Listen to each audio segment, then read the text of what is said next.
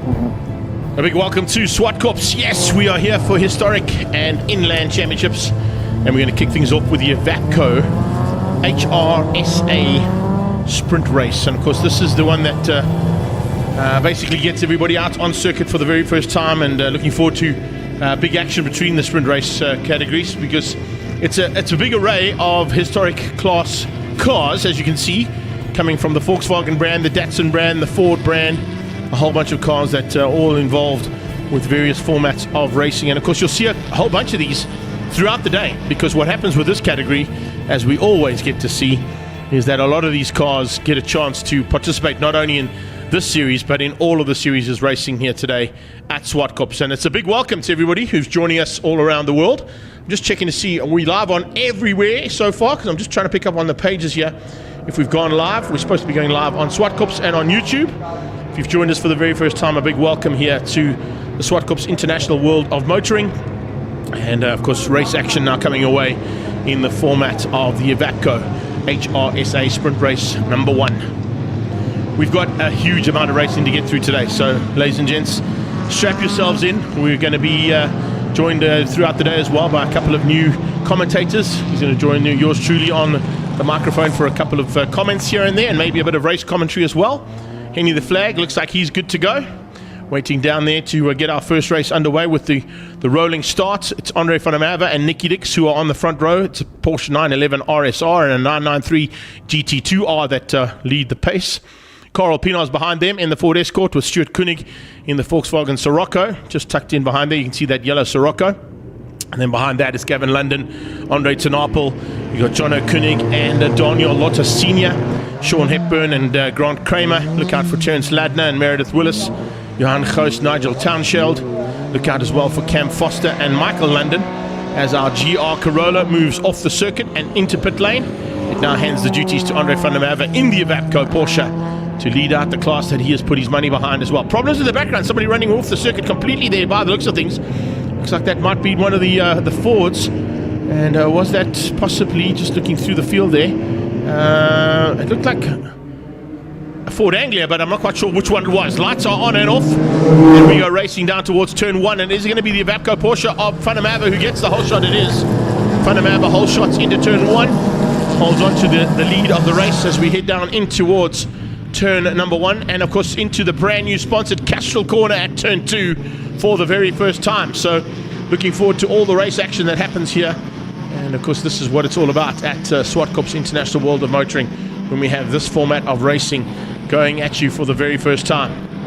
Heading down through turn 2, that's Castrol corner. It's Porsche versus the Ford Escort. And the Ford Escort at this point in time sitting in third place. Short Hepburn diving on the inside, trying to find a way through there early on. Then we see the battle of the Fords and Datsuns.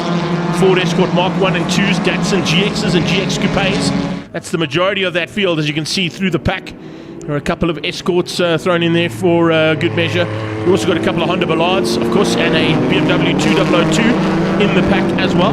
But the majority of this field are made up of Ford Escort Mark 1 or Mark 2s, GX Coupes or Datsun 1200 GXs, and a couple of Fiats thrown into the mix as well. Look out for those Volkswagen Siroccos having a go into the inside there. A little bit of a maneuver on coming on Hepburn's tail. Hepburn being closed down there by ten Apel. I think that was who was on his tail.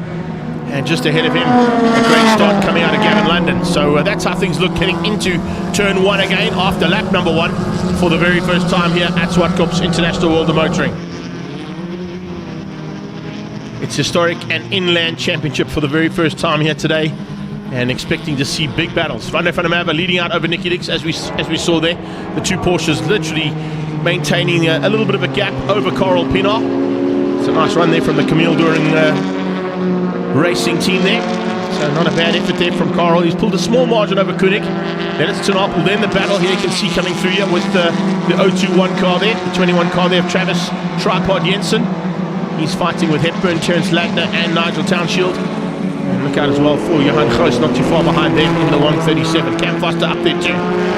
So we're kind of concentrating on that battle for what is about 6th to 10th place. Make it 6th to about 12th place, because that's how busy it's getting there.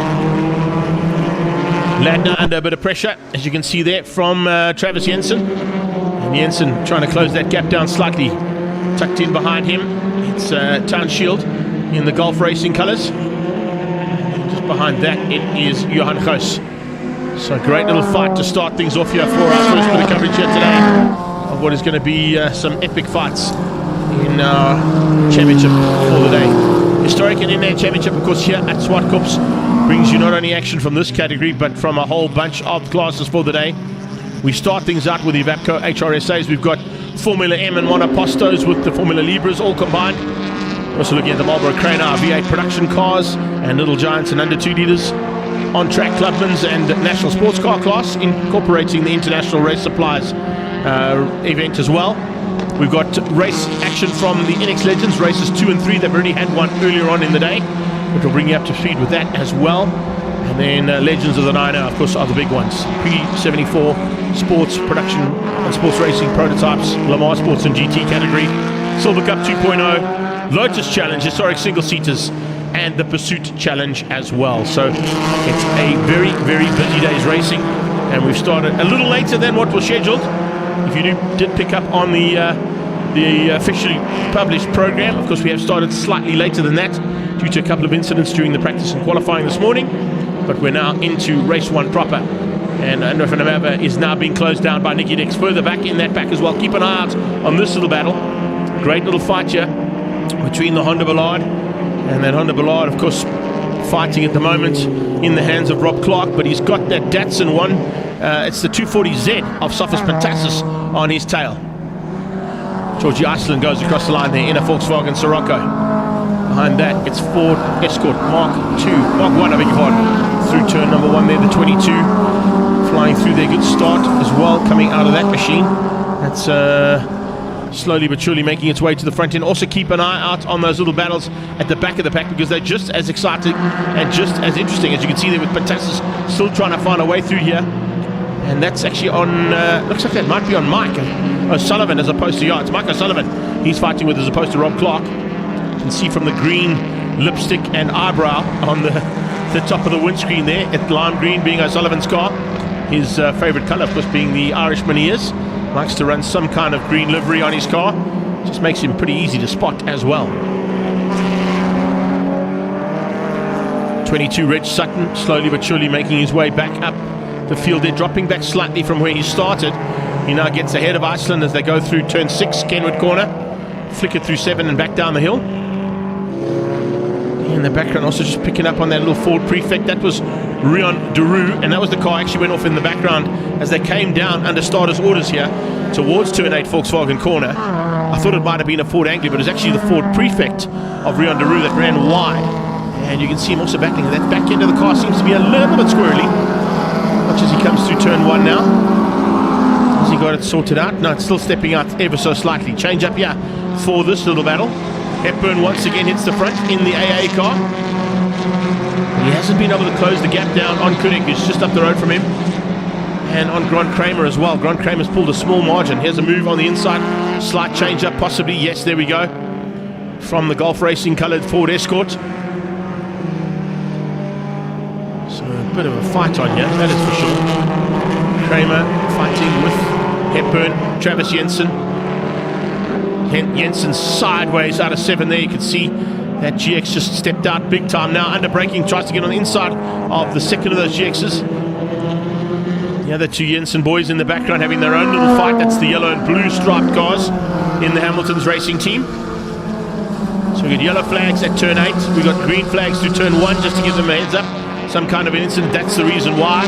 It's the 46 car that unfortunately has gone off at turn 8. So problems there for Donnie Lotta Jr. He's parked it on the outside of turn 8 and gone off the track there. That was the reason for the double yellows, and of course a couple of cars that had to back out of what they were attempting to try and do in terms of overtaking maneuvers into turn 8. Yeah, they come through turn 4 now, and this battle continues. The 94 machine absolutely flying there of Nigel Townshield, and he at the stage keeps out the battle. They seem to have closed that gap down pretty rapidly, I've got to say, on Grant Kramer. Kramer's lost out there. Top 2. Is this Nicky Dix now leading things out? Yes, it is. Dix is at the front in the 993. That's a GT2R. Slightly different derivative of the Porsche that we normally see at the front end of these fights. But great to have him on board. And Nicky Dix, of course, a Porsche lover. big collection of racing Porsches in his career, including this beautiful beast that you can see in full flight. Heading up towards Universal Racing Stable and past the AMG Driving Academy, catching that little Ford Prefect. Shouldn't be too much of an issue there to get through on Daru. He probably sees him coming. Steps it out big time there again. Allows the Porsche through. And it is Andre van der Merwe, the Evapco Porsche man, in second place. Karel Pienaar not too far behind, but losing a little bit of ground due to the fact that, of course, those Porsches have got a slightly better turn of pace in the straight line than maybe what that Ford Escort has got from Camille Doering Racing. Blue flags waving there for the 2002 BMW. And Cor Kramwinkel just moves out the way ever so slightly, allowing Nicky Dix through. See some stationary blue flags as well, just warning the slower cars that the lead cars are on their way and could possibly be coming to overtake them as they come out of Cashel Corner.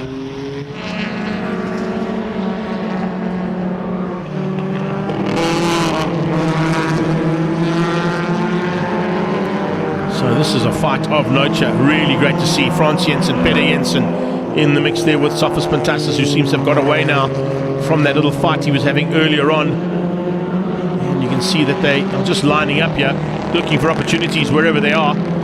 It's GXs, GX Coupes and 240Zs, all fighting with the Ford Escort Mark IIs.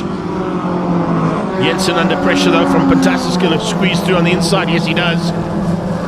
Does he be able to make it stick though? No, he can't at this point in time. We'll try and go around the outside. Watch for the cutback here. Defensive driving from that GX Coupe. And, well, it's pretty tight stuff between them as well as they head down in towards turn 2, Cashel Corner. Defensive driving coming from Hepburn, holding the inside line. Doesn't want to give any opportunities for Ladner to squeeze past him and maybe spoil his day. Johan Goos hangs on for the second part of this pack, and then it's the Jensen boys in those Hamilton-sponsored cars. Bit of a meat in the sandwich now is the 240Z. Looks like, oh yeah, there we go. Ladner just trying to find a way past, does he?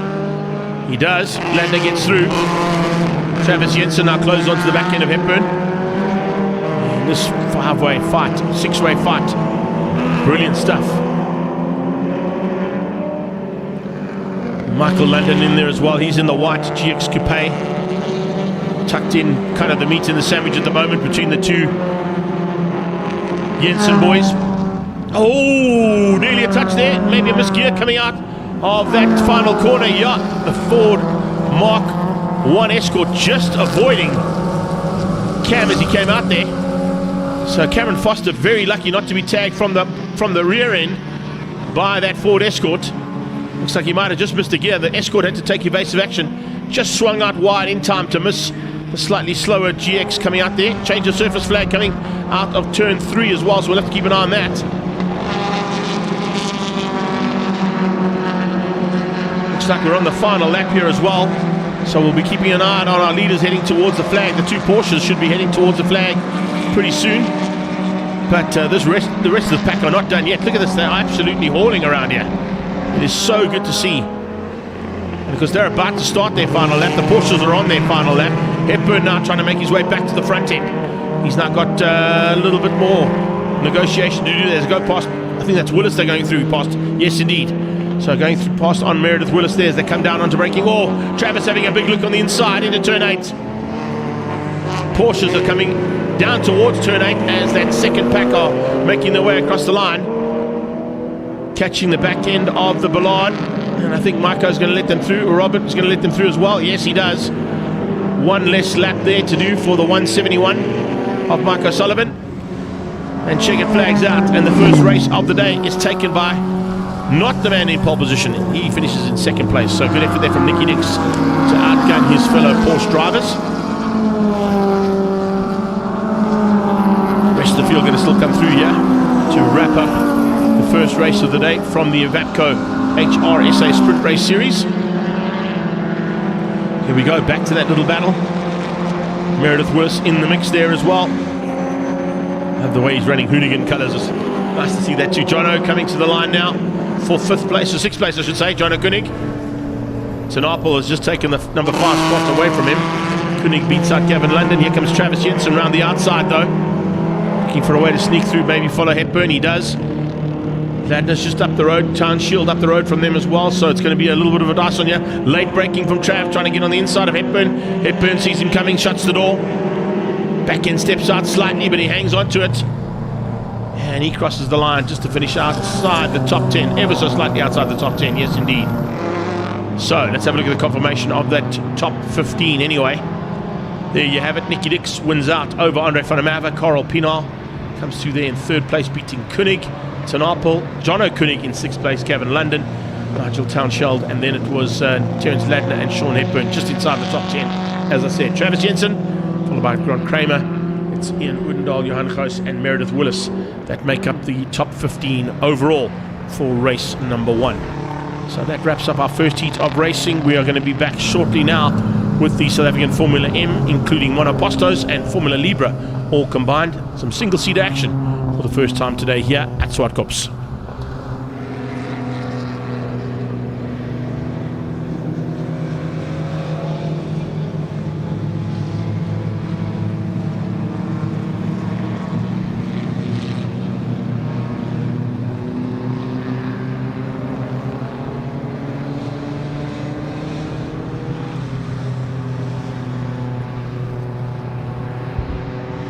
So down in pre-race, looks like we're going to catch up with one of our contenders in this category. Let's go down to Claudia and Renzo Ribeiro. Renzo, what's your plan for today? You're on pole. Yeah, I'm going to try my best and see what I can do. And what's the plan of action? I'm going to try stay in front of the turn 2 and try my best to pull away as far as I can. And the difference. Thanks, Claudio. Maybe you can catch up with a couple more of those drivers throughout the day. We're going to try and bring you a little bit of the action there from the drivers just before. Also, just checking at this stage. I'm going to send a message through to Paul so we know exactly what's cutting on our live stream. I know we're going live on YouTube. I'm not quite sure which pages we're going live on in terms of Facebook. I'm sure it's the Zwartkops Raceway page and our usual live pages. So just wanted to double check that.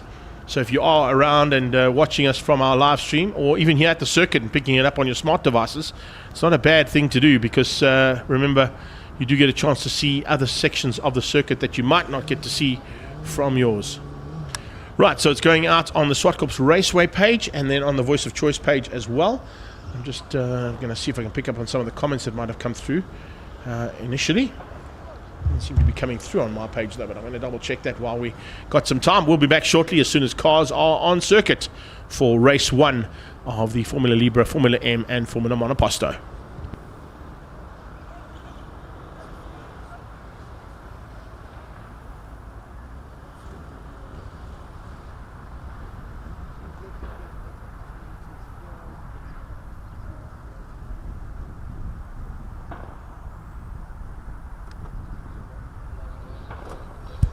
Claudio's gone and found a couple more drivers down in the pit lane. Let's catch up quickly with Bruce Fiddicak.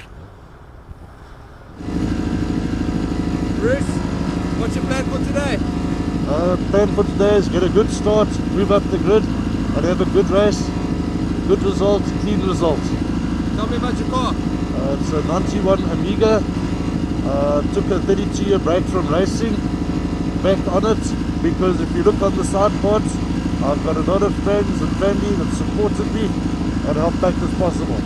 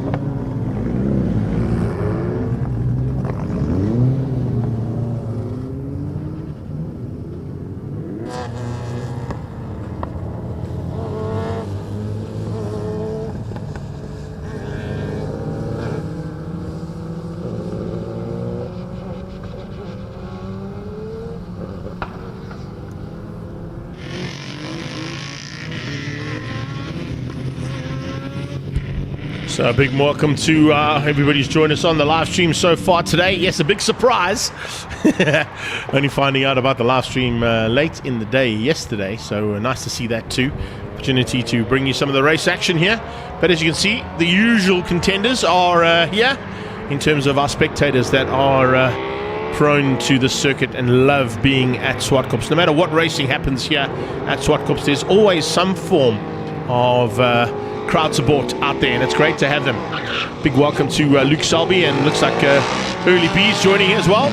Early B will be looking forward to, of course, some race action, I'm sure, as he gets into it later in the day. And I know that he's been fighting hard in another championship, but great to have the DJ watching us on our live stream. Saw a little bit of action coming from him in the Super Vs a couple of weekends ago, so great to have Early B on the live stream and checking out what's happening there amongst his usual contenders. You can see a couple of his friends and compatriots out on track at the moment, all with the Liqui Moly sponsorship involved with that one. And Miss Labashane and her team do an amazing job when it comes to this format of racing. Also great to have, of course, a new sponsor joining us here at Zwartkops as we go past the Mercedes-Benz AMG Driving Academy, past Universal Racing Stable. On the right-hand side of this shot, you've got the Gazoo Racing Driving Academy. We come through a long-standing relationship with Kenwood here at Turn 6. But down at Turn 2, brand new sponsor in the house with Castrol coming back and joining us here at Zwartkops again. It's been a long relationship with Castrol in the history of the circuit. And of course, Castrol at one stage were the official sponsors of the South African TT at the Passion for Speed Festival. So great to have them back and the relationship renewed. As you saw, we chatted to Renzo Ribeiro. He is on pole position ahead of Gerber. JM Gerber is there in second ahead of Bevan Williams and Damian Archer on the second row.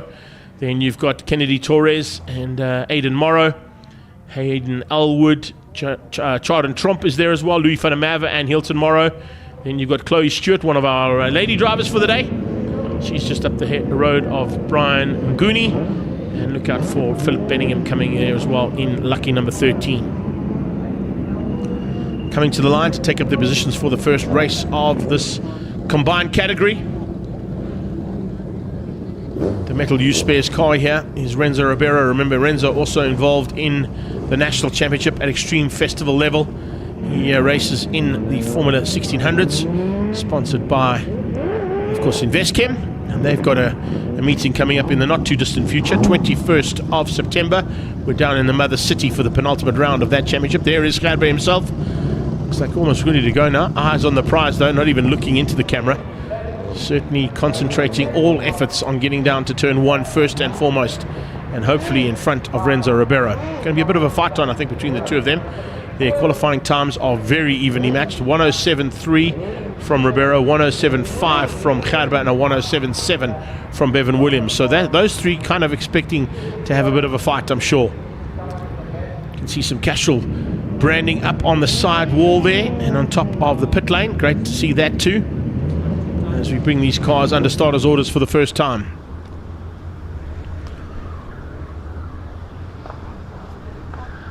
Standing start for our single-seaters, and expecting to see a bit of a fight further back in that one as well. We've got 5 cars all in about half a second of each other after the top 3. That's Archer, Torres, Morrow, Elwood and Tromp. And then I think Louis van der Merwe, Hayden Morrow, and maybe Chloe Stewart could have a bit of fun and games of their own. So expecting little clumps of cars to get together. Remember, you've got Formula M out there, which are motorcycle-engined single-seaters. You'll hear them revving. It sounds like a 600cc. That's because it's a 600cc Suzuki engine or Yamaha engine, depending on which brand they enjoy the most. Looks like we've got a problem at the back of the pack, though. One of the cars pulling to the sideline and off the track before we even get under race start orders. Is that going to be a problem for them? Are they going to maybe be able to clear that car off into the side gate before we go racing? I think, yeah, the COC's made that call. 30-second board is up. You'll hear the revs picking up in the background. 30 seconds changes to 5. 5 goes to lights on. Lights off, and Ribeiro gets off the line very quickly. He leaves the precision behind. It looks like Bevan Williams going to follow him down into turn 1.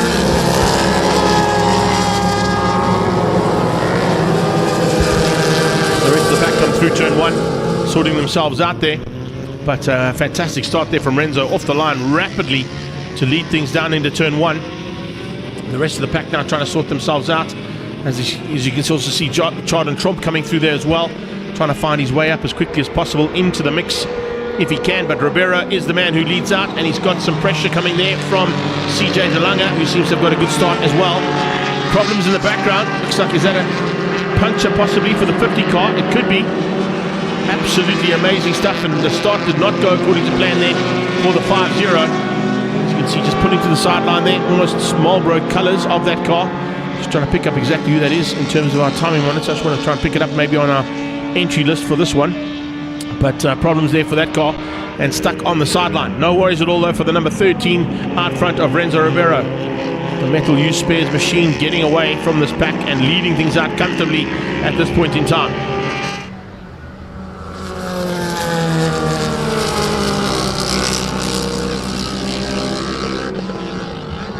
Heading down towards Cashel Corner for the very first time as they go down into Cashel Corner.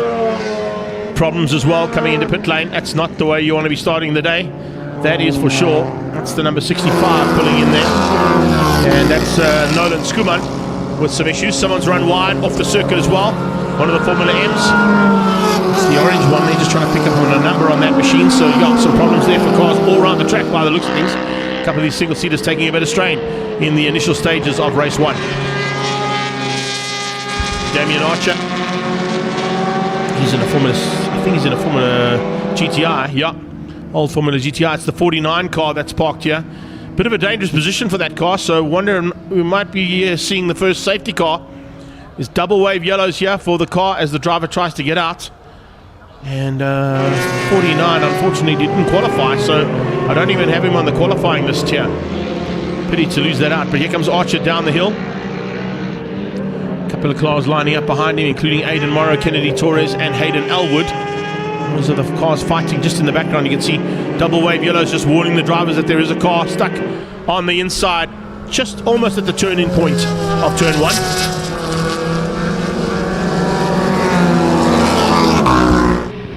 But they all seem to have got through there now. They might be able to keep that car there. We'll have to wait and see. I love the colour scheme on that little Formula Ford as he goes through there.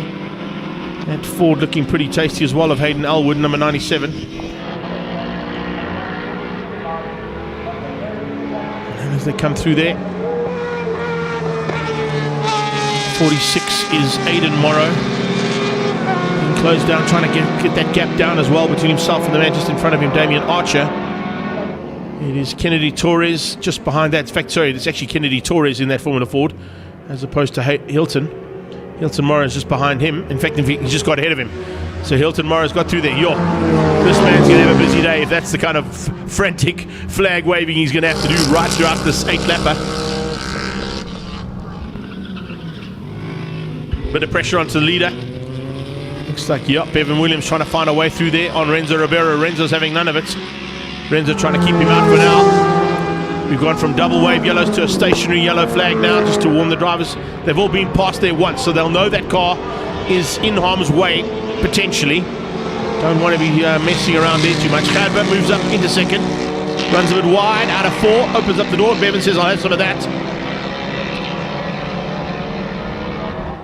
So remember, Cadber runs in Formula M. He's got a motorcycle engine underneath the part of that car. The other two in front of him, in fact he runs a KTM, I think, engine in that car as well, running KTM colours there by the looks of it. But the two cars ahead of him are both ex-Formula GTI championship contending cars. And Renzo Ribeiro maintains the lead as he completes another one. So that's 4 down.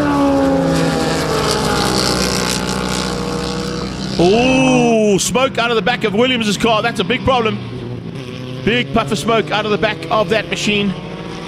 Is that going to be an issue there? It was literally into the face of Bevan Williams, of JB Gerber, I should say. And Gerber now going to see if there's a problem. Problem at the top of the hill as well. Also, for another one of the Formula M's, stuck at the top of the hill. Williams has definitely got a problem. Whatever that issue is on the engine, it's slowing him down. And it doesn't sound like he's going to be getting to the end. So there is the stricken car on the left-hand side. Also another car under double wave yellow, so no overtaking will be allowed into turn 5 at this point in time. So with Bevan gone, looks like Renzo Rivera might have a little bit of time to get away. Just trying to see, getting out of that car, who that might be. Car's pulled to the sideline, driver's out of harm's way, but the car is still stuck there at the top of the hill. So it's a bit of a race of attrition here, which is not usually the case in this category. They're normally pretty reliable cars and don't normally give this amount of grief. Down into turn 2, Cashel corner goes the 11 machine. That's Heinz Zuna. He'll be moving himself up there, getting slightly higher up than what he usually finishes in. His compatriot out of the Liqui team in car 18 is Grant Will, being caught now by the leaders. So halfway stage, and the leaders are now into the back markers. So we've got a Formula GTI leading over a Formula M powered by KTM.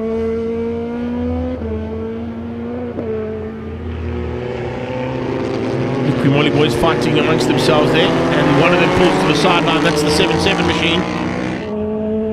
So, or was it 17? I think it was actually 17 there of Hayden Archer. It was Hayden Archer pulls to the sideline. Top 2 coming through to complete another lap. Renzo stays out front. Gerber in second. Damien Archer's now been promoted up into third place. Maintains a small margin over Aidan Morrow. Morrow will be looking to try and close him down. We're watching the background. It's quite easy to pick up on Aidan and Hilton. They both run those white cars with the Martini racing stripes on them. So as we get onto the back straightaway, you can see coming up down that, or coming down that back straightaway. I think that was Philip Bellingham that's about to be caught now by this Metal U Spares Liqui Moly car of Renzo Ribeiro.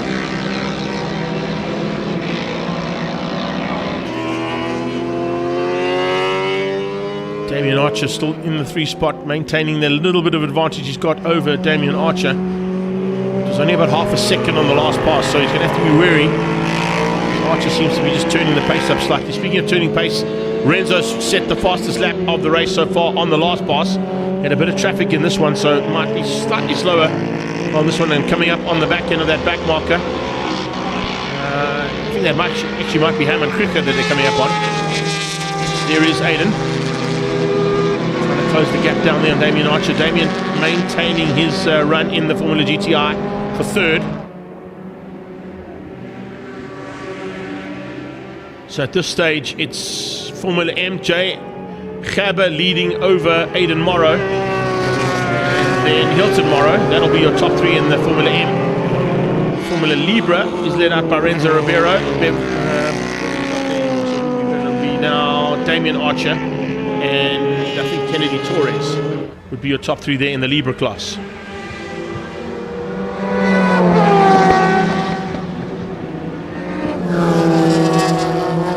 Three laps to go as they cross the line this time.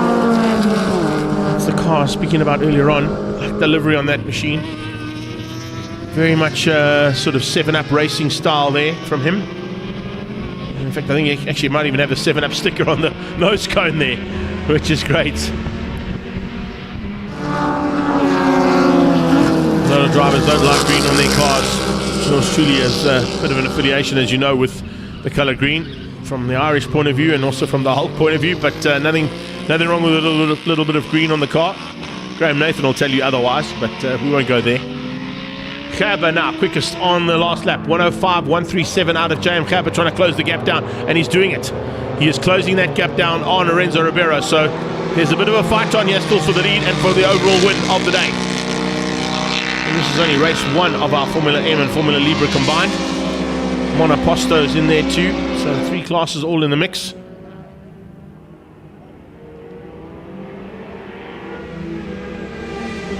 At this point we've got a Formula Libra out front. Class A Formula Libra is Renzo Ribeiro. Formula A, or Class A Formula M is in second. So each of their respective classes are 1 and 2 on the road overall at the moment, with 2 to go.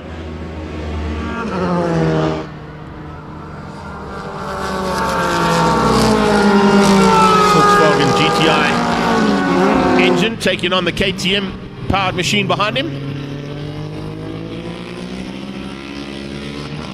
I wonder what KTM engine he's running. It'd be pretty interesting to find that out. I might send one of our lady commentators that are here to join us today for a little bit of job shadowing. They're going to be on the microphone with us a bit later on as well. But a big welcome to them. We'll introduce you to them as we get into today's racing.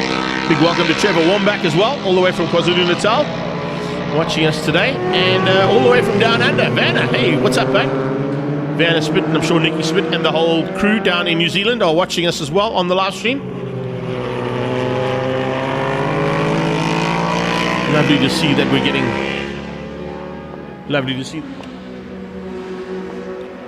Oh, there we go. So just also picking up from our other live stream, Darren Praji is in the house as well. So all the way from Bulawayo. And looking forward to action, of course, later on. There we go, across the line. That's a great win there for the Ribeiro family. They're pretty happy, as you can see on the sideline. Renzo taking the victory and beating JM Kaba to the line. So our top two across the line there. Waiting for third place. This is going to be Louis van der Merwe, possibly, who's squeezed through. As they coming to the line, they should be coming down the hill pretty shortly. Bit of a fight on there between Louis van der Merwe and Damien Archer to keep out Aiden and Hilton Morrow and Kennedy Torres. There they go, up towards turn 5. Yeah, he's got through, so a little change up there. As we see Louis van der Merwe going to be hanging on, but still a fight on here between Aiden and Damien. Morrow looking for a final way to go through, possibly. The blue GTI in the background, that will be Louis van der Merwe coming through there in that Formula GTI. Oh, big dive from Aiden on the inside. Damien Archer tries to keep him at bay, but does he get through? He does. Aiden Morrow just diving through on the last corner to find a way past and squeeze through to beat out Damien Archer to the line for the top 5. Nicely done, wrapped up there for our Formula M and Formula Libra combined. Just having a look at that. Renzo Ribeiro, Gerber, van der Merwe, Morrow, Archer, Morrow, Torres, Tromp ahead of Elwood and Kricker. Nguni, Chloe Stewart, Archer, Bruce van Niekerk, and down in 15th it's Grant Will, or John Tendashata actually. And okay, don't worry, I was going to run through the classes. No worries at all. We'll get in line now for Marlboro Crane Hire Pre-66. I think this is the big bangers. They're about to go at it. And down in park or pre-race, Claudio's managed to catch up with the Lieutenant Colonel. I wonder what he's driving today. Down to you, Claudio. Alan Mayer, a different change. This time it's a rear-wheel drive V8 from your Formula Kent. Took me through the plan and the process of driving this car. Claudio, thank you very much. Actually, maybe you should talk afterwards, see if I'm still alive. But actually, it's absolutely fantastic. And a big thank you to Peter de Toy trusting me with those beautiful 57 Ballet of his. And I'm in fact a 57 model as well. And he allowed me to drive it in the hill climb, but there was 2 laps at a time. Yeah, I don't know, we're going to survive 10 laps. So we'll see. But I'm absolutely stoked. I can't wait to drive it. We qualified very well next to Paige. I think Paige and I are in the same class. So I just want to hang in there, see if I can hang on to her, hopefully. And as the further the race goes on, the less the brakes get. So yeah, I'm looking to have a really good race. Just get the car back in one piece and have a jaw. That's what it's all about. But completely different to a single. Okay.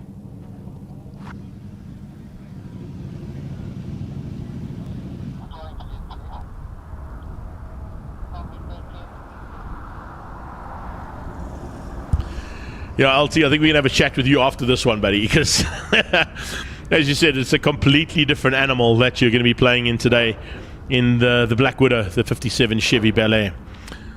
Claudio has gone down and also found Paige Lindenberg. Let's go and find out how that new sponsorship from SKF and Sunbet's going with Paige Lindenberg. Paige, Alan Mayer said when the brakes were out, he's going to use you as his braking marker. He can. I don't even think I'll feel it, to be honest, in this tank. What's his plans for the race? Yeah, I got to stick on Jonathan. I'm starting next to him, so just got to try to hold myself right on his side. Try to keep the inside line into turn 2. That should give me a good go. But the car feels really good, so hopefully it'll be a good race.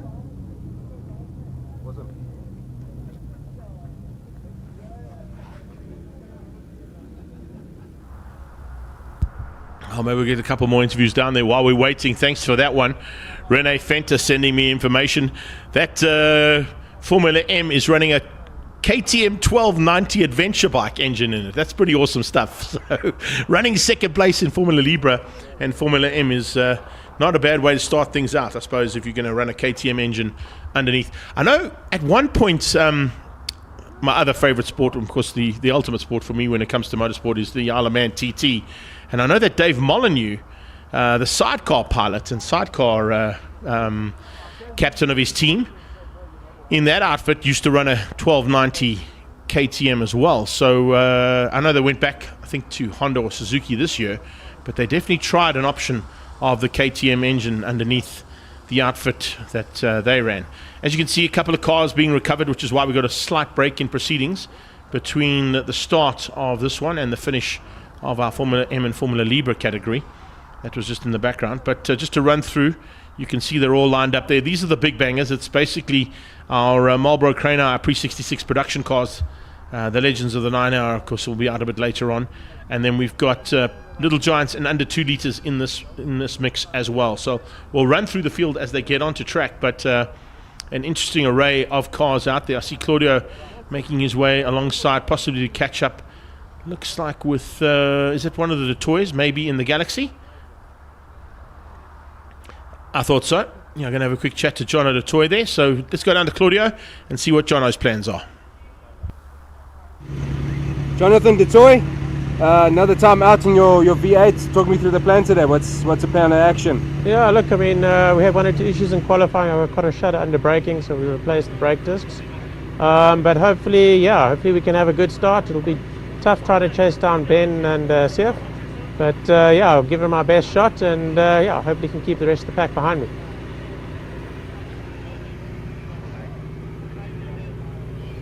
So I beg your pardon, John, I thought was in the Galaxy. He's actually in his normal Chevy Nova.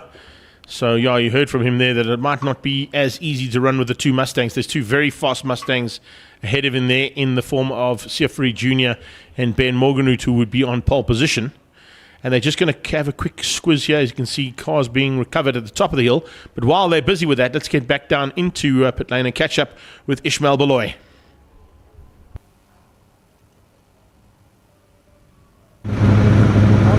Ish, what's the plan for the race? Thank you so much. I'm going to enjoy it, and then I'll try my level best.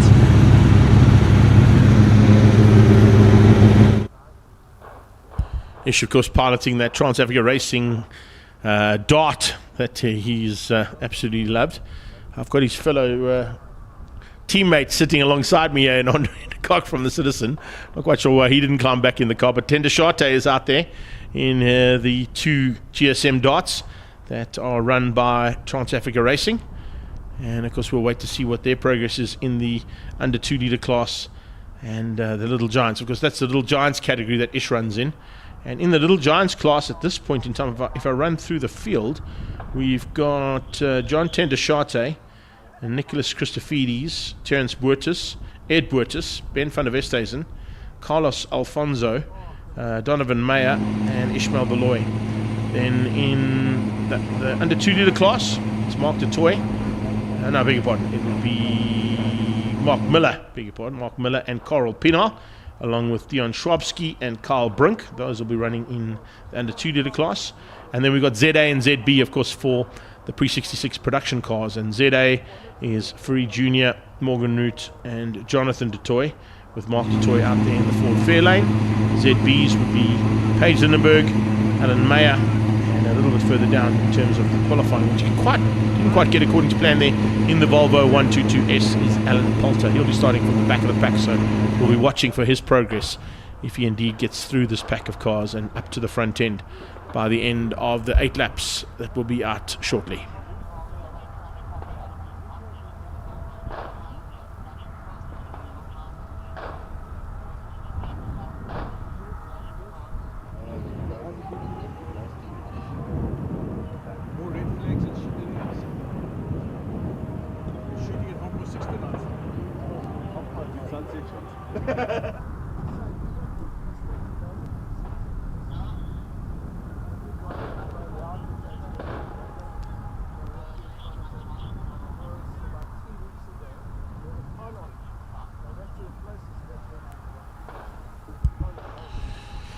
Morning to you as well there, Brother Bear, all the way from Ferndale Ramberg area, or Ramberg Northcliffe area there, from Steve Golgocci, one of our Sunbed ZX10R Masters Cup riders who's on the recovery after a big accident. Hope that recovery process is going well. I know that you're probably not going to make it out in time for Kyalami in, what's that, in about a week's time. We've got the Festival of Motoring where the Sunbed ZX10R Masters Cup will be part and parcel of that weekend.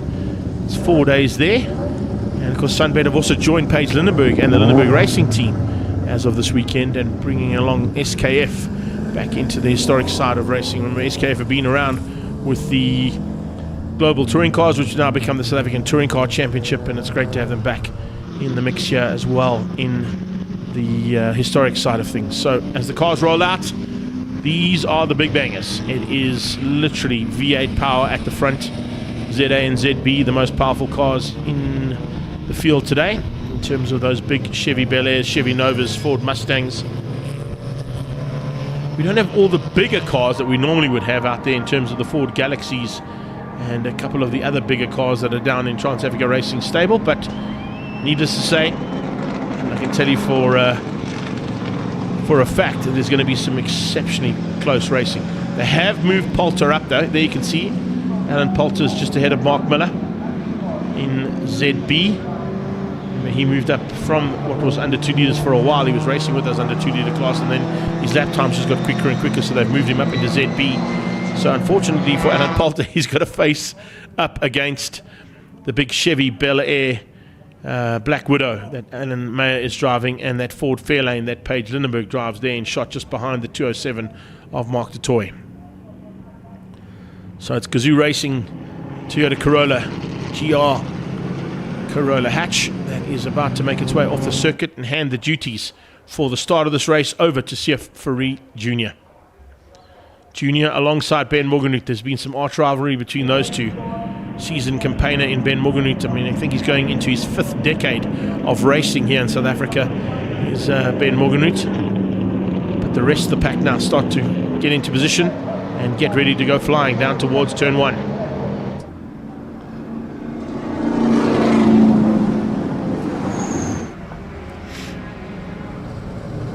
So under starters orders now. Oh, we're getting 2 warm-up laps here by the looks of this. Did they keep the safety car out? They did. There must have been an issue. The safety car stayed out. So I was wondering why we didn't get they do normally do 2 warm-up laps in this class, but it's usually the warm-up lap and then a form-up lap. Looks like we're going to go into that warm-up lap now. So they've done the form-up lap. They'll now be under starters orders, and you'll see them kind of form up into position as they come down towards turn 8 Volkswagen corner.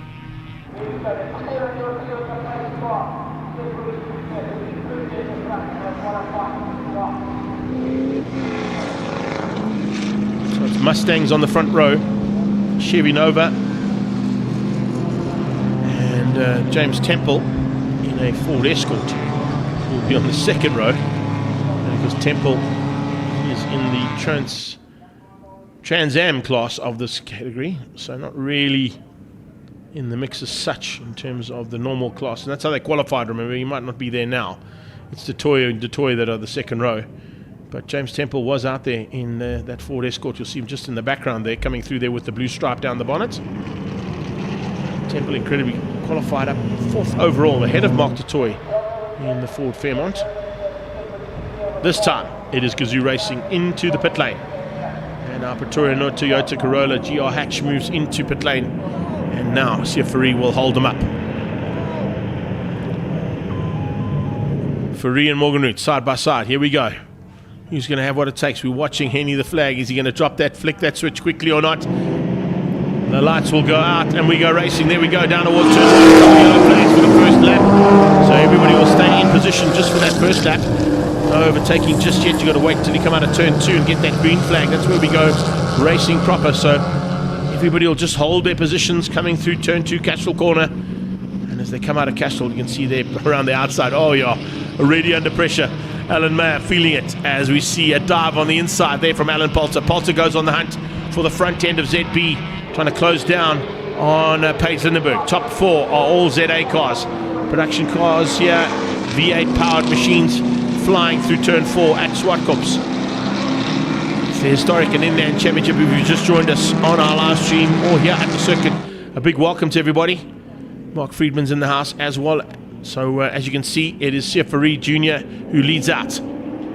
He has got the hard charger in Boyd Morgan. Then it's Detoy, led up by Jono, then Mark. Oh, Alan Mayer off track, putting the Black Widow into the dirty stuff. And Mark Miller, has to take evasive action as a big move across the circuit. Oh, Paige Lindenberg's got a problem. Paige Lindenberg's got a big problem coming out of turn 7. Something must have gone wrong on that car because she got it absolutely sideways coming out of turn 7.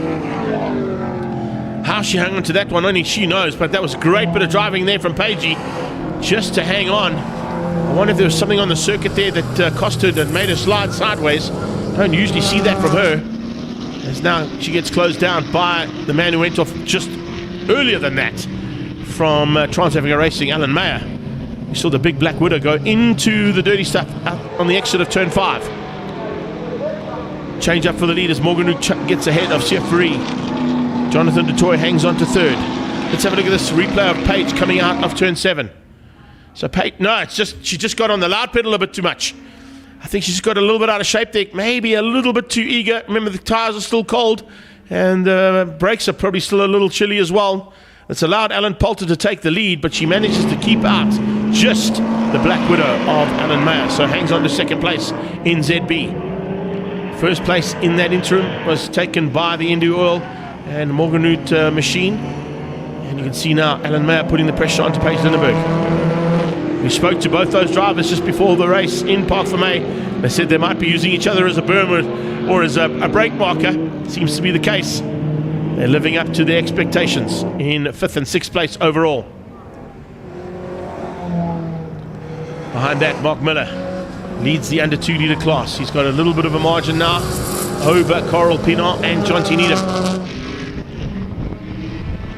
John T. Needham actually is now in that Ford Escort that we saw James Temple in this morning.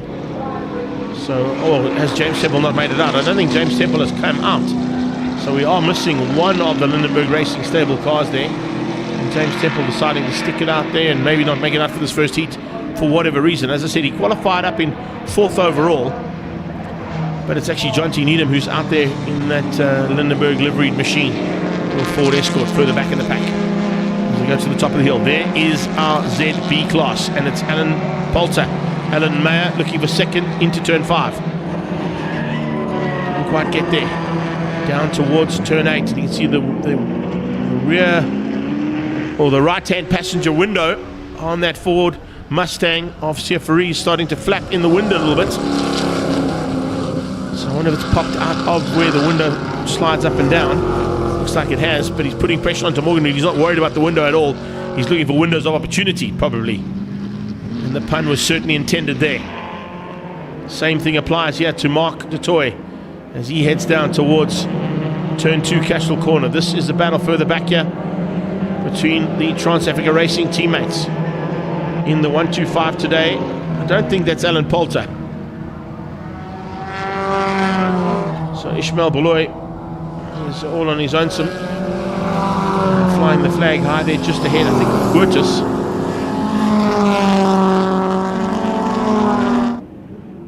Here we go, back to the front end. Morgan under the pressure now from Sefari Jr. Jr. trying to find a way through there. The fastback Mustang trying to find a way through there on that machine. 1966 Ford Mustang of Ben Morganroot. That is a seasoned campaigner, that is for sure. That car has been through thick and thin in its racing career. And Ben's had some big moments in the past. Change up for 2nd. Poulter has now got Alan Mayer on his tail. He's up in his 2nd place. Mayer moving up ahead of Paige Lindenberg.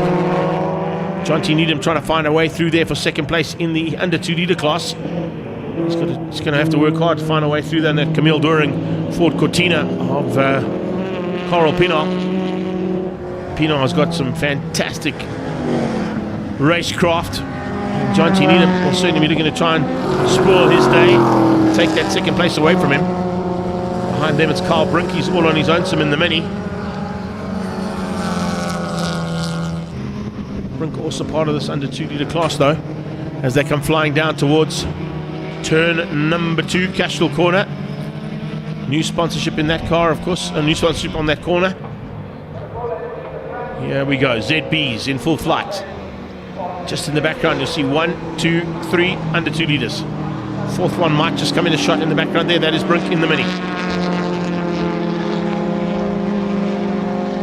So it's kind of formation flying for the classes in this category as well. First 4 cars, Class A in the production cars. Next 3 are Class B. Then it's Class A in under 2 litres. 1, 2, 3 and 4. And then further back from that, we pick up on John Tendershate, who leads out the Little Giants. So Tendershate in Little Giants, he's actually got ahead of Dion Schwabski as well. So some great manoeuvring there from John Tendershate. Speaking of manoeuvring, well, the big Black Widow's on a move here, big time. Looking to put its poison into that Volvo ahead of him. Late braking to turn 2, locking up the brakes as well. We did mention the fact that these cars are not the kindest on brakes. There's a move on the inside and on the dirt from Alan Mayer to try and find a way through on Alan Polt, and he's through. So Alan Mayer just puts the wheel on the dirt coming out of 3 and sneaks up the inside, moving to the front end of Class ZB. So the 1957 models are going at it here big time. I think there might be a problem there on Poulter's 64 Volvo.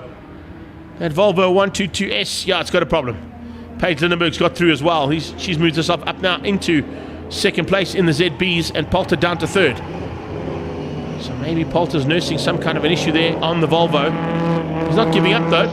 He's going to try and stay there with Paige Lindenberg. Detoy versus Detoy, Jono versus Mark still stays the same. Ford Fairlane and Chevy 2 going at it. Top 2 clearly all on their own, and no worries at all for the 2 of them. With 1.5 laps to go, or 2 as they say on the screen there, 2 laps to go for the leaders. Morgan Root pulling away now from Siafari Jr. Jono controlling the gap between himself and his brother. Flying the flag high there for the Chevy fans in 3rd overall. But it's going to be a Ford 1-2 here by the looks of things as Ben Morganroot starts his final lap.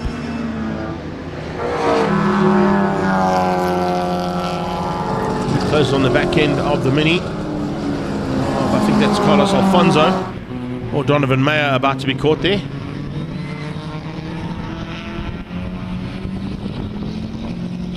And he's going to feel a big rumble as it goes flying past.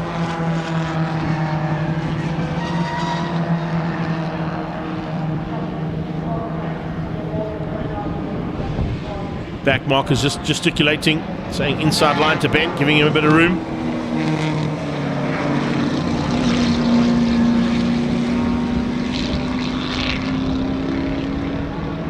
And Morganroot's got clearly enough space there between himself and Siafari Jr. He can just literally roll off here and roll down the hill and still take the victory. So the Morganroot Auto Man from Ranfontein, or Ran Francisco Fontaine as they like to call it. Another victory in the bag here for the Legends Marlboro Crane Hire Pre-66 production cars.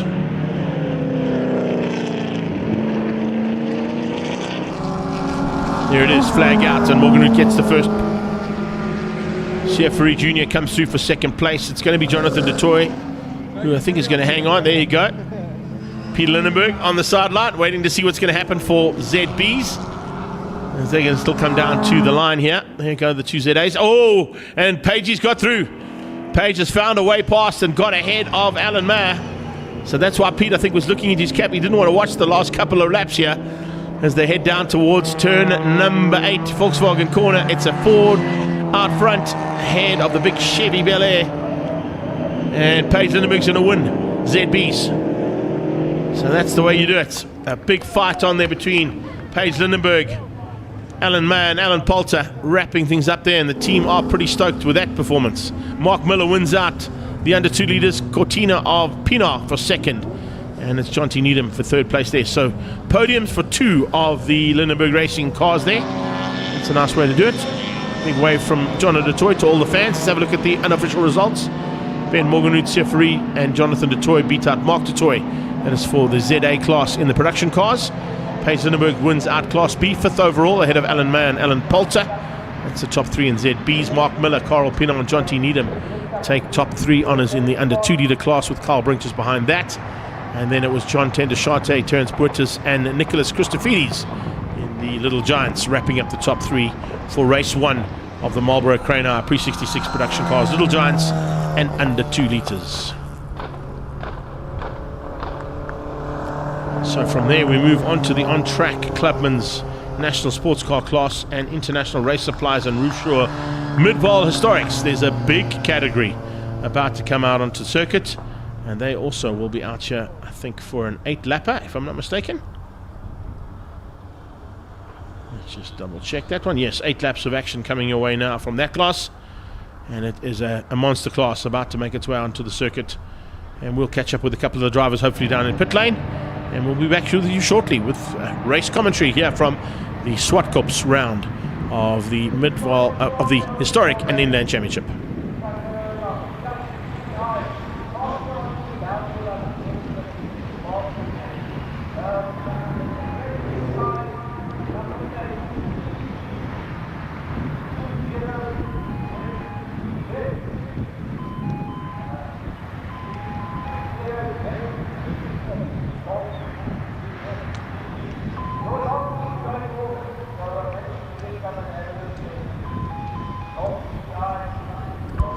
So as we said, in between the racing, we're going to try and catch up with a couple of the drivers down in the pre-race area.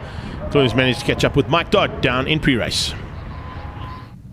Mark Dodd, in the hairdresser car for the weekend. Talk me through your plans. How's it, bud? No, the car's going well. Plan is to finish in the points. Standing wise so far, I'm doing pretty well. So hopefully it's a good day at the track.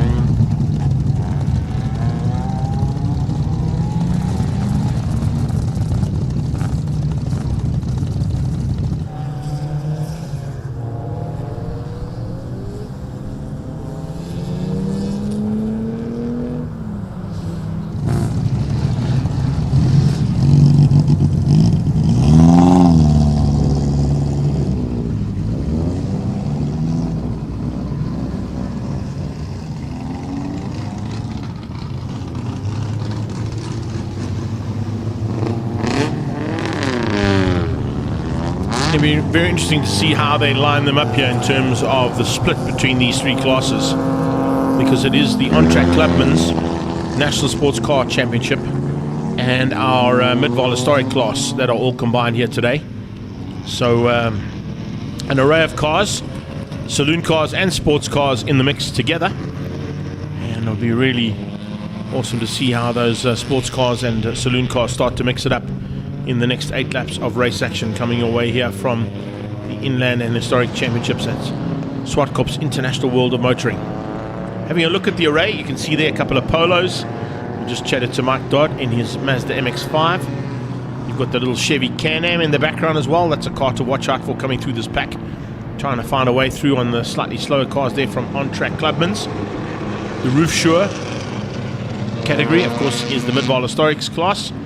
And at the front end, they put the sports cars at the front of the field. So Peter Zeely was quickest this morning in the Speeds R12. So shouldn't be too much of an issue there for him to stay ahead of the rest of the pack. There it is there. The white car with the red nose and sort of middle of the body. Alongside him will be Ishmael Peck, the Mzansi Motorsport man. We'll be looking to try and give him a run for his money. That Lotus 7 that Ishmael is in is a very, very quick car indeed. Kobus Brits will be looking to come through there and fight it with Dirk Lawrence. Usual contenders in that on-track Clubman's category in their Polo and Honda Ballards respectively.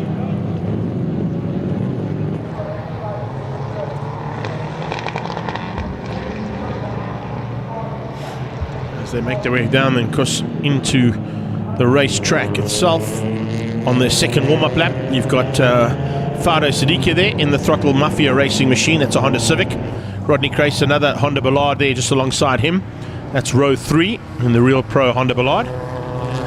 Johan van Heerden is in a Mark 5 Golf GTI for JVH Performance and Savspeed. He's alongside Eugene Ghoos in that Master Motors machine. That, of course, is the big, or the little Chevy as they like to call it, the little Chevy Can-Am.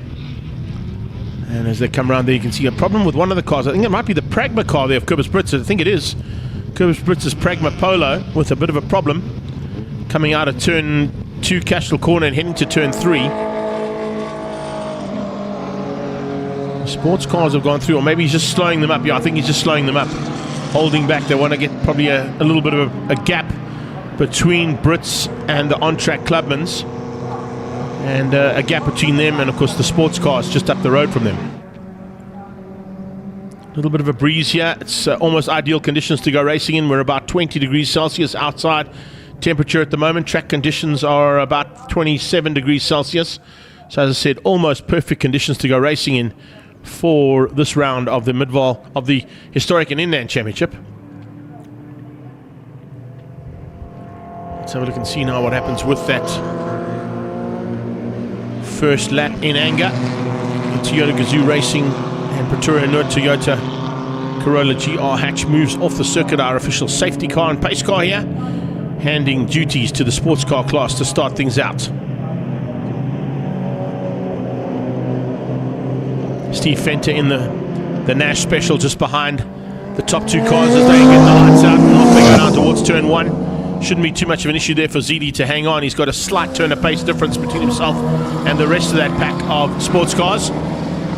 It's going to be a fight between Kobus Brits and Dirk Lawrence for the whole shot in the on-track Clubmans. Fisser at the back there in the Jetta coming through nicely as well. Going to try and get himself slightly higher up than when he qualified. Look out as well for the 13 car out there of Trevor Long in the Roofshaw BMW, one of our BMW M Performance Racing Series BMWs as well. So seeing guys buying cars that they can get an array of racing done in. And you'll see a couple of these cars will actually be out on track a bit later on in some of the other categories as long as they qualify for them. 33 looking for a way through early on, just trying to get up as high as possible in this frantic start for race number 1 of the combined classes of Clubman, sports cars and Midval Historics. And getting into the mix there nicely is that machine of Fado Siddiqui. Trying to get up there and start to get that Honda Civic in the mix right on the tailpiece there of the Honda Ballard of Dirk Lawrence. Dirk Lawrence, lots of experience around this track. Certainly going to make it very difficult for Siddiqui to find a way past. Looking as well, watch out for Rodney Crace, the number 1 car out there from last year's champion in the Silver Dream Racer, piloting that Honda Ballard from Real Pro Auto. He's looking for a chance now to maybe just get a little bit higher up. You can see he's got a slight change in livery there. Haven't seen that yellow and black striping on the front of the car on his car yet, but just got to see it for the first time. Steve Fenter back of the pack and 4th overall at the moment behind Adrian Leroux. Zili leads out over Ishmael Peck in the sports cars. Lobotsky under a bit of pressure as well. Anton Blitzer at the back there, or Blitzer I should say, in 12th place. Blitzer piloting that RX-7. And a little bit further back from that is the 50 car. Problems for number 2, top of the hill, and issues for the Golf of Marlene van Niekerk. She's had to go down the slip road and out of harm's way, hopefully. Marshals will probably just push her a little bit further back and a little bit further back into that slipway to keep her safe and sound, and we can continue racing. But yellow flags nonetheless for that stricken car at the top of the hill.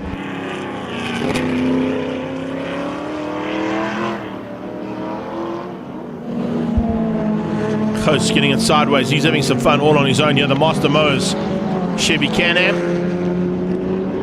Eugene Coast loves this car. He really has some fun and games in it. Usually with a couple more around him. This time out he's all on his own. You can see that's why he's pulled a big gap now over that mid-vol historics category. Looking to try and close down on the back end of Nolan Fleetwood in the Polo. Fleetwood just up the road from him. Shouldn't be too much of an issue for that big car. Safety car board looks like it's being put out there. So that's due to the fact that we've got that car at the top of the hill. So the safety car will be deployed and it'll pick up on the speeds. And it does. There you go. Of Peter Zili. So that Fiat should get waved through. The Fiat will get waved through. Yes, the 124 Fiat of Sean Fandom getting waved through. And the Peturino Toyota picks up on Peter Zili on cue. So Zidi will now follow behind the Gazoo Racing Corolla hatch as they've got to get that car out of the way. I thought it had gone down the slip road, but it actually parked in the very, very thick kitty litter now. If you haven't had a chance to have a drive around Zwartkops was never renowned at certain times of its history of having kitty litter that works as well as what the current crop of kitty litter works. If any car goes off track right now and gets stuck in kitty litter, you get buried, and it's a tough kitty litter to negotiate. You definitely want to try and stay out of that if you can. They've found some special soil around here to make it work exceptionally well, and that's what the kitty litter is supposed to do. It's known as an arrestor bed, and of course it's supposed to slow the car down and stop it from going into the tire barriers if possible, and that's what, especially at turn 4, turn 5, and of course at turn 1, we will find that it works exceptionally well. Romeo 2 there, our recovery vehicle from the combination of marshalling teams that run both here and at Kyalami. Of course, the Zwartkops and Kyalami Marshals now a combined team, also working in conjunction with the Red Star Raceway as a full team of marshals at all the racetracks that we go and have some fun and games in 2- and 4-wheel formats of motorsport.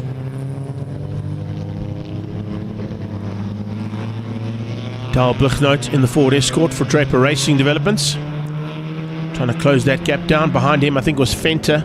That's JJ Fenter in the Volkswagen Jetta 1. Yes, it does look like a Fox, but it's actually a Volkswagen Jetta 1. So, great to see all forms of brands and various forms of motor vehicles involved in this one. We are led out by a Speeds R12 from ZD Auditors with Peter ZD at the wheel of that car. A former hill climb champion, and he'll be looking forward to, I'm sure, coming to participate at Top of the Hill here on the 5th of October. Big event here at Zwartkops. Time attack / hill climb event that they ran a couple of months ago in the classic version, and they're going to be doing the full version with all the top hill climb and time attack cars coming to participate in that one on the 5th of October. That's definitely one you want to have in your diaries. We'll be here bringing the live stream, but of course you want to be here at the track as well. It's just, there's nothing like seeing those big hill climb time attack cars go at it. Well, they've got the 2-car back on track. That's certainly a help. And I think maybe just with that rookie tape on the back, you can see Marlene not quite sure what to do at the top of the hill.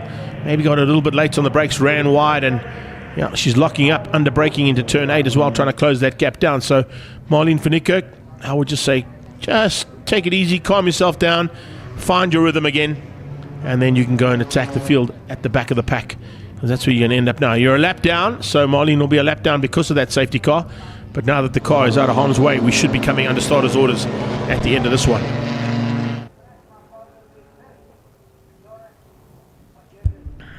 Nice to see some big crowds out here. As always, there's some big support for the Zwartkops International World of Motoring, no matter what we bring to the racetrack. Looks like a little bit of gesticulation there from one of our sports car drivers to one of the Ford Escorts as well. It has brought the field back together again. And of course a couple of cars in the mix there for Ishmael Peck to try and negotiate on the restart. They picked up on the lead car, which doesn't necessarily, Peck is right there underneath the lead car of the speeds R12 of Peter Zili, and Peck goes with him down towards turn 1. That National Motorsport Mzansi machine of Ishmael Peck's is a fast Lotus 7. Second pack now head down towards turn 1, and a couple of slower cars going to be negotiated there. Adrian Leroux is the second of those Lotus 7s. That's the car actually mistook there for Ishmael Peck. Steve Fenter dives through on the Alpha, bringing along the lead pack of on-track Clubmans. And there's a whole bunch of those as they go through turn 2 Cashel corner. Here comes the lead car of Midval Historics, and once again it's Eugene Goos. He has found a way through there on Nolan Fleetwood in the Polo. The Pragma Polo out front though is now getting past the back end of the sports car class, the last car in the sports car class there being Steve Fenter in that Platinum Mile Nash Sports Special. So we got a Polo Classic leading things out in the on-track Clubmans ahead of the Honda Ballard of Dirk Lawrence. Fahda Siddiqui I think has dropped back slightly. Then you've got Rodney Crayson. Wayne Lobotsky's moved up a position. He may have moved up 2 in fact. I think Lobotsky actually might have moved up a couple of positions there. Here comes Eugene Goos into this mid-pack, and a couple of rookie drivers to contend with there as well. Coming up on the back end of the BMW there, and that was not Trevor Long, that was the second of the BMs. And I think that might have been Ian Schwabski that he's just found a way past on. So that is your leader with 2 laps to go, or 1.5 as he gets to the top of the hill there. And no worries at all for Peter Zidi. Zidi getting down to a 105.9 in this Speeds R12. Oh, and a little bit of a moment there for him. Maybe with a bit of dirt and debris from all the cars that have been pulled back on track there. I think that's the reason why. Here's a move coming from Dirk Lawrence. Dirk Lawrence looking to pounce now onto the back end, and now Van Heerden into the mix as well. So Johan Van Heerden, oh, someone's run off here at turn 2, Cashel corner. Big puff of smoke out of turn 2 as well. So Peter Zidi may have to be very wary as he heads into turn 2. There are yellow flags. That's why he had to back out of that overtaking maneuver. Good. God, that's great notification. Great knowing where you are on a racetrack, Peter Zidi. Coming out of turn 2 now, he goes past Marlene. And now goes onto the back straight away. So he was about to make that overtaking maneuver, saw the yellow flag and had to back out, which has allowed Peck back at him again. So Ishmael Peck has come back into the mix here with a lap to go. Can he maybe do something about it? Adrian Leroux has gone quickest as well, in the 3rd place so far of the race, fastest lap coming out of him. So Adrian Leroux starting to find some pace now in the 2nd of those Lotus 7s.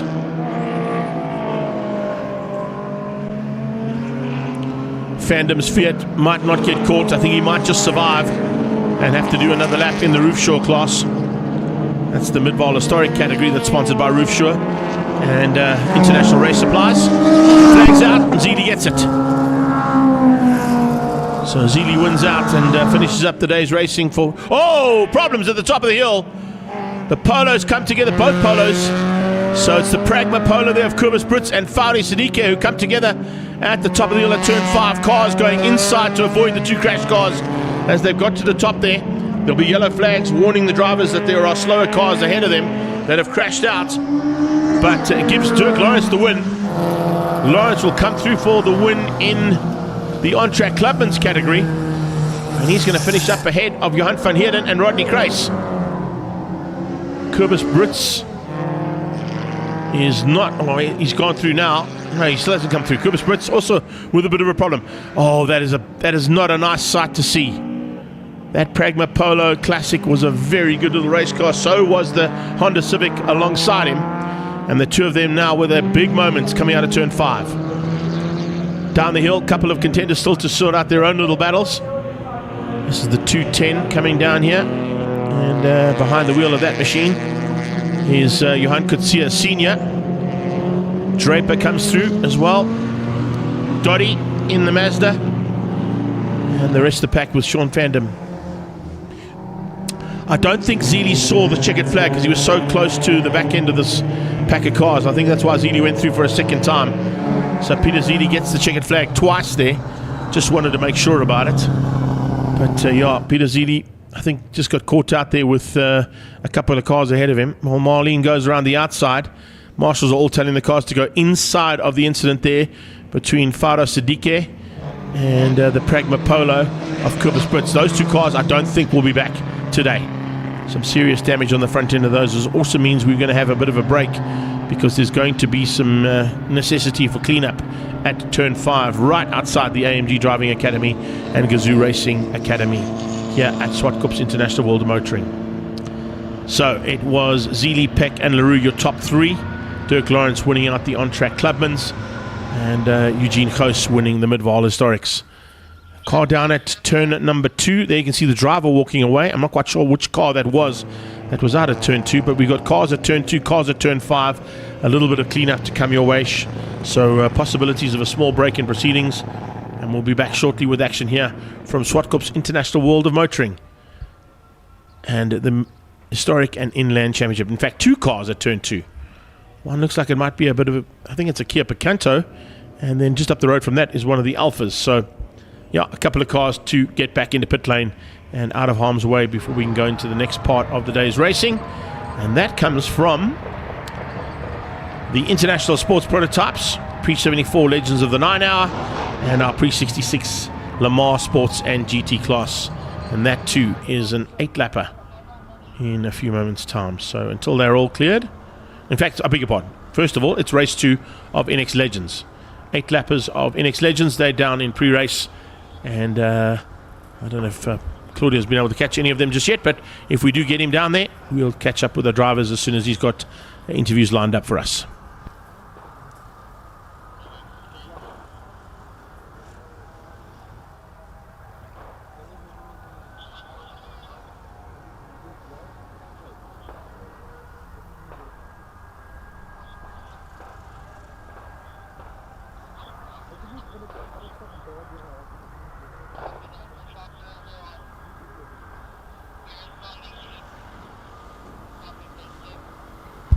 So as I said, as soon as we've got interviews lined up, we'll head down to them.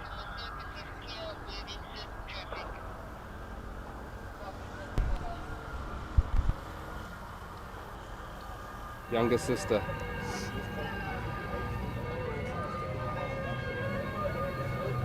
Berlin, you had quite a comeback through the field in race 1. Are you looking to do the same thing in race 2?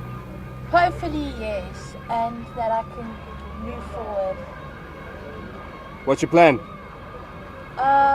Just to get a good start, to stay in the pack and hopefully go faster this time, and hopefully there aren't as many crashes and incidents. So not quite Tyler there, but Berlin was the one we should have gone to there. So apologies there, Berlin. Berlin Robinson, Tyler Robinson's sister. But I think Tyler might be racing in this one as well today, if I'm not mistaken. So we'll definitely try and catch up with her too. She should be a little bit further up the grid though, having a slightly more experience in these cars than her sister Berlin has got. But great to see a chance there for Berlin to get into a race car and participate at INEX Legends level. Is that a second interview there being lined up? I think it might be. Just watching our on-track man there get us the interviews as and when he can. Okay, so he's gone from Berlin to Tyler. Let's have a look and see what Tyler's plans are here for today. Tyler Robinson, you won race 1. What's the plan for race 2? Just to get through the field. Hopefully I can make it to the front again. I know I have the pace to, but honestly the ultimate goal is just to bring it home, to get some points, and yeah, have fun obviously. The difference with this car in Polo Cup? There's a big difference. I enjoy this car more than Polo Cup. It's much more fun, much more exciting, but Polo Cup teaches you things that no other car can teach you, so I enjoy a bit of both, you know.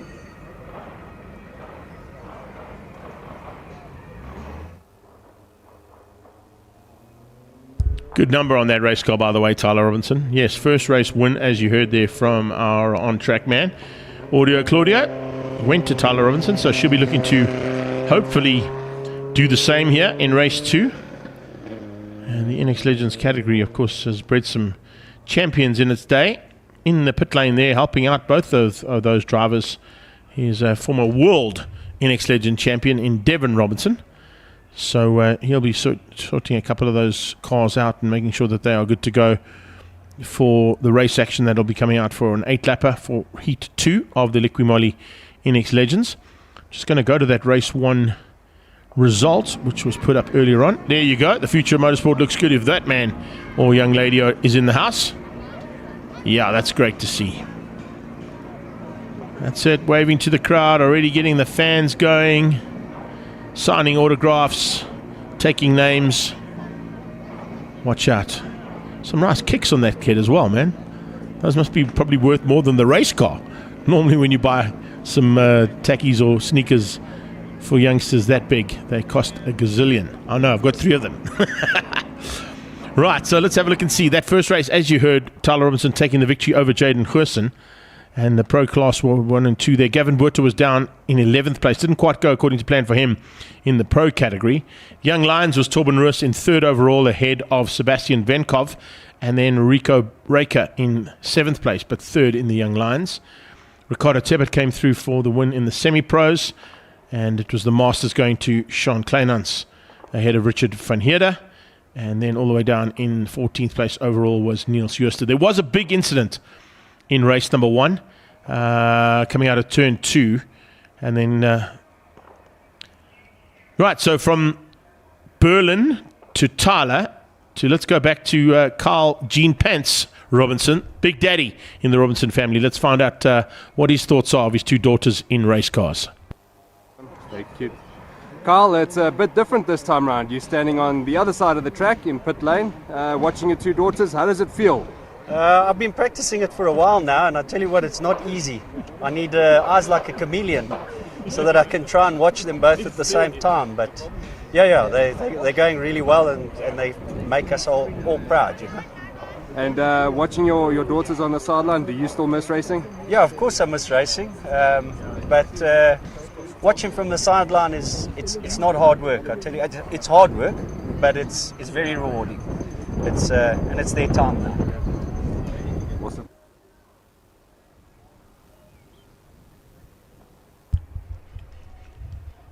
Got to give a shout out here, of course, to our marshalling team. The amazing job that they do to get incidents like this recovered in record-breaking time, as always. I see Hanley and Don are up there as well. Our medical team, they're an amazing medical team, arguably the best in the country, particularly at circuit racing level, and do such an amazing job here at all forms of motorsport and motoring events that take place here at the International World of Motoring.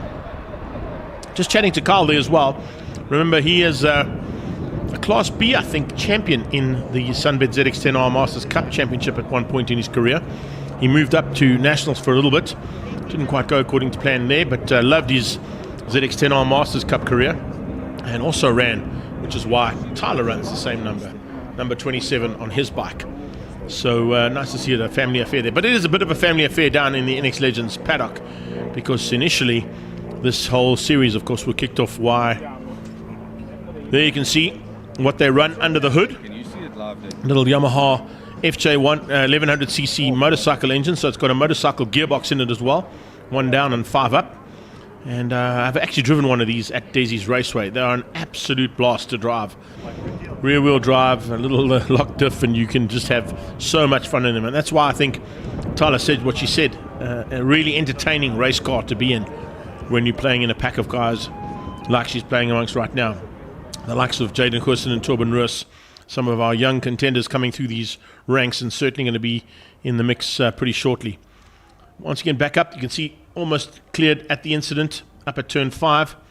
I know they've returned a couple of the vehicles that were stuck on the sideline down at turn 2 as well.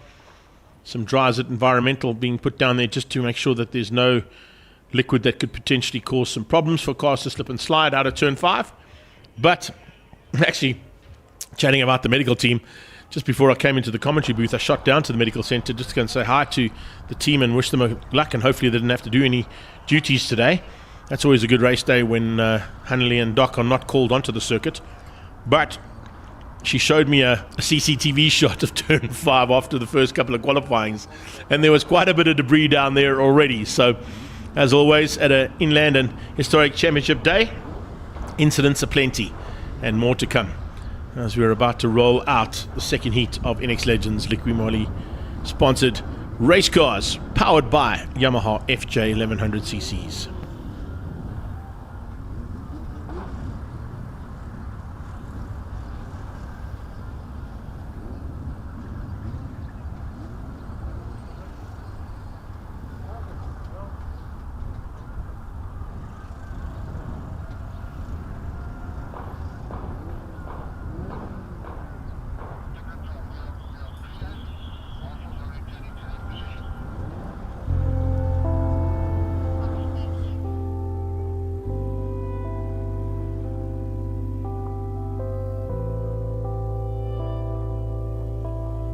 There you have it, a clear and ready to go racetrack, courtesy of our marshalling team. Great job there, guys and girls. Thank you so much for the effort that you guys put in always. And as I say, we can't go racing without people like yourselves, so a big shout out to all those ladies and gents on the side of the track that are helping us keep the track clean and clear and ready for racing.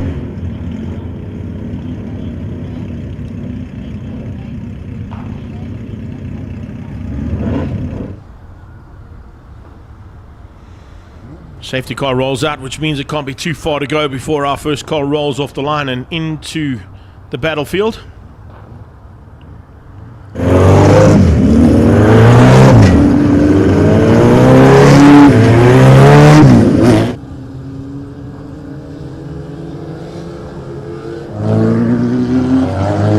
Here they come. So the 18 pink machine there from AF Fans race team. Berlin Robinson. 27 is her sister, Tyler Robinson. We chatted to her dad as well, their dad I should say, Carl Robinson as well. But this is going to be an interesting little turnaround, because remember, this is a bit of a change up on the way that they started race number 1 earlier in the day. It was right in the middle of the qualifying sessions this morning. They always start with the first heat in the middle of the qualifying session so they can get heat 2 and 3 done later in the day. 3-race format for INEX Legends, as it has been since the inception of this class. I mentioned Devon Robinson, but I can mention Jagger Robinson. He's also come through the ranks here. Multiple champion in this class. Gone on now to Formula 1600. Aspirations of winning the InvestChem Formula 1600 Championship for 2024. Big fight on there between himself and Casey Ensor-Smith, which you'll be able to see in Cape Town on the 21st of September. And of course, before we even go there, we come back to Zwartkops for the next round of the regional extreme festival here on the 14th of September. So lots of race action here at Zwartkops International World of Motoring still to come this season. 4x4 shows also happening. So just make sure you're checking out Zwartkops' race page on any form of social media, and you'll get a chance to see exactly how it all works and what's coming your way in the very near future. Right now, we're looking forward to action coming out of INEX Legends once again.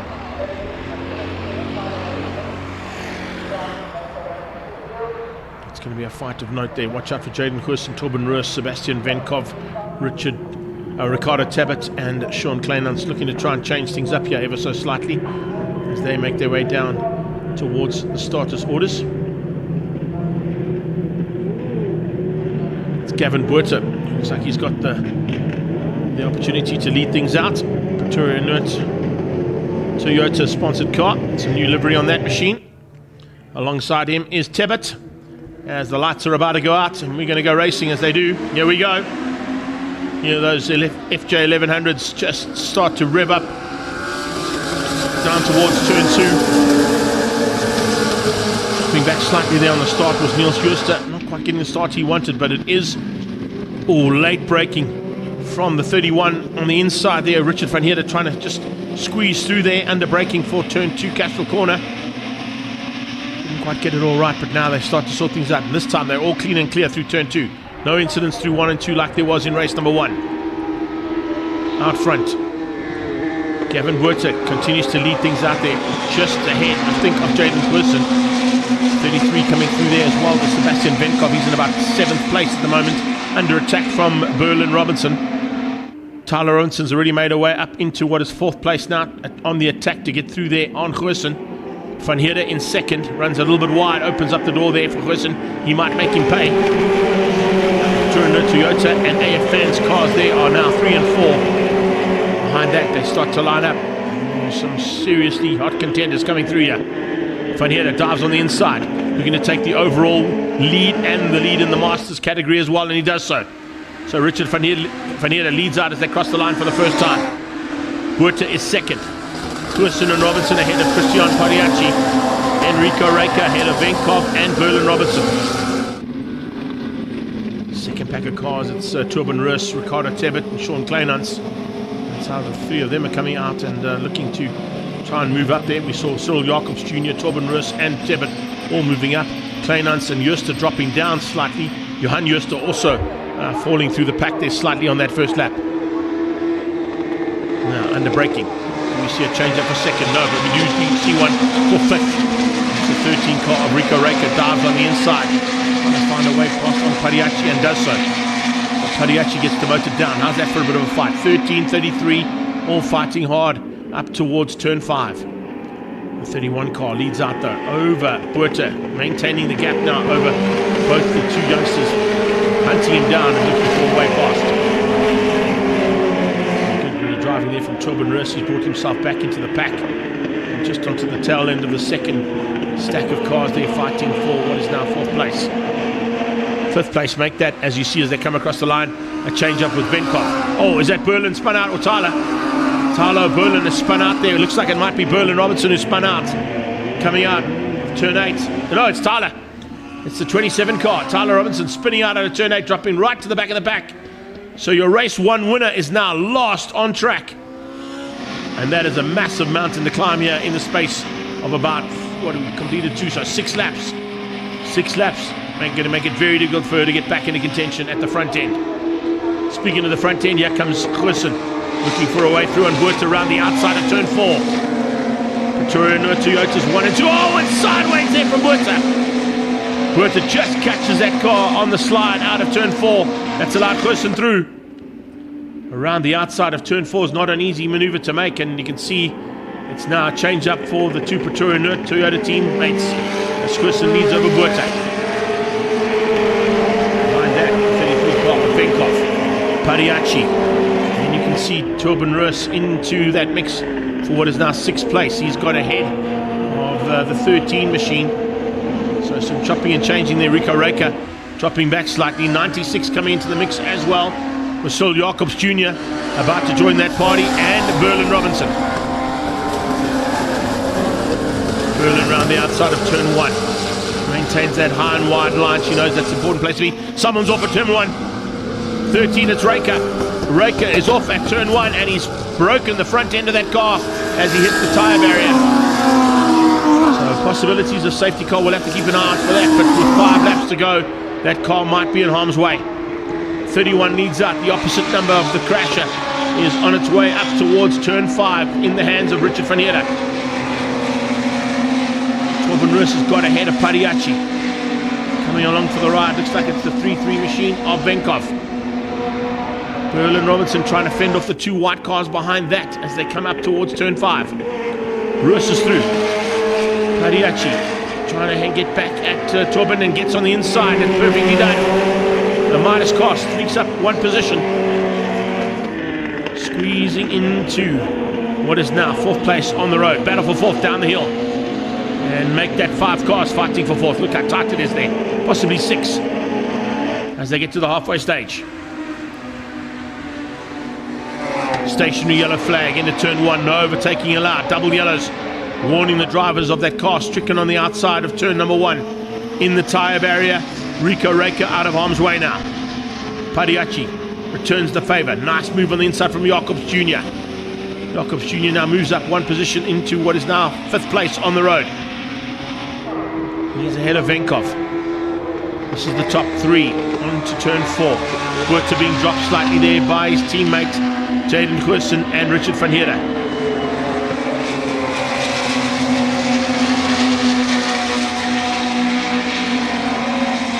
Pariachi trying to come back here. Torben Roos as they go up to the hill.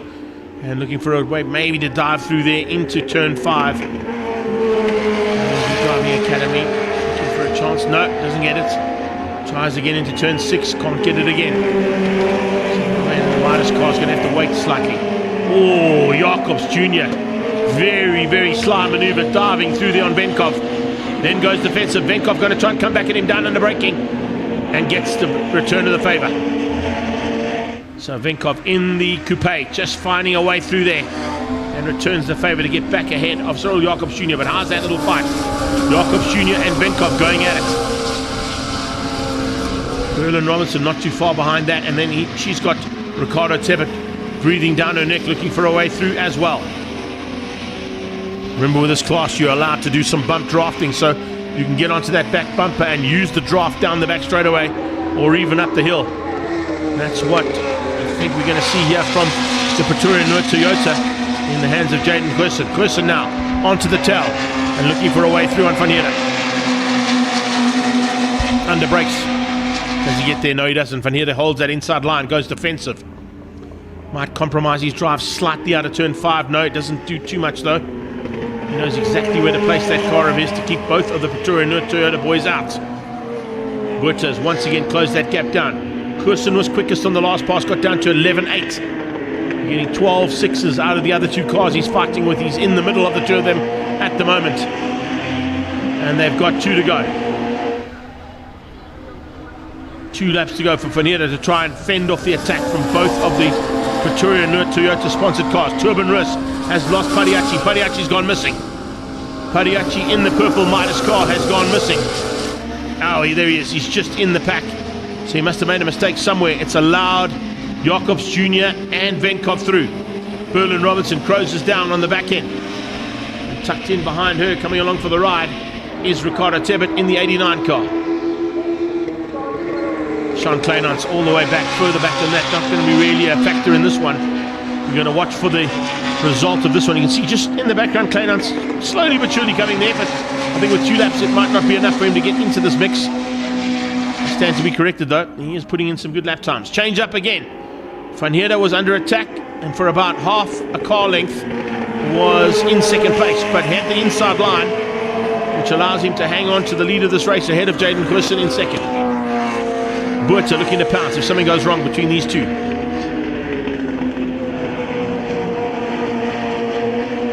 Last lap board will be coming out. And it's Richard Van Heerden, Jaden Quirson and Gavin Buerta, and you can throw that proverbial flag over the 3 of them. The blanket between the 3 of them is 0.5 seconds. Half a second between the top 3 into the final lap. That is a brilliant run here from the brown deck car of Richard Van Heerden. The master is showing these youngsters the way around. 4th place all on his own. He is now Torben Rus, fastest car on track again this time. An 11.777 out of Torben as he tries to close that gap down between these 3. Well, too little too late, I think, for him. 4th place still on the cards there for the youngster. Torben Rus will be looking to try and take out the Young Lions class. He's certainly going to do that. Jaden Quirson will still get the win in the pro category, but the Masters and overall is going to go to Richard Van Heerden. Van Heerden hanging on. Better run here from Gavin Buerta. He will get second in the pro class behind his teammate. And look at that. Torben Rus has closed that gap down rapidly. It's incredible to see how he's been able to bridge that gap. It's because they're fighting so hard for the lead though. Checkered flag on standby. And it is Richard Van Heerden. Literally flag to flag for him. So Van Heerden wins out and takes the Masters class. It is Jaden Quirson ahead of Gavin Buerta and Torben Rus for the top 3 in the pro category. Coming across the line behind that is Venkov. Venkov will be second in the Young Lions category behind Torben Rus. And I think if we look down there, Christian Padiachi will be the 3rd. No, he'll be the winner of the semi-pro class. But just looking to see Berlin Robinson will be 3rd in the Young Lions category as we wrap up the second heat of INEX Legends. There you go. Richard Van Heerden, Jaden Quirson, Gavin Buerta, ahead of Torben Rus, Sebastian Venkov, Cyril Zwartkops Jr. and Christian Padiachi. Berlin Robinson in 8th ahead of the hard-charging Richard Tebbit. Sean Kleinans in 10 ahead of Tyler Robinson. We eventually finished him in 11th, having come off the track at turn 8 earlier on and recovered up to an 11th spot overall ahead of Juster squared, and then Wyatt Ramdalu at the back. Rico Raker, unfortunately not finishing that one for Big Boss Auto. He was parked in the sideline at turn 1. So from INEX Legends, we now go to the other big class of the day, of course. It's the Legends of the 9-hour Pre-74 Sports Prototypes and the Pre-66 Le Mans Sports and GTs that are coming to pre-race. After that, we go to Silver Cup 2.0, Lotus Challenge, Historic Single-Seaters, and the Evapco Pursuit Challenge.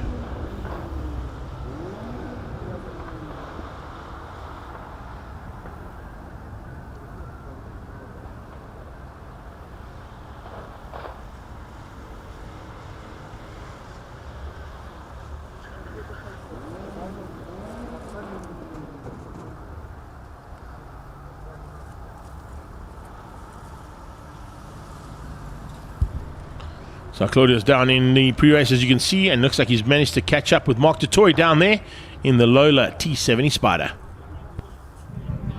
Mark Dutoy in the Lola again. One of your favorite cars. What's the plan for today? Yeah, it is one of my favorite cars.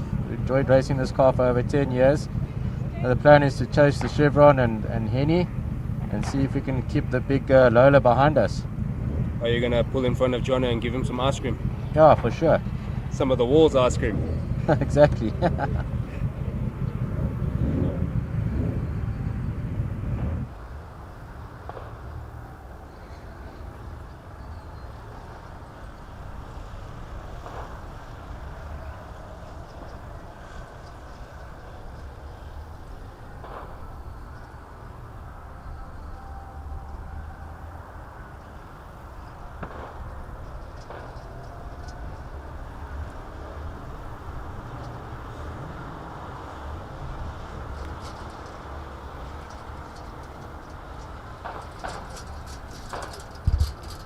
So season campaigner in this one, of course, looking to try and take the win today. Henny Groenewald on pole. Henny Groenewald, is the plan to get the car sideways around every corner today? No, certainly not on the slicks. We're going to try and behave and try and keep it in front. We got the pole position.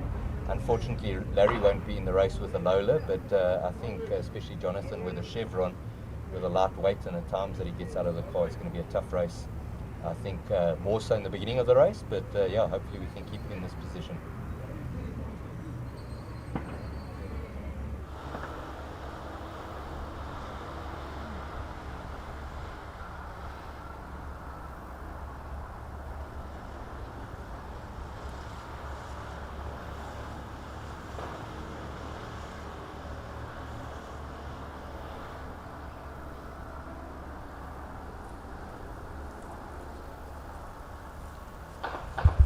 Looks like Claudio's making his way down to Warren Lombard, who's out there in the Pep Boys Automotive AC Cobra.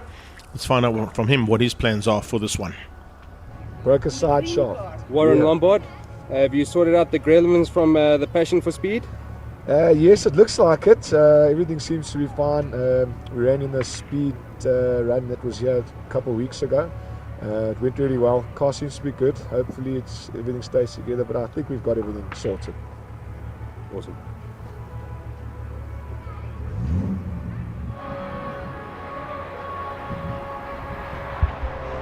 Now, Gavin Wilkins Racing, of course, helping out there with Warren Lombard in the Pep Boys Automotive Racing AC Cobra.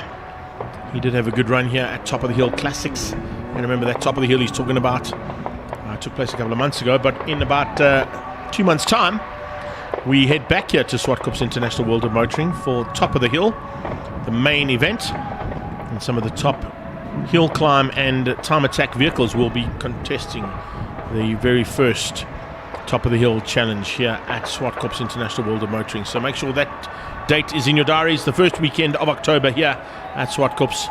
It's Top of the Hill. Once again, Alan Mayer has got a busy day ahead of him, and he's now climbed out of the big Chevy Bel Air. Let's find out what car he's in here from Trans Africa Racing for this one. Alan Mayer, the busiest man in the paddock now. Talk me through your plans for this race. What are you going to do in the B8? Now we're back in like a more proper race car, which feels a lot more like my single-seater. But this was proper. This thing's proper. But yes, the plan is also to stay alive surrounded here by V8s and also Lindenberg's cars all around me.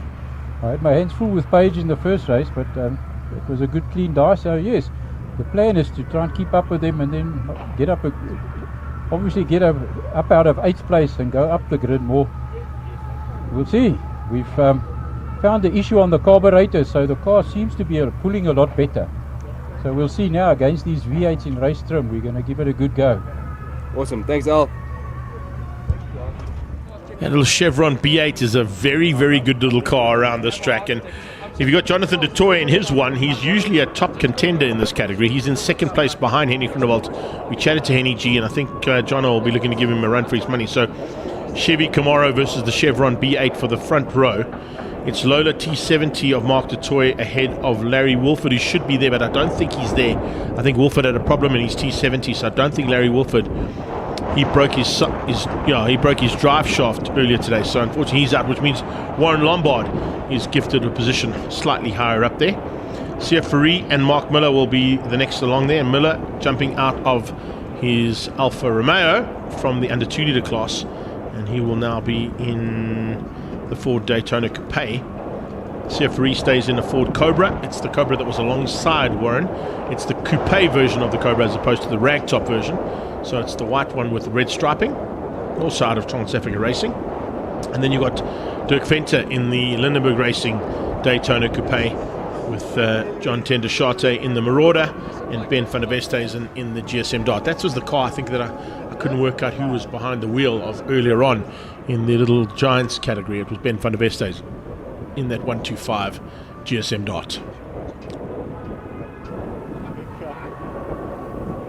Okay, here we go. Who will be up?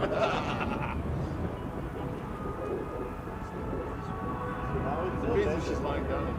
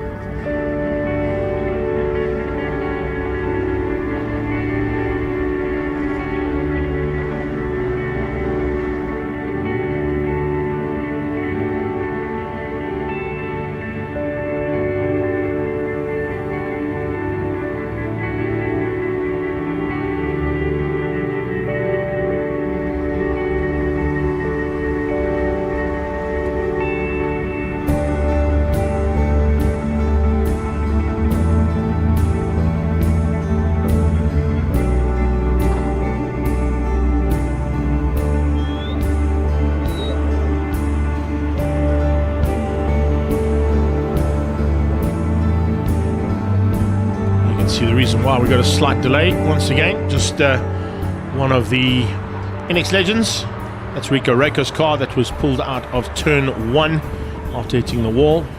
I'm sure they'll get that car sorted out for the third and final heat later on, and hopefully Rico will be back on track in time to try and get some more championship points in the Young Lions category. You can see Andre and Big Max working frantically to get that car back into pit lane. And once he's back in there, we should get track clearance and be able to go back and get the start procedure in and running for our international sports prototypes, Trans Ams and Lamar Sports and GTs, brought to you by Marlboro Crane Hire.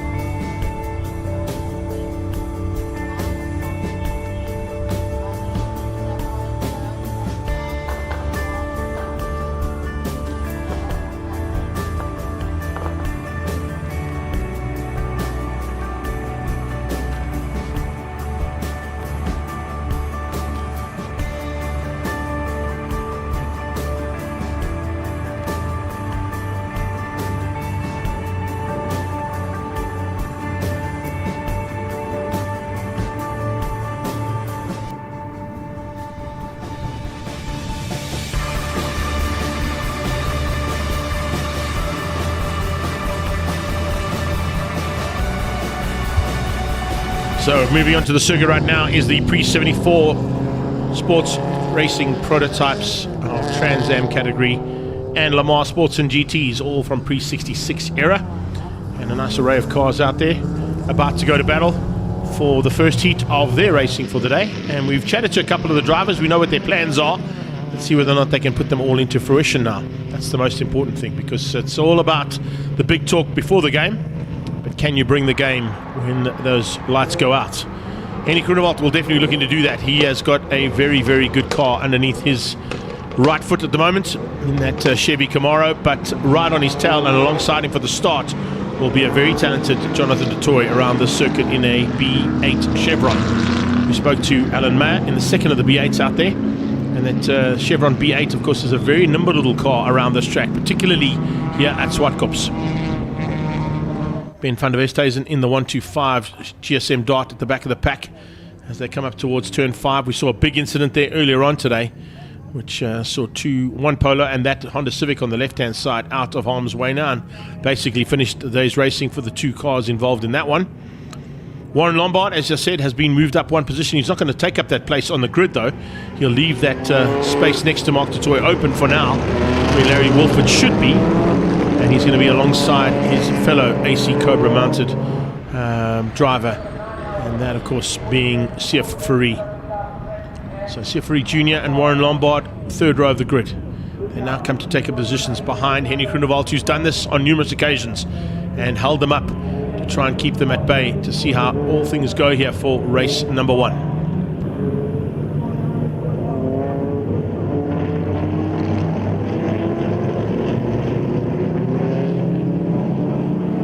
So it's lights off and we're racing now towards turn 1, and looks like it's double yellows for this category as well. So no overtaking into turn 1 and 2. The race starts out of turn 3 with the green flags, just to keep the field at bay and also to make sure that everybody gets through there without any harm being done to the cars. They want to keep the pack of cars together as much and as long as possible.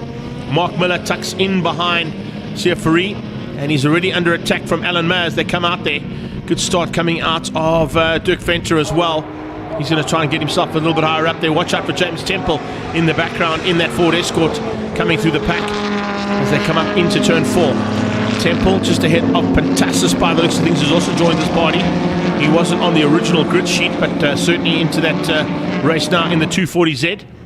Up to the top of the hill though, it is Henny G who leads out. But here comes du Toit. Du Toit has a look on the inside, coming out of turn 5 into turn 6. The little Chevron will be nimble and very quick around the top end of the circuit. A lot more quicker than this big Chevy ahead of him. And that Camaro has got a great turn of pace, but look at the pressure being applied literally from the word go here from du Toit. First lap of 8 done and now 7 to go. A little bit of a margin there opening up between Jonathan du Toit in second and his brother Mark in third. Mark in the Walls Ice Cream Machine, and Lola T70 Spider in third place. Warren Lombard's behind him with Sief Fourie not too far behind him. There's a close battle there between the two Cobras. We'll probably see them come through shot right now. There's one, there's two. That's how tight it is between the two Cobras. And then it's the Daytona Coupe, followed very closely by Alan Mayer and James Temple. So into the back straight now through turn 4 goes the two top cars. It looks like they've also changed this up to this is a 10 lapper, I beg your pardon. It's not an 8 lapper. This one is a 10 lapper, so it's 9 more laps to go. Make it 8 and about 2 corners as they come out of turn 6. So this is a good start here from Henny Groenewald, trying to keep off and fend off the attack coming from that B8 Chevron, piloted as always by Jonathan du Toit. If du Toit's not available, it's usually put into the hands of Lee Thompson, and then Mark du Toit in a very seasoned car around this circuit in that Lola T70 Spider. So the T70 Spider hanging on for now for third place, and that would be of course the lead as well in the International Sports Prototype class. So Mark du Toit knows that he doesn't have to fight too hard with the top two because they're not in the same category as he is. Definitely going to try and run with them if he can. Nice battle here between Mark Miller, James Temple joining the party, about to give a bit of a fright there to Alan Mayer in the second B8. That B8 number 17 is powered by a BMW engine. So we chatted to Alan Mayer before that, saying they were having issues with the carburetor. Looks like they've got that sorted out. Hopefully he can stay in contention there with Mark Miller and keep James Temple behind him. Temple dropping back slightly into the clutches there of Sotis Platassis in the 240Z. Temple had a bit of a gear issue, but he definitely slowed up coming out of turn 3. He's got the pace back again. He is having a bit of a gear problem, some kind of an issue on that Ford Escort.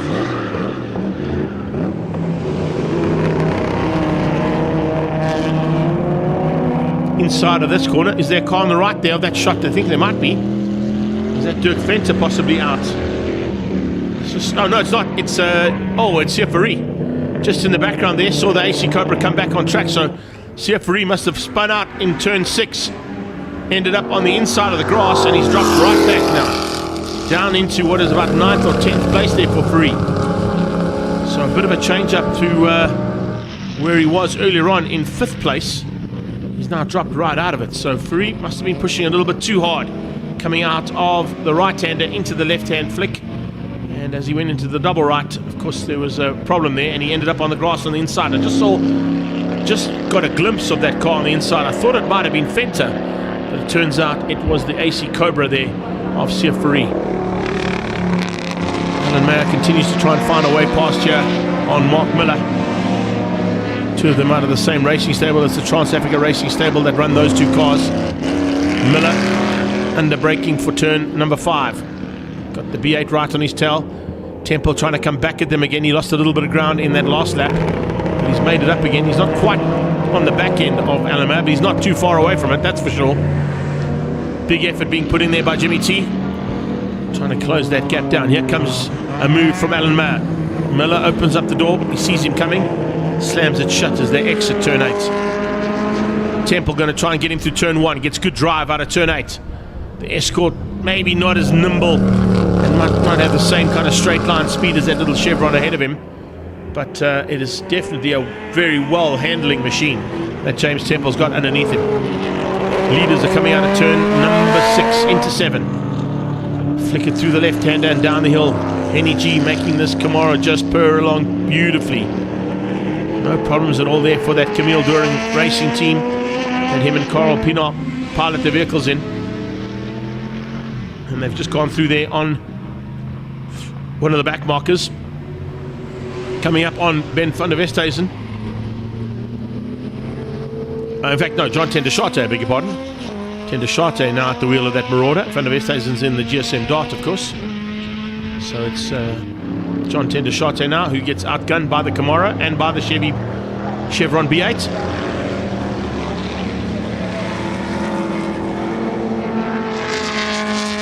NEG quickest lap so far of the day, in fact, as well, a 1:04.2 from Henny Groenewald.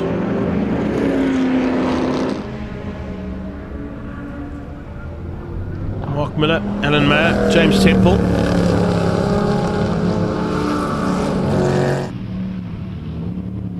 Fighting for the top 5 honours here. Miller holds that 5th place at the moment, but look at the pressure being applied by not only Mayer, but also by James Temple.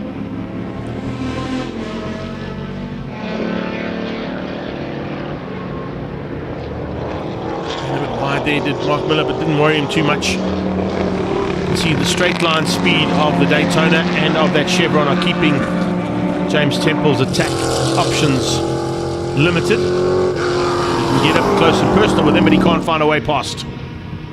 Unlike what we've just seen there from that Walls Ice Cream Lola T70 Spider of Mark du Toit. He gets past John Tendershate, continues on his way in 3rd place, but leading his class. Dirk Venter now also being caught now by the 2 leaders in Henny Groenewald and Jonathan du Toit. So Venter down in 10th place will have 1 less lap to do.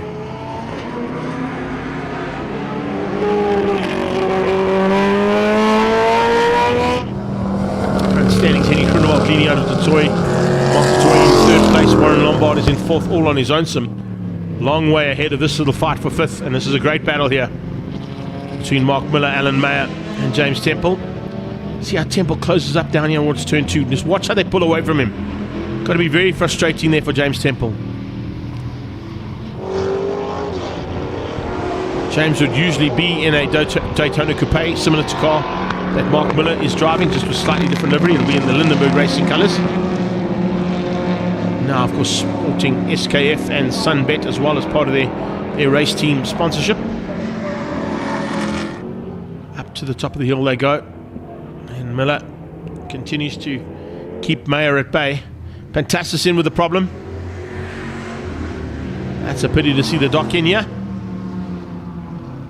So Soffa's having to come back in the pit lane, and unfortunately looks like it might be out of this one. So Soffa's Fantastis in the 240Z. Is he going to make his way back onto the circuit? Maybe he does. Yes, he does. Maybe he just came in to check something on the car that he didn't feel was 100% right. Not a bad option to do that, but it will drop him right to the back of the pack now. As this battle for 6th place comes back into turn 2, Castral Corner. Big fight on here between Mayer, Temple and Miller. Miller has the advantage at the moment in that Daytona Coupe. As they say, there's no replacement for displacement, so big V8 just staying ahead of that 2-litre BMW and 2-litre Ford Escort. But watch in the background, here comes Henny Kruneval. Leader closing in on the back marker. That back marker is Siafari, looking to return to at least the top 6 if he can. He's got a lap and 3 corners. If he stays with Henny Kruneval, that might not be a bad option. Follow Kruneval through as he comes through this pack. Henny goes on the inside of Temple. Temple gives him some room. Just squeezes James Temple out there. Siafari trying to come back at Temple. That's for position on track, so it might not be as easy for him. Kruneval about to pass these two, fighting for 6th place and start the final lap.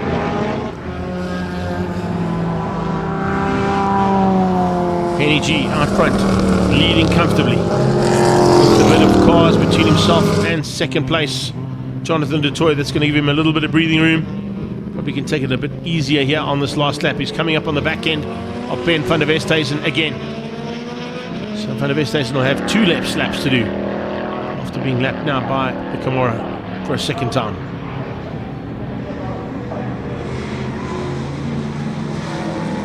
Miller goes through, gets ahead of van der Westhuizen as well. Now we'll head to the top of the hill now for the last time.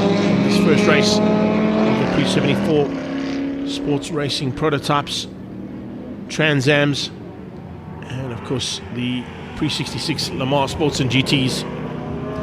Kruneval is going to win overall. He's also going to win out the Sports GT Trans Am category Class A. Jonathan du Toit is going to get 2nd place in the Trans Ams and 2nd place overall as well, as they come for that checkered flag. There they come. It's Henny G, Jonathan du Toit. In the background, Mark Miller. Miller will win out the International Sports Prototypes Class B, ahead of Alan Mayer, who's actually a Sports and GT Trans Am category driver. So he'll be coming through there for Class A's 2nd place.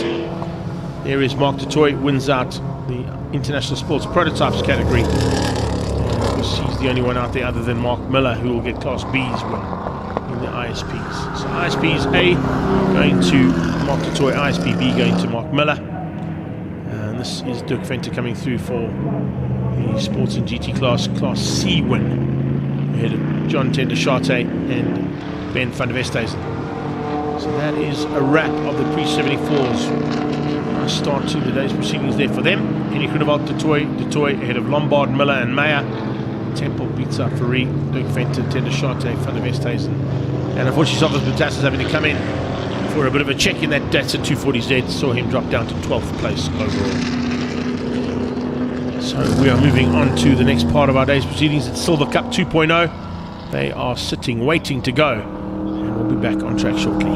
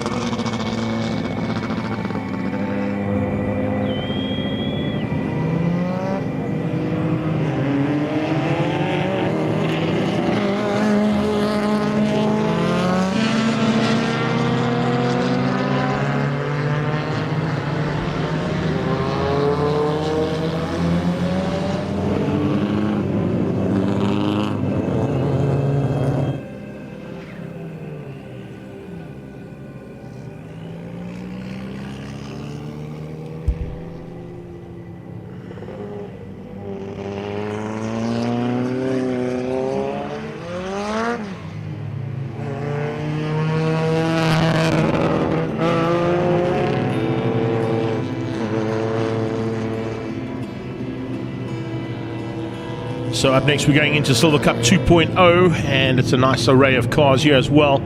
Space frames are the name of the game at the front end of this field, with Julio Regia ahead of Marius Jacobs, Rion Draper and Manus du Plessis. Then you've got Fred Kruger ahead of Karel Stoltz. Look out for, I don't think Fado Siddiqui will be there, unfortunately. His car is stuck up at turn 5. But Paul van Niekerk will definitely be there in his turbocharged Golf 1. Look out for Jonathan Visser again in that Jetta of his. Vitor Diaz and Anton Bitzer. Michael Krobler just ahead there of Marius Truter. And coming to the line as well will be Chris Cronier. That's how tight and close, up close we get and personal there with Audio Claudio. Getting up close and personal with our pole man there, Julio Arija, who will be looking to try and maintain his pace that he found in qualifying to take that pole position ahead of Marius Jacobs. But the two of them are arch rivals in those space frames and will be pushing hard to try and stay at the front of the battle. The classes qualified separately this morning, so it's because it's such a big field of cars, they gave each of the categories, classes A, B, a chance to qualify ahead of C, D and E. But we'll be trying to concentrate on both categories and hopefully give you all the race action that happens out on circuit as well. It's Arija, Jacobs the front row, Draper and du Plessis the second row, Kruger and Stoltz is the third row. Paul van Niekerk is all on his own on the fourth row there with Fado Siddiqui, unfortunately car braking in the first heat of the racing earlier on in the day in that incredible battle he was involved in. Paul van Niekerk and Jonathan Visser alongside each other there for row number 5. And then Bitzer and Krobler for row 6.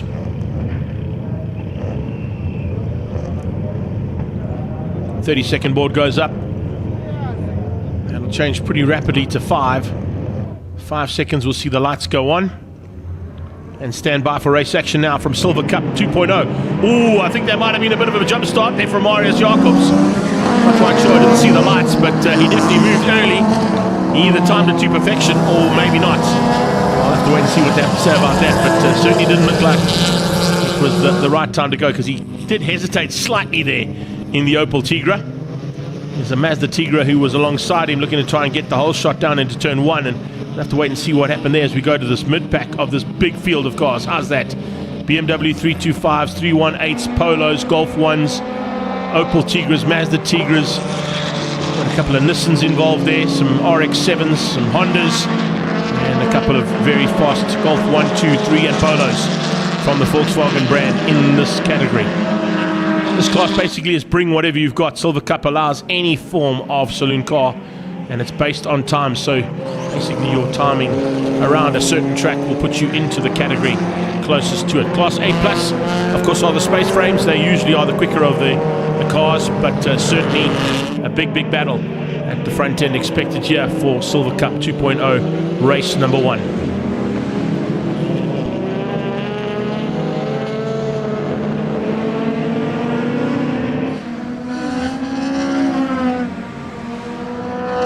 Here we go, Jacobs and Draper, top 2. Enriga, unfortunately, has dropped down to third place there, so he's the biggest loser there on that first lap, dropping from the pole position down into third place. Draper certainly moving up rapidly. Not going to be holding thumbs for victory unless he can actually pull out the victory, and that's why he's pushing so hard. But Enriga's coming straight back at him. Behind that, Manus du Plessis under a bit of pressure there from Karel Stoltz. Paul van Niekerk also feeling a bit of pressure from Fred Kruger. Kruger on his tail. Bit of a drop down to the 333 of Cronier. He's got Jonathan Visser rapidly closing down on the back end of him as well. Then Johan van Heerden. Krobler, nice run there from him. See the C there. But, I think they might be Marius Truter coming through that pack rapidly as well. So watch out for these little battles.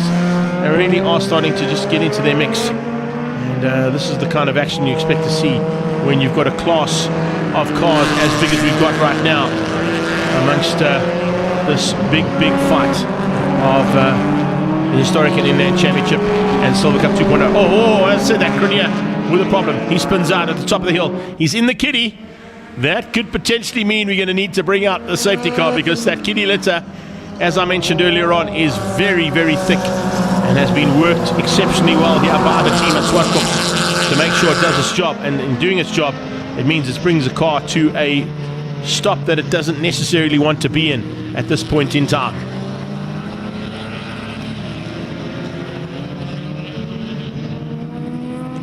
So some fights on track with 6 laps to go. They come up towards that stricken car, and unfortunately it's still stricken there, so it doesn't look like they're going to change that up in any form. Classes C, D and E have already gone through there. Safety car is being sent onto track. There we go. I kind of thought that might be the case. They're waiting for our lead car, Marius Jacobs, to come in before they put that safety car board out. They're about to put it out, and Jacobs will be picked up by the safety car as they come out of turn 1. Jacobs puts his hand up, letting both Rian Draper and Julio Arriga know that the safety car has been deployed. Same thing will happen here with Marnus du Plessis and Karel Stoltz. The second car, is that on the back straight? Yeah, that's on the back straight, on the kind of the island between the back straight and the main straight. And that's a Golf 1 that's parked on the sideline there as well.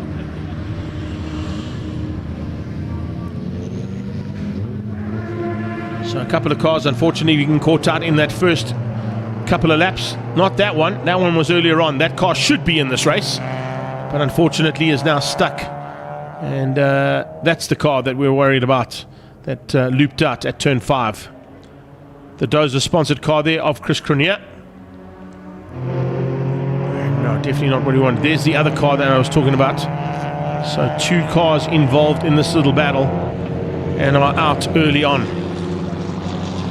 It's a Golf Mark 1, and I think it actually might be Franco Di Matteo. That might be Franco Di Matteo's car. There is a Polo on the inside there as well. Is that Fenta? I think it may be. Or Fisser. Jonathan Fisser. I just want to double check.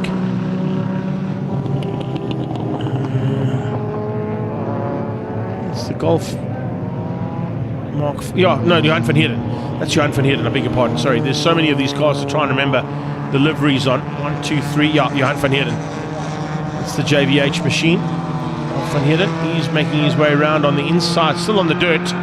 So maybe he's worried about some dropping fluid onto the circuit. He's going to go to the slip road and probably just wait for a chance to go across the slip road if he can. They've got Chris's car out of the kiddie litter.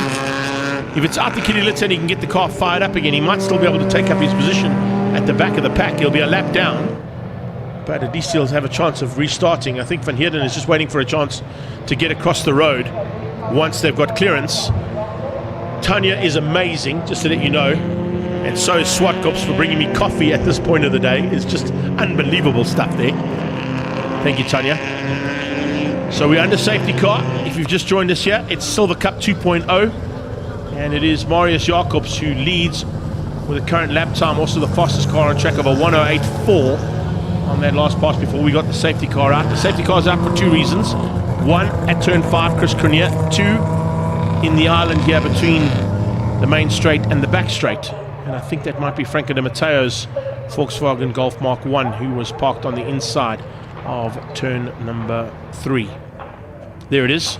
I can't see the driver, and I don't know if maybe we can just pan across to see that driver, but it looks like a Golf 1, and if it was where I think it was, I would assume it would be Di Matteo, who unfortunately looks like he might be out of this one. To be honest with you, I've never seen Franco Di Matteo in anything big, anything smaller than his V8 or his Alpha. So to see him in a Mark 1 Golf is quite interesting, actually. The Italian stallion. But I think development on that car, he's just loving, enjoying building a Golf 1, and it has become a really great competitor in this class of Silver Cup. You can see that there's not a lot of Golf 1s in this class at all. It's a very sparsely spread field of Golf 1s. The space frames are the cars to be in. They're starting to go a little bit quicker, and that's because the Toyota Corolla GR hatch from Pretoria North Toyota has pulled off track, and Marius Jacobs will now lead them across the line. Now remember, they may not overtake until they've crossed that finish line, so you've got to be very wary on the restart that you don't catch yourself out and try and overtake before you cross that finish line. Otherwise it could be costly. So they start the race again. We've got 3 laps to go here in Silver Cup 2.0.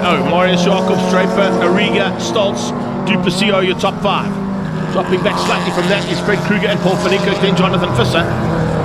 watching to see if there was a recovery there from Chris Cronier, if he was able to get back on track again in that 333 space frame. 97 out of turn number 2 there. Here's Marius Truta just picking up on all the cars here. We've got 2 screens, of course, of timing here. As they get up to the top of the hill with 2.5 laps to go. Marius Jacobs pulling slightly away from Draper. Draper under a bit of threat now from Julio Riga, trying to come back at him. And not too far behind them comes Stoltz. Stoltz, of course, in the Mazda. RX-7 is a very, very quick car around here, and with this amount of laps to go, he'll still see himself in with a shot of maybe getting amongst those space frames. Shooter losing out 1 position there by the looks of things. Yeah, just being outgunned ever so slightly there by the Golf 1. Here comes Ariga into turn 1 on the inside of Draper. Draper hangs onto the outside line. That's the defensive line to keep him in the lead for turn 2. Castral corner. Does that to perfection. So we got space frames 1, 2 and 3 at the moment.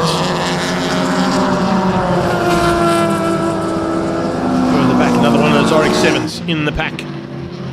Great to see a whole bunch of them fighting hard out there. Anton Pitzer is at the wheel of that one. But Marius Jacobs is the man to catch here at the front end of 2.0 from Silver Cup. And there he is. Lead car, 2, 3 and 4 behind him. How far back? Duplessis, not too far back actually. Marnus Duplessis in that Nissan Primera is holding his own amongst these slightly lighter and maybe a little bit more powerful cars in terms of power to weight ratio compared to the slightly bigger Nissan Primera he's in. I would say that Nissan Primera is an ex-production car. It has now been converted into a Silver Cup contender. And Marnus is looking to take Class B here if he stays where he is. So good run there. Oh, there you go. Big move from Ariga on the inside of Draper. Draper opened up the door. Ariga said, I'll have that every day of the week and twice on Saturday. Well, that's the first time. We'll see if he does it later on and proves me right. So Ariga leads onto the back straight away for second place. The second place battle. Oh, Draper out of shape, under braking for turn 4. Just catching that car. That's how hard Rian was trying. Just a little bit too hot into turn 4. Back end stepped out. He caught it, only just though. Marius Jacobs, as per usual, running at the front end and doing it all right. And looking to convert this first win from second place on the grid. He wasn't fastest in qualifying. That was Julio Riga. He's in second place now, so the roles have reversed. The man in second finishes first. The man in pole finishes second. And oh, Draper's got a problem. He comes through for 4th place as he gets gunned to the line by a very, very good drive from Karl Stoltz in the Mazda. Fred Kruger comes through behind them. Here comes Paul van Niekerk. And Jonathan Visser coming to the line there with Truta in the mix as well. 0-0 of Giles Derrick's there as well. So nice run from Giles Derrick just behind Michael Krobler. It's Jonathan Visser, Michael Krobler and Giles Derrick beating Victor Diaz. And Dieval Pretorius coming through. A couple of cars still to the line now. Last ditch up the inside here. Big move. And oh, that used truck sells Golf 1 just squeezing through there to come across the line. So wrapping things up here for the Silver Cup 2.0 category of racing. Jacobs, Ariga, Stoltz and Draper, your top 4 ahead of Marnus Duplessis winning out Class B. Fred Kruger behind him, Paul van Niekerk and Jonathan Visser. Michael Krobler, good drive there from him. In 10th place was Giles Derrick. And it was Vitor Diaz beating Dieval Pretorius. Lenz ahead of Karel Malherbe and Nico Banze in the Toyota Corolla, finished up in the top 15 for Throttle Mafia Racing. Up next, we're going into Lotus Challenge, the first one of 2 today. It's a 10-lapper, and they'll be on track shortly.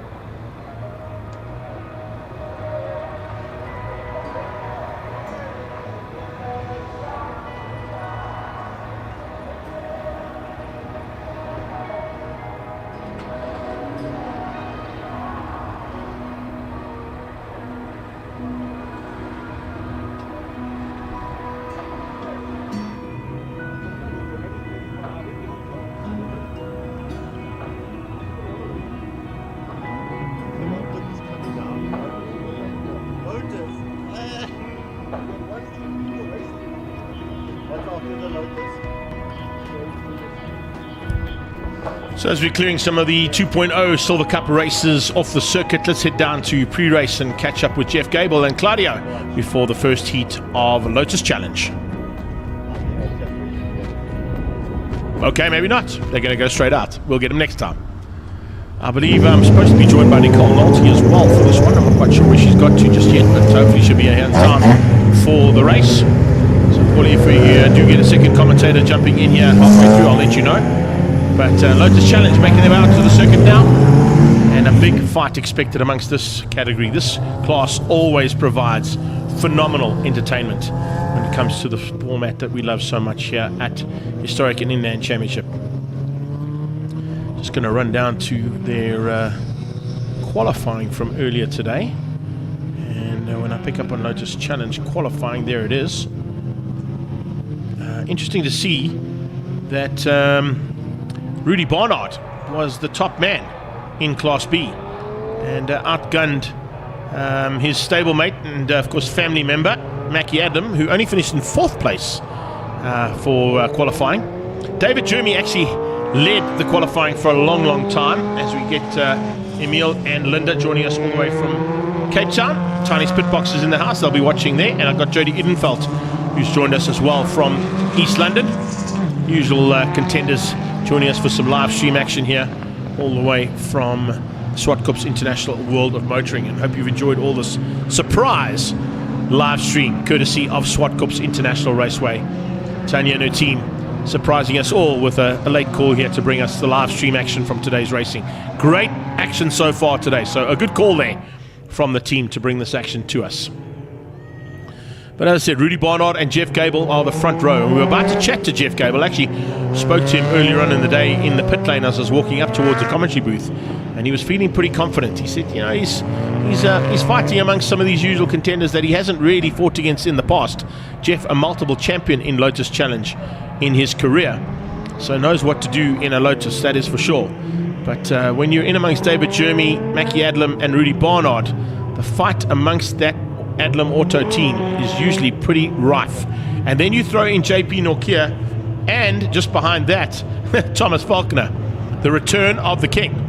This is a man, of course, who wanted to take that #1 plate, and has done that, of course, has fought hard for that one. But he's got #2 on the car at the moment, so Faulkner makes a welcome return back into the Lotus Challenge once again here at Zwartkops.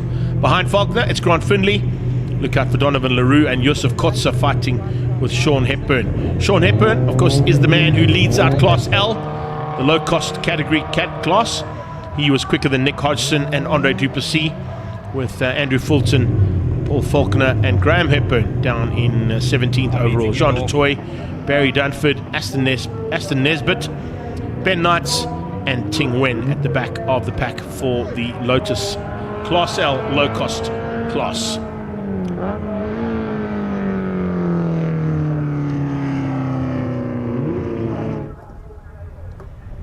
So we are under starters orders now for race 1 of the Lotus Challenge. Rudy Barnard is the man to outgun into turn 1 if they can. Jeff Gable will certainly be looking to do that from the inside line. The inside line here actually is not a bad line to be on. It's a slightly dirtier line, but there's a little bit more grip there. And usually it's the place to be when you've got a standing start at this time of the day.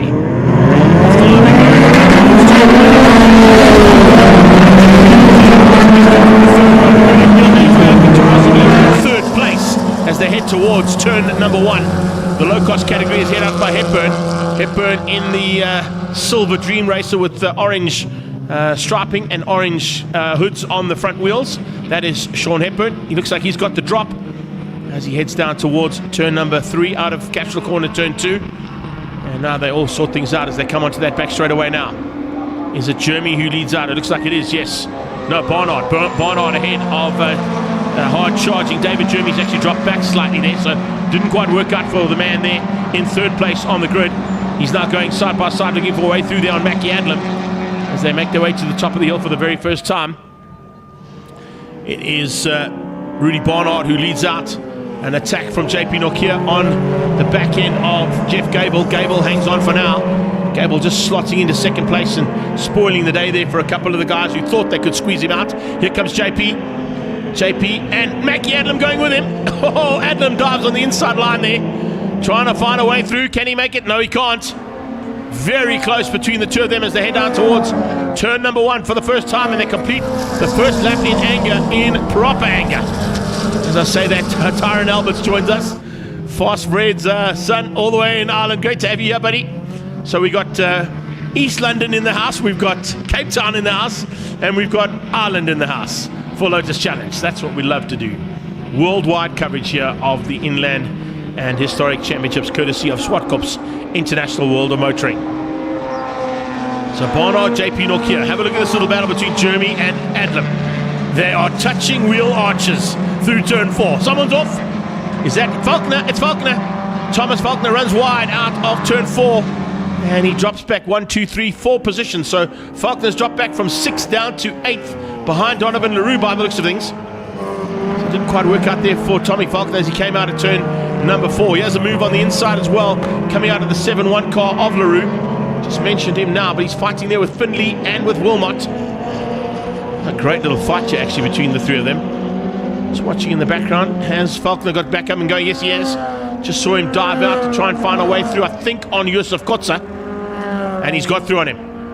So he's found a way through there just in the background, watching the fight for the back end of Class B.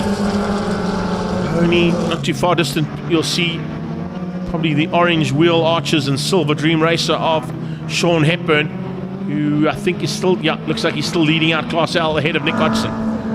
Someone's off at turn 1. Oh, that's a big one. That's a huge one in turn 1. There's just dust there trying to pick up which car that is. That could possibly be JP Nokia, or is it? No, it's not. It was 2 cars. 2 cars in there. One is Hepburn, and I think the other one might be Duplessis. That looks like it might be Hepburn and Duplessis. They're trying to get out. Look at that. He just lights those back tires up, and there's no way you're getting out of that one, Sean Hepburn. That kiddie litter is working brilliantly. Red flag. Red flag out for the Lotus Challenge. Oh, such a pity. Such a pity. We were in for such a great battle there. And it's Hepburn, and I think it could possibly be Duplessis, who are on the sideline into turn 1. So with the red flag coming out, of course, they come back to take up their positions on the grid. They may need to reshuffle that grid slightly, depending on how the rules work. But I think with Lotus, they will reshuffle it, as opposed to going back to the original grid positions. I'll stand to be corrected on that, though. But let's see what happens now. There you've got your initial race leader, Rudy Barnard, with JP Nokia alongside him. David Jeremy and Mackie Adlam. So the top 4 really haven't really changed that much. They've just shuffled slightly, other than Barnard, who stayed at the front. 2, 3, and 4 have shuffled a little bit. You can see them coming to the line now. Just a couple of guys worried about where they need to take up their positions. So yeah, with the red flag called, they're going to need to get those cars out of the kiddie litter. So there'll be a little bit of a break in proceedings here before we get back into race action.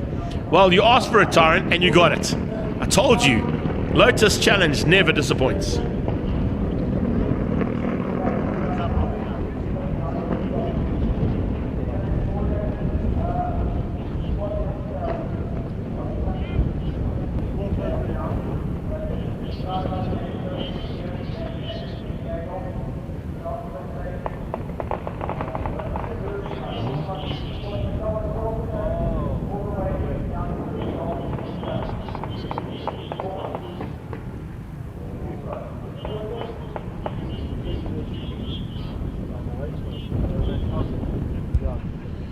If you just joined us here on the live stream, big welcome to all of you. We are in the west of Pretoria, in Gauteng, South Africa, for Inland and Historic Championship action, and the action has been thick and fast today, including a big incident, by the looks of things, between Sean Hepburn and, was I right, Paulie? Was it actually Andre Duplessis? I think it may have been, if I see the driver that got out the car and walked away, and the helmet that he is wearing. So I'm just going on the helmets there. I can't really see or tell you where that car ended up, but it doesn't look like he's back on the grid where he should be, because remember, Duplessis was second quickest in class, no, he was third quickest in Class L. So yeah, Romeo 2 making its way down there to help out Big Max, our recovery vehicles here, to get the those cars back out of the kiddie litter. If Hepburn's car gets out of the kiddie litter, he might be able to get going again. He may have to come to the back of Class L to start the race, but if he can restart the race, he can restart. So he might have to start at the back of the pack, but he will get a chance to restart, and he's not going to lose well, the other cars don't get any advantage because of the red flag. It'll be a restart. So Hepburn, I'm sure, will be looking to do that if he can. I'm not sure if Andre Duplessis, no, it is definitely Andre Duplessis. You can see him walking towards the car. If his car is going to be in as good nick as the other car is. But if Hepburn's car can be pulled out of the kiddie litter, you can see how he dug in. Look at those back wheels, how far down they dug into the kiddie litter as he attempted to get out on his own. Thanks, Jackie Morrison. Appreciate that, buddy. Hope you're enjoying all the action so far. We do appreciate the support from all around the world and from all around the country, guys. This was a surprise to all of us, of course. Thanks to Tanya and the team at Zwartkops for allowing us to get this race day's action on the live stream. Once again, our Kyle Army / Zwartkops, or I should say Zwartkops / Kyle Army / Red Star marshalling team are being called into action, along with our 2 medical officers and the COC down there as well to make sure that everything's okay. The team behind the scenes here are phenomenal, and it shouldn't be too long before we are back up in racing, but it will take a while for those cars to be cleared before we can go racing.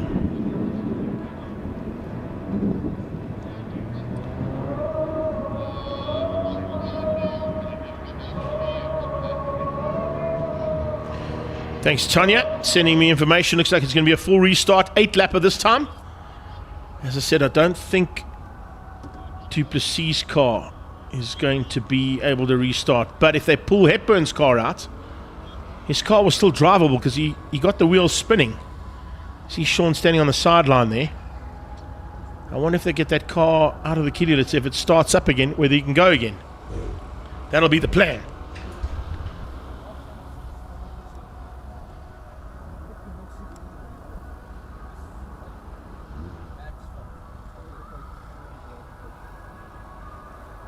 I have to agree with that comment coming from our producer there. It looks like Sean's a little bit dejected, leaning against that tyre barrier. It doesn't look like that car is going to get going again. But Paul, joining me in commentary right now is one of our rookie commentators who are under the shadowing of yours truly for a little while. Nicole Nolte has joined me, and of course the reason I've asked Nicole to join me for Lotus Challenge action is the fact that she's got some family heritage behind the scenes here. Hey, next, take us through. Who's involved in this class that you know all about? My uncle Fred Alberts. Okay, so Fred Alberts, Fast Fred as we like to call him here on the live stream commentary. And of course, Tyron Alberts, if you have a look on screen, has been passing some comments going, "Where are you?" And I said, look, I did send a message to you. I think you were down in pit lane trying to get some information. So take us through how the day's gone so far. So far, it's been really interesting. A lot of the classes are there's a lot of variety within the class, so it's really cool. Like earlier, there were like 3 different race starts in like one race, which was really cool. It's been really interesting, honestly. And I got to help do commentary mostly by myself for the INEX Legends with Leon. Good. Which was really cool, very fun. It's honestly just been really, really interesting and very action-packed, because the last time I shadowed you was for an endurance race, so there wasn't that much happening. It was mostly you just talking about random things. But yeah, exactly. Welcome to our world. There's always something happening, which has been really awesome. Yeah. Look, I think the cool thing about this is to let everybody know as well. Nicole has basically been doing commentary for about the last 3 weeks, because at the Zwartkops Annapolis, she came and joined me along with Peyton from the Rock Racing Academy, and Cindy sent them along saying, listen, we've got some ladies who are interested in doing some race commentary, some presenting, some journalism. Is there a chance that we can give them a go? I chatted to Zwartkops, they were quite keen, and of course this is only the second time you've climbed on a microphone ever. But the first time you climbed on after the Zwartkops Annapolis was actually a full day of karting all by yourself. So how did that go? That was a little bit intimidating because there wasn't like a screen like we have right now. It was kind of just me looking at times on my phone and me trying to look out on the track and see what was happening. And the parents also get very heated in the karting, which is kind of funny to watch sometimes. But sometimes I'm like, I hope I don't say something offensive. But it was very cool, and the kids are fast, so there's also always a lot of action there. Yeah, they do. The kids put on a lot of action. They put on a really good show. No, they do. That is for sure. So far, I mean, what you've seen today, it's your first time at a sprint race event as opposed to an endurance race event at Zwartkops. And you mentioned the fact that there's a big array of cars. It's probably one of the biggest draw cards, I'd have to say, for this series that races here in Historic and Inland, is that you've got so many different kinds of cars that are involved in this type of race action.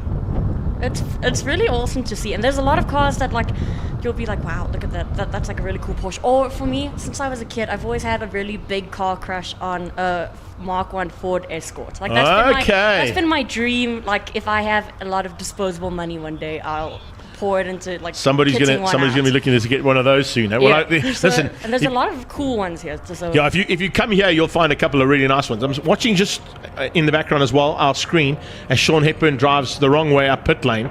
That's kind of indicating to me that I don't think he's going to make it out for the restart. I've just got information from Tanya as well via WhatsApp saying the restart will be an 8-lap race.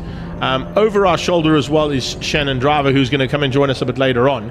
But we're going to take you through the next 8 laps of race action, myself and my fellow commentator, which is great to have for a change, as opposed to me having to say everything. I hope you're ready for this one, hey? You better get your phone ready as well and get out the list of drivers out there, because there's going to be some big action here. I've got timing on the side here, as you know, so you can spot that if you need it. But they're just reshuffling the grid now at the moment. You can see that on screen at the moment as well, as Nicole gets her phone dialed in to Lotus 7. Now, Fast Fred told me that I have to give you hell while you're on the microphone. So, Fred Albert's, of course, synonymous with Lotus Challenge. He was the chairman of this category for a long, long time. His son Tyron, involved not only at the racing side, but at one point in time was one of the sponsors of this class, with Suzuki Alberton being a sponsor of Lotus Challenge at one point in time. He's in Ireland watching, so no pressure. The family, you've got to put you under absolutely no pressure whatsoever here. So don't feel like there's anybody of significance listening to your commentary right now. Okay. And even Tyron's daughters, Tatum and Skylar, they're my favorite cousins. So hopefully they're watching as well. Tyron, if they're not, get them on and make sure that they're watching the live stream now. We're about to get a restart by the looks of things. I think they've cleared the track. You've seen at the Endurance Championship how fast this Marshall team are at clearing incidents like we've just seen at Turn 1, with 2 cars involved. The kitty litter that's been dug up there, we spoke about at that race as well, saying how much thicker it is right now and how much better it works. So you can see it's not as easy a job as it is to do for a normal race day to get cars out of harm's way when an incident like that happens. But looks like we're almost clear to go here. That lady with the red flag will be moving out of harm's way shortly. I wonder if we're going to go straight to race start. I'm not quite sure, or they may give them a little warm-up lap, because they've been standing on the grid for a while, so tyres will be a little chilly. And let's see whether or not we're going to go straight into the race, or are we going to give them a warm-up lap. I'm just waiting to see. No, we're straight into race. 30-second board is up. That'll change to 5 seconds, as fast as 30 seconds of your life there, by the way. Lights on. And here we go again. Down towards Turn 1 they go. JP Nokia, once again, a fantastic start from the second row of the grid. He starts up at whole shots. He gets the whole shot and leads into Turn 1. Thomas Falconer has already had an incident at the back there. Someone stalling on the grid as well. That's a bit of a pity. Is that Hodgson? That might be Hodgson who stalled on the grid there by the looks of things. So Class L has got to be wide open now for Lotus Challenge, as they head down for the very first time into Castrol Corner. Our new sponsor for Turn 2 now is the welcome return of Castrol Lubricants to Zwartkops. Chopping and changing it for the lead here next, as you can see. Rudy Barnard leads out at the moment, and he's going to try and hang on to the lead ahead of JP Nokia. Then it is the hard charge coming out of David Jeremy. A big move there from, how's that? The 9-9 of Gable got ahead of Adlam as they head up towards turn number 5 for the first time. It's literally auto Adlam 1, 2, 1, 3 and 4 at the moment. Falconer coming through there, just finding a way through. I think just squeezing out on the inside of Grant Finley and Donovan LaRue. Is that Hepburn back on track? I think it was. That was Oh no, it's 85. Sorry, my bad. Just same colours, but slightly different livery there. So just a bit of a change up there. Barry Dunford back on track as we complete the first one. Rudy Barnard leads out ahead of JP Nokia, heading towards turn 2. How was that for that first lap? That was already. Whoa! Here we go. Big moment there. That's the 95 getting out of shape there. Grant Finley with the racing stripe. He's got almost a sort of fighter pilot fuselage look and feel to that car. That's the 95 nose cone and bonnet stuck on the track there. And 95 would be Jeff Gable. Where has Gable ended up? There he goes in the background. You can see without all that bodywork on his car. So we've got Finley stuck in the kitty litter. Is it going to be safety car? I jumped in on you there. Sorry about that. I think it is going to be a safety. Possible safety car here. Marshall's running down to get Jeff Gable's nose cone. And he's lost the nose cone and the bonnet of that car as well. Remember, that's just carbon fibre. There's nothing to it really. Carbon fibre or plastic, depending on how much budget the race team have got. Gable's already got, see the rear wing, a blue one. So he's lost some bodywork already on that car. Now some more of it's gone missing. Not the way you want to start. So we're under safety car. Safety car has been deployed. There you can see the track status coming up on the top of the screen. And there is the car in question. That's the nose cone. Thanks, Marshall. And there is those are the official Lotus colors that he runs, by the way, as you would probably know. The green with yellow striping. And those two pieces of material will be passed on to him, I think, at the end of the race as we come under safety car because of that carnage. But also because there's Grant Finley here in turn number 1. Now, are they going to be able to recover Finley with the use of Romeo 1? I think that's what they're looking to try and do. But we stay under safety car here. And while we're under safety car, of course, it gives you a chance to talk about the fact that this is the kind of action Lotus Challenge always brings, eh? You've been watching it for a while, so you should know. It's always something you can expect a lot of awesome racing from. They really mix it up. And of course, you being around with the Alberts family and being part of that family, you would have seen the progress that Lotus Challenge has come. Remember, they used to run Class A where there was an unlimited class where you could have any engine you wanted to, and they just became too expensive. So they decided to bring just Class B in with those 24-valve Toyota engines, and then the low-cost chassis at the back. That Class L is a really competitive category. It's also really awesome that I think it's really nice that racing has become not 100% attainable, but it's not as, it doesn't have to be as high cost as you would imagine it. Well, that's a great comment to make, actually, because in the fact that Lotus have found a low-cost chassis, and of course it's a nickname, Locust, low cost. The low cost actually also means that it is a cost-saving category. So you don't have to have the fastest. You don't have to have the most expensive machinery. You don't have to go and spend huge amounts of money. And of course, Dunlop supply the rubber to this class as well, so you get a really nice tire rebate when you start to buy your tires. So you've got a class where you can come and be very competitive. And if you look at this worldwide, Lotus 7 Racing is highly, highly competitive anywhere you go in the world. So we're into the mix here of a safety car lap, which will probably take us for the next one as well. But I can tell you something, Rudy Barnard is itching to go. Yeah. But how is JP Nokia's problem in the background there for one of the drivers coming off the sideline as well. Now, why is he pulling and he's got his hand up to go in there? Was that possibly Nick Hodgson? I think it may have been. Nick Hodgson pulling in a pit lane there. So that, as I said, is now going to make Class L even wider spread.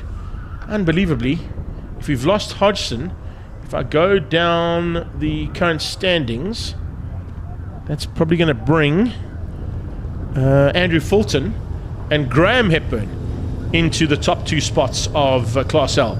The usual contenders are no longer there. There is Sean Hepburn. He is back on track. He is back on track. You can see just without that missing left front wheel arch. It's normally an orange one. I think it's stuck in the kitty litter at turn 1. Also, because of the way that these cars are built, and you would have probably heard it from Uncle Fred or anybody that's raced in the family, the availability of these parts are pretty much worldwide as well, and the camaraderie amongst the drivers. If there's a problem with a car between the heats, you'll see they'll go to the fellow competitor and say, have you got a spare shock, have you got a spare battery, have you got a spare swing arm, whatever they need, they'll find it to ensure that they can fix the cars and get them back on track for the second heat. It's really, really nice. It's really nice to see drivers just helping each other out just so that they can all participate in their passion. For sure. But even my Uncle Fred, I know that he's not here today to race. He's here to help other guys out. Exactly, and that's the thing. I mean, Fred hasn't had a car for probably the last, probably half a season, I would say.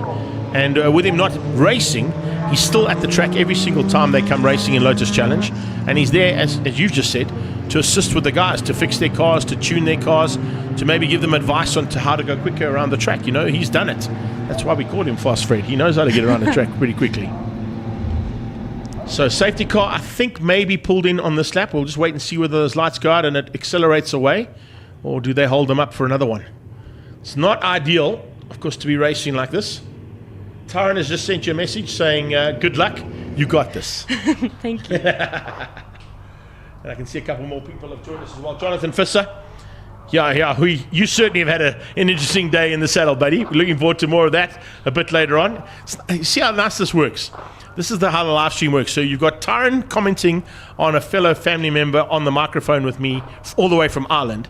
You've got Jonathan Visser, who's just climbed out of his race car and turned the live stream on to watch as well. Hopefully people are sitting in the audience as well. That's our biggest push, is to try and get people that are watching from the side of the track at any vantage point. You've been around the track on a few occasions when we were here for the Annapolis. You didn't see the crowds. There's a lot more crowds here today than there were at the endurance race, eh? There's like a huge amount of crowds here. And the cool thing is that if we can get those crowds to log in on their smart devices to watch this as well, it gives them another vantage point to watch out from, you know? So if you're sitting at turn 2, which is where we're heading to now at Castral Corner, you are not going to see anything else other than turn 2. So if you're watching on your smart device, you can then see the entire track and everything that we bring you on the live stream. It adds a whole dimension to like their track day experience. For sure. And that's what we want. And you want the fact that you want to be able to interact like we're doing now. Yeah. So somebody's chirping there. If Shannon Driver climbs onto her smart device, she might be able to get in there as well and maybe send us a comment. But that was just a hint to her sitting over our shoulder. Don't worry, she'll be on microphone just after this. We can have a chat with her as well. Right, so the safety car is pulling away from the leader, Rudy Barnard. Expect those lights to go out as it comes out of turn 5. Barnard now has the ability to try and catch them all napping. Remember that they've all got to stay behind him until they cross the finish line. Otherwise, it's deemed a jump start on the restart. Lights are out on the safety car, top of the hill. So we are good to go for a start.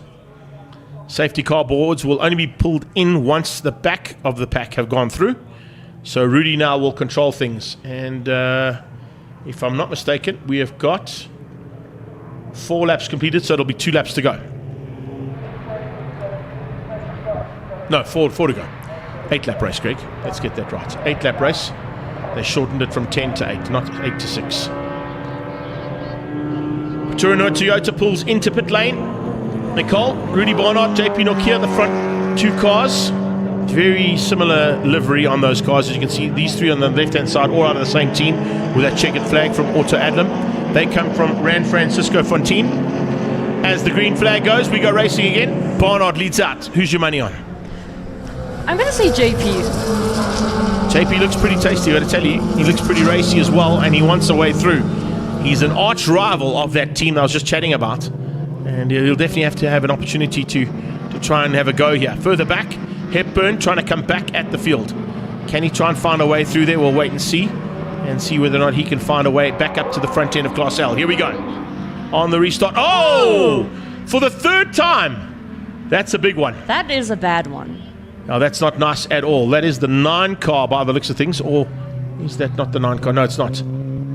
Ah, there you go. Gesticulations between the 2 drivers. Who was at fault here? We're not sure. Look at how that car is dug into the kiddie litter, though. That's how deep that kiddie litter runs now.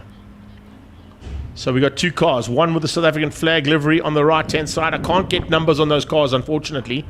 But if I'm not mistaken, I think one of them might be Aston Nesbitt. They're going to be safety car again as they come down under braking for turn 8.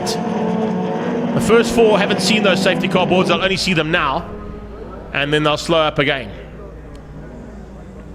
So Lotus Challenge. Next, I don't want to say you brought the commentator's curse, but I think you might have, eh? You said there was going to be lots of action in this one. I did. I jinxed it. I think you did. As I said, you gave it the commentator's curse. Just as they get into the racing groove again. Not even a full lap, then... Yeah, not even a full lap.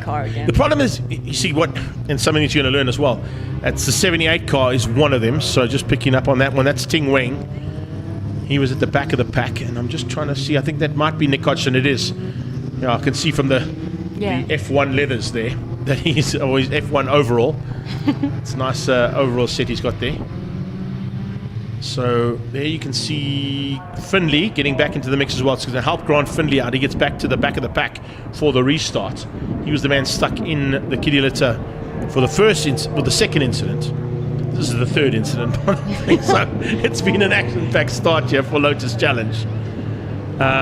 Ting Wen and Nick Hodgson coming together there. Now Nick Hodgson, number 1 plate. It's the champion stuck in the kiddie litter there. That's not where you want to be. No, that does not bode well for him. So he gets going again. I think At least Wen they have got another race later. They do, but the problem that you got though is that you need to score points in both races on the day. Otherwise, by the end of the season, you could lose it by 1 or 2 championship points, and that's definitely not what you want. Are they pulling off the track? He's off. He's out.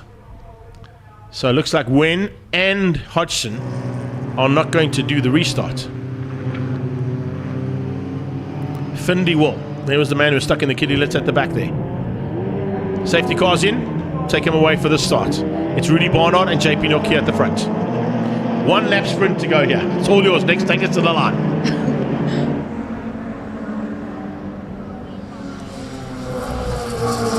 Get your mic right in front there and you can go into the commentary. Here we go down towards turn 2, Cashel corner. Big move from Barnard to take the lead. He gets up the inside. Having a look to try and find a way through there on Hodgson. Hodgson not quite there, but he's going to give him a run. You said your money's on Hodgson. I think Rudy Barnard might be able to fend him off. But don't ever take out of the equation Mackie Adlam and David Jeremy. It's true. He'll just be waiting for the front runners to make a mistake and then he can get in there. Mistake now is costly because there's no more laps left. 1 lap sprint to the line. Anybody can take it. Jeremy goes inside, trying to find a way through there on JP. JP Nokia defending, but I think David Jeremy's got the inside line. He has. David Jeremy squeezes through there, and Adlam's going with him. Watch out in the background. Oh, incoming. Jeff Gable's about to join the party. 5-way fight for second. That's awesome. The lead, I think Barnard's just got an advantage. And to the line, here we go. So, across the line they come. After an action-packed Lotus challenge, it is Rudy Barnard who wins out over David Jeremy. Jeremy with the fastest lap on that last lap as well, taking second place ahead of JP Nokia. Where was your man? JP was my man. Yeah, no, but where was he? I don't know. I thought you said he was going to win. I thought so. You thought so. He didn't have time to ease into it. I think you gave him the commentator's curse again there as well. JP, don't worry, but hopefully for the next one. There you go. Jeff Gable now stopping to say, has anybody seen my nose cone or my bonnet? Could you please pass it to me? I'd really appreciate it. Kind of need there that. He is, and you kind of need that for the next one. Where is it? Where is it? We don't know. The marshals will get it to you. Don't worry, buddy. So let's wrap things up there. Have a look at that. Rudy Barnard, David Jeremy, JP Nokia, Mackie Adlam, Jeff Gable, top 5 ahead of Thomas Falconer. And then if we go down to Class L, I'm just looking to see there, I think Class L would be Fulton. Yeah, Fulton takes the victory in Class L over Volema, and Josef Kotzer for third place, beating out Barry Dunford and Jean Dutoy for the top 5 in Class L. So, that's your first bit of live stream commentary done there. Not too shabby there, young lady, well done. Apart from the curse. Yeah, it's okay, It's but kind that's of like that curse where if Nico Rosberg takes a selfie in front of a team's pit, their garage, then they end up not finishing or they end up losing out on a podium. Oh, okay, so it's like that, hey? like Alrighty, okay, cool. Well, joining us today as well, come on, jump in here. I think you're going to have to squeeze in a little bit as well. Is a young lady as well looking to get into the world of motor journalism and to do what we do, Shannon Driver. Shan, first time on the microphone with me. I think you did a little bit of talking upstairs with Leon, but you need to come straight into the mic here. Put your chin on it if you can, makes it a bit easier. Take us through, where is the love for motorsport come from your side of things? I think it's a relatively new thing for me, but last year I went away for a couple months on an exchange, and my exchange sister was crazy about motorsports. Mm-hmm. And I just got so into it with her that feeling of this is where I want to be kind of hit. Good. And I just decided that I knew the only way to get into it is by doing it. So I I just started trying to get into motorsports. So here you are. Yeah. So I believe you went and had a chat to a good friend of mine, Paige Lindenberg, initially, because she gave me a call and said, I have this young lady who has a bit of love for motorsport and wants to try and get involved into things that I do, things that I can do on the journalism side, not only on the commentary side. But she's here today, so did you get a chance to go down and have a chat with her and see what she's up to? Yeah, it was really nice to see her. I met Paige at a leadership conference at my school. She came to speak to us about following passion, and when I heard she was in motorsport, I was like, okay, this is my chance to jump at it. So we got in contact because she's actually an alum of my school, St. Stithians. So it was just really cool. She set me up here, and then it was so awesome to see her today and watch her race as well. So you come from St. Stithians Collegiate. Yeah. Wow. Okay, so I'll give you a little story behind that. Yours truly went to Ferndale High School, which is just up the road from you, and as my 5 years there, 6 years, I had to do an extra year of matric. We had to come and swim at your pool because we didn't have a swimming pool at Ferndale. So we used to use St. Stithians boys, not the collegiate side. We used to use the boys pool, not the full aquatic centre that you got now, the original 25-metre pool. Okay, that's the one we use. So yeah, I know the school very well. There's actually quite a few pupils that have come out of St. Stithians that have got some motorsport heritage in them as well, which is really nice. Cars out on track at the moment, of course, are our single-seaters, the historic single-seaters. I'm not going to ask you to join me for commentary right now, but just a final thought from your side. You went upstairs to see what happens on a live PA. You've seen what happens now with Nicole and I, and of course you've also been on the live stream. And you can see that the comments are coming in on our live stream about potential new talent that's coming through. Where are you thinking of going? For me, top dream would be F1 traveling the world and reporting. But I think anywhere is something. You got to start somewhere. Yeah. That's how it works, eh? I mean, I told Nicole the first time I did a commentary, I had a piece of paper and 9 white production cars in the rain, and 3 months later I was doing World Superbikes. Yeah. So you can't really go wrong. Yeah. So I'm going to let you step out for now and join us a bit later on. Maybe shoot upstairs and go and see if Leon needs some help with these single-seaters, because he battles with these single-seaters. You might want to go and give him a hand. Okay. Thanks, ladies. We'll see you a bit later on for some more commentary there. Nicole and Shannon joining me there quickly for a little update as to what's happening around the track as well. Great to have them here as part of the commentary shadowing that Zwartkops has allowed us to do.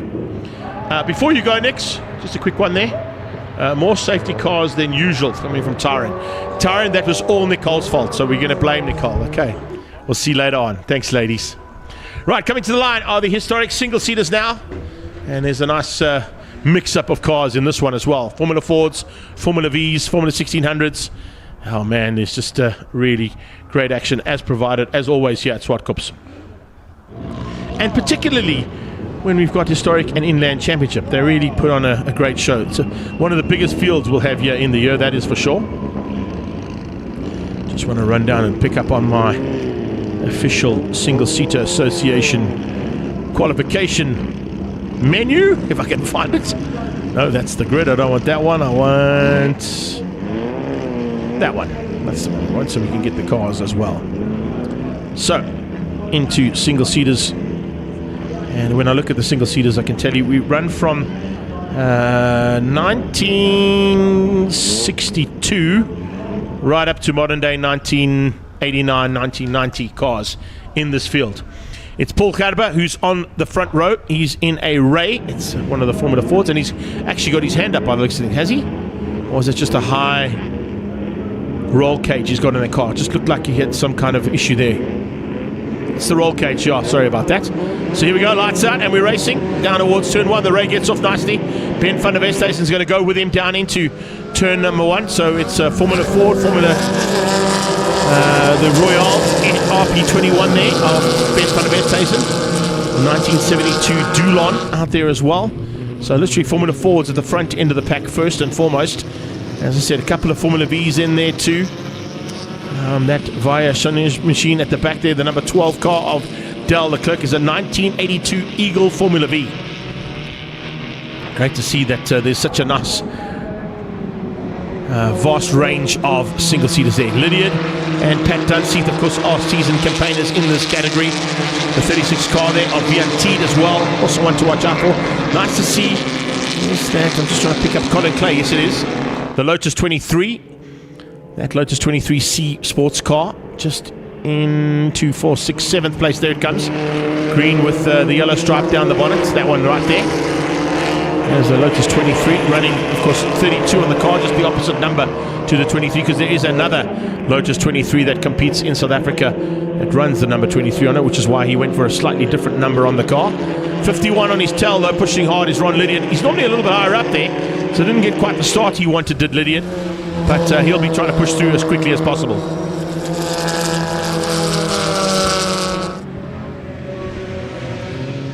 '21 is Van der Westhuizen and 25 was Dunseith.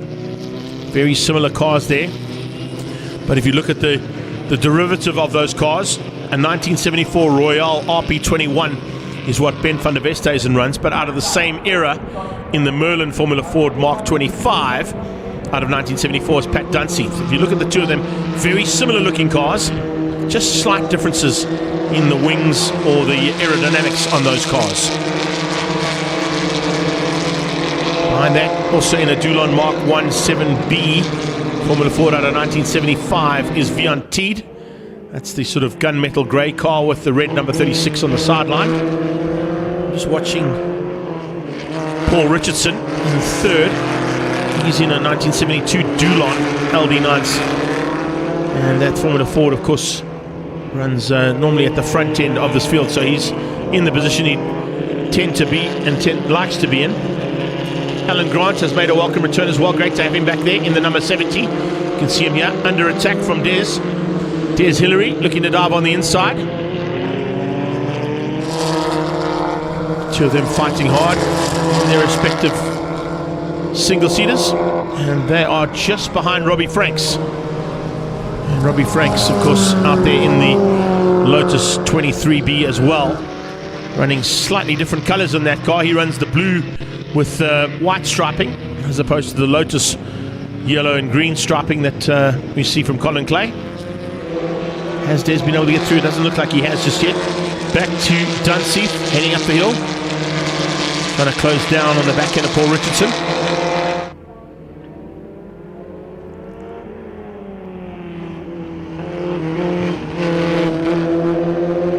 Come out of turn 5. Gaps opening up slightly here between these drivers, except for Lydian. Lydian's making his way through, ticking him off one by one. Ron Lydian also in a Lotus. It's a 51A Formula Ford that he runs. And on occasions, Ron has been pretty rapid in that car at one point in time, especially at the opening round of motorsport in South Africa, of course, which is held here at Zwartkops and is known as the Passion for Speed Festival. And do yourselves a favor, because those dates are already out as well for 2025. Make sure you've got those dates in your diaries for Passion for Speed Festival 2025 here at Zwartkops International World of Motoring. It's the last weekend of January, so it's the 24, 25 and 26 of next year January that you want to have in your diaries. And as I'm going to say, Paul Lydian usually at the front end of that battle for single-seaters. So Lydian trying to close down here on Dunseith. Viantide has got to be caught first by Ron. He's able to get through there on the number 36 car. Further back in the pack, the number 40 machine, having a good run. 40 coming through there. I'm not quite sure who that is, because he wasn't on the official qualifying sheet, so he must have come in late or didn't go out for qualifying.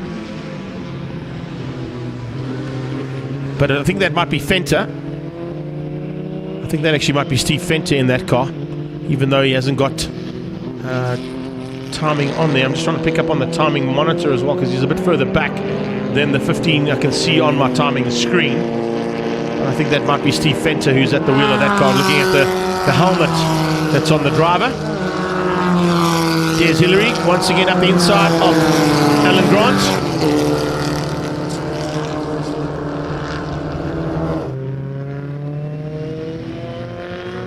Steve Fenter out there pushing hard. So he comes through there in the 67 car. 88 Down the hill, here's Richard Derbyshire in a Formula V.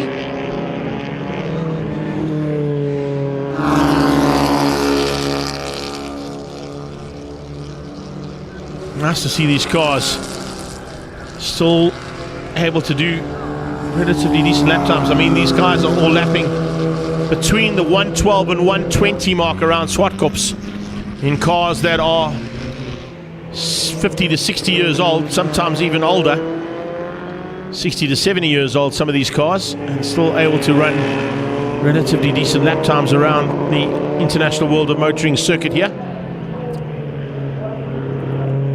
Great little fight on. Fenter about to join this party. He's not too far behind the two of them. They continue fighting the way they are. They just change things up there slightly. Paulie, I'm just battling to find out who the number 40 car is. He's not coming up on the timing monitor. Don't know if you've got him on your screen somewhere. Try and let me know who it might be. Oh, it is, of course. My bad. Sorry, my bad. It's the leader. How can I not see that? I wasn't looking for him there. I was looking for him in the mid-pack. But there he is, Paul Gerber, leading things out. Apologies there, Paulie. Paulie Gerber leading over Ben van der Westhuizen. Van der Westhuizen actually quicker than Gerber at the moment. On 2 occasions, maybe for the 3rd time as well. He is again getting down to the 112.085. A 112 flat around here from Ben van der Westhuizen in that Royal RP21.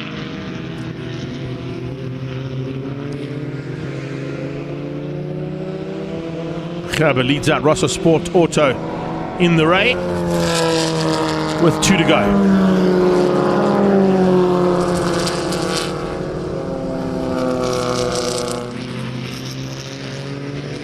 Colin Clay's watched Lydiard go past him and get away from him. I don't think he's had an answer to Ron Lydiard's pace once he got through. Lydiard trying to close down on Vian Teed and Pat Dunseith, who are just up the road. Dunseith has caught Richardson. So Paul Richardson could be in a bit of a fight here for the last lap and a half.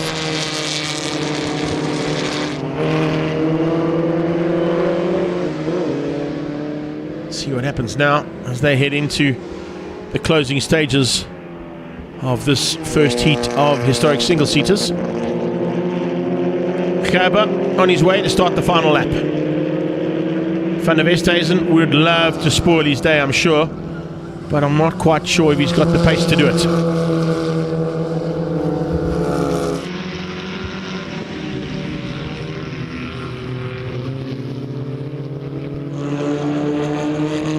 Fenter to the sideline.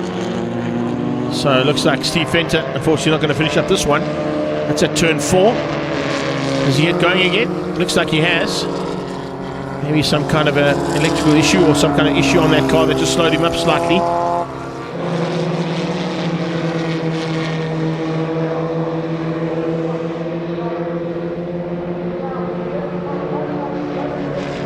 Top 2 to the top of the hill. And round into turn 5 comes Paul Gerber for the last time. Maintained the gap there between himself and Ben van der Westhuizen, although van der Westhuizen has been quicker on the last 3 laps in a row, trying to close that gap down. It came down to 0.8 of a second between them on the last pass across the finish line. Someone running off the circuit there into some dust, but Henny the Flag gives it the wave of the checkers, and it's Gerber from van der Westhuizen. Is it going to be Richardson? No, it's not. Oh, how's that? Dunseith has got through on the last lap. And a spinner as well in Ben van der Westhuizen. Ben van der Westhuizen has spun out in the last corner, and he's dropping by the wayside here big time. He's dropped down to 5th. He can't get the car going. So I said it was Gerber from Ben van der Westhuizen, but van der Westhuizen must have tried something to get past on Gerber on the exit, and he's now stuck. He's going to drop right to the back of the field because the rest of the field will come through there, and he is stuck in no man's land. So from 2nd place, he's going to drop right to the back of the field. That is not how Ben van der Westhuizen wanted to finish his day, that's for sure. Robbie Franks comes through. He finishes up just behind Colin Clay. Des Hillary and Alan Grant behind him. So unless Ben can get out the car and get that car fired up, he's definitely going to drop to the back of the pack. So from a potential second place, Van der Westhuizen's day went from second place to the back of the pack.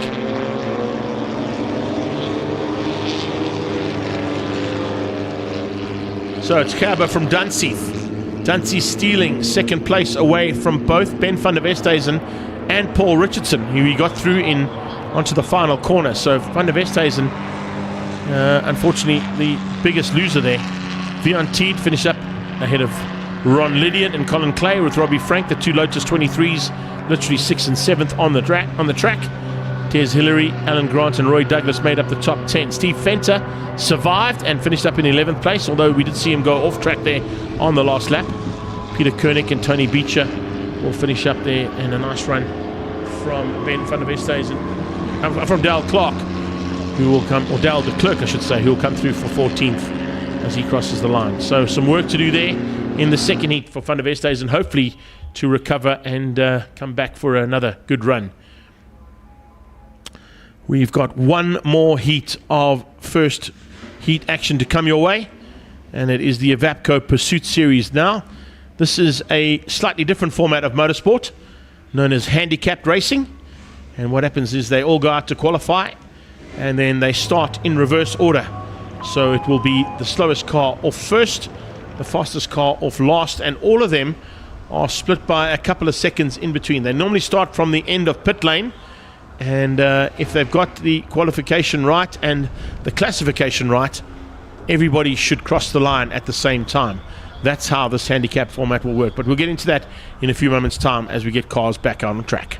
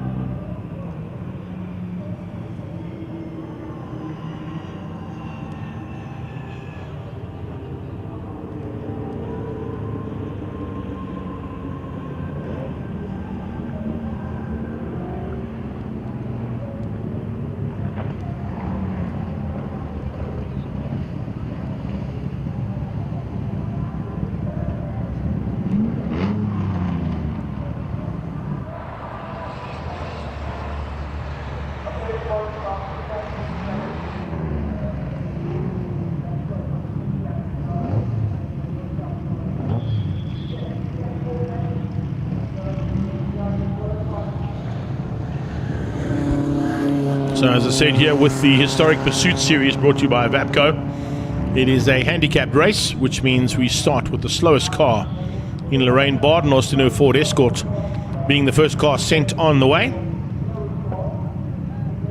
Rob Van Aal in the Mark II will be the next car, headed down towards turn 1. And for 8 laps, basically it's a challenge for the fastest car, Reg Sutton, who, if you look at the lap times from this morning, was nearly 16 seconds quicker than Lorraine Bardenhorst, to start from the back of the pack and try and make his way around all of the cars to try and get to the front end if possible. That's the idea of this format of racing. Depending on the splits, remember the drivers have to allocate a lap time that they think they are capable of doing. If they go faster than that lap time, they break out of their class and are disqualified. So that's the one factor they have to take into account. And of course, all of the times that these drivers get sent off are then calculated to allow them to be in the running, so that the idea is that by the end of the race, all 15 cars, if they've done their calculations correctly, will cross the line at the same time.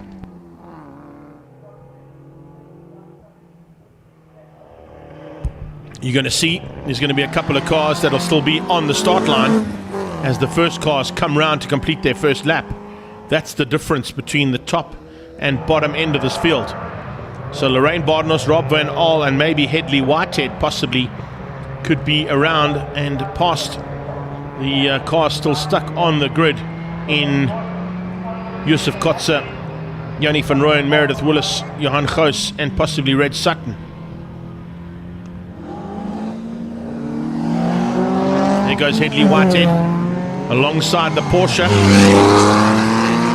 Yusuf Kotze in that Porsche, making his way down towards turn 1. He should catch and pass the Mini relatively easy, but the problem is he's got to come around and catch and pass him again. That's the idea. Is the advantage is given to the slower cars, and it's up to the quicker ones to try and find a way of catching and passing them in time before that checkered flag comes out. Michiel Albeholzer there in the 190E, being followed very closely there by 15G of Rion de Roux. That's the Ford prefect. We saw him in action earlier on in the day as well.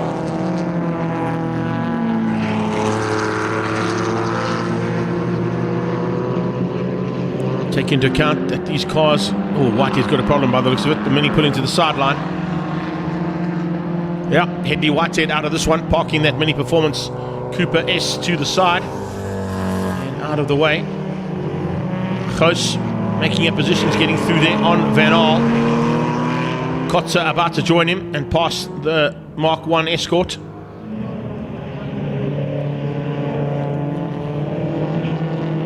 So it's a Mark II Escort, I beg your pardon. So Lorraine Bardenhorst currently leads. That's that car right there. She's got, she had Rob Van Aal on her tail. It's changed up now to Goos, who's going to get past her. Van Aal will still stay in second place for now. Remember, even though he's been passed for the first time by the quicker cars, those quicker cars have still got to come around one lap and pass those cars again. So Lorraine Bardenhorst, Rob Van Aal, and Hedley, well, Hedley won't be there anymore, but Gerrit Murray will have now been promoted up into third place in the Alfa Romeo.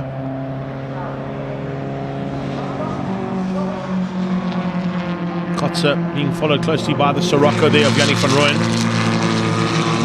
Two of them trying to work together to get through the lap as quickly as possible so they can come round and catch these two leading cars again in time before the checkered flag comes out.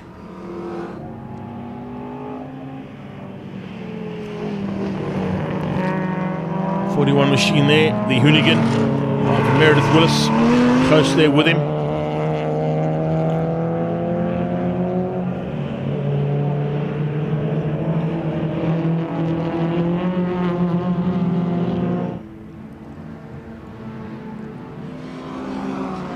Amazing to think Yusuf Kotze in that 1974 RSR Porsche. He's been given a run by a 1976 Volkswagen Sirocco of Yanni van Rooyen. Porsche fans won't be too happy about that. Volkswagen fans will be loving this.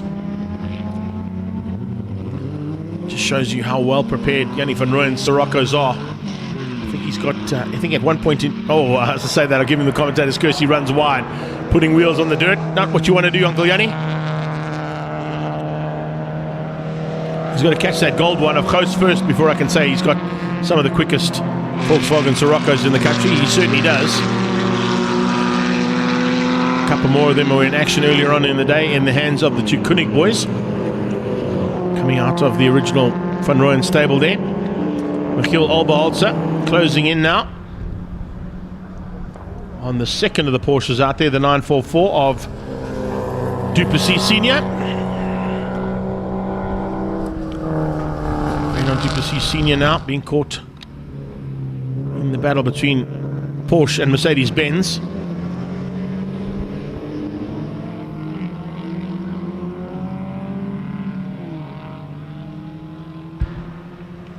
Rion de Roos having a good run there in that little Ford Prefect. He's closed up on the back end of Garrett Murray in the Alpha with 5 laps to go. Looks like a bit of manoeuvring from Reg Sutton as well. He was the fastest car, remember that's the scratch car. So he was the last car to leave the line. And he's got the most amount of work to do.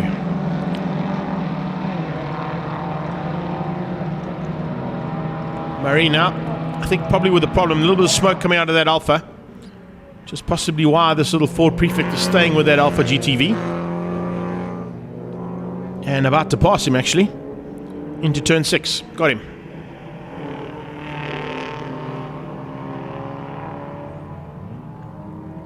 A good run there from that Ford Prefect of Rion de Roos. It's going to move him up into 5th place overall. As we watch Feyenoord Duplessis Senior and Michiel Albeholzer for 4 and 5. Back end of that Ford Prefect is very unstable though. It's about the 6th time I've seen him step that back out. And just manages to catch it, does Rion de Roos.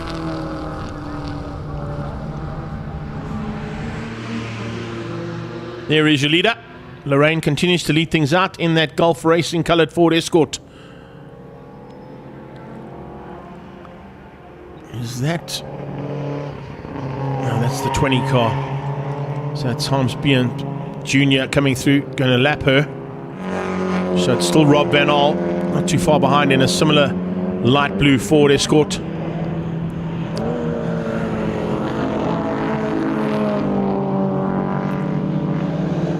Three different derivatives there of the Ford Escort in shot. Bien Jr. gets through. Now sets his sights on trying to come back at her. I don't think he's going to have enough time. Not with 3 laps to go. So it looks like he's going to have to settle for a top 10. That's probably the highest he'll get to. Rob Van Aal has turned the wick up slightly now, trying to close down on the back end of Lorraine Badenhorst. Michiel Albeholzer in the Mercedes-Benz, now ahead of the Porsche of Feyenoord Duplessis Senior. Speaking of Porsches, Kotze on the inside of Jan Goos, trying to get through on the gold Sirocco. He's got the white Sirocco of Yanni van Rooyen on his tail. And they've only got 3 laps to try and catch the leaders. We're about half a lap up the road from them at the moment. So Goos closing in on Garrett Murray. Garrett Murray at the moment is 7th place. So Goos going to move into 7th place if he can get through. Van Rooyen and Kotze going to try and get up there as well. There goes Goos on Murray. He gets up into 7th.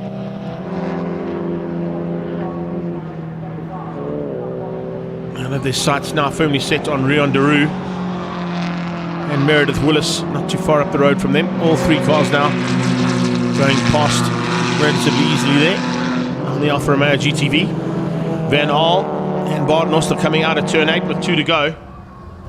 They may have enough time here to stay at the front end of this race. They could have timed this to perfection and got their breakout times right. If they've got their breakout times right and they finish with the checkered flag, they take the win.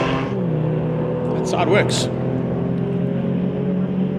So Meredith Willis, Rion de Roos, Goos, Kotze and Van Rooyen. Running in order now, so overtakes will count.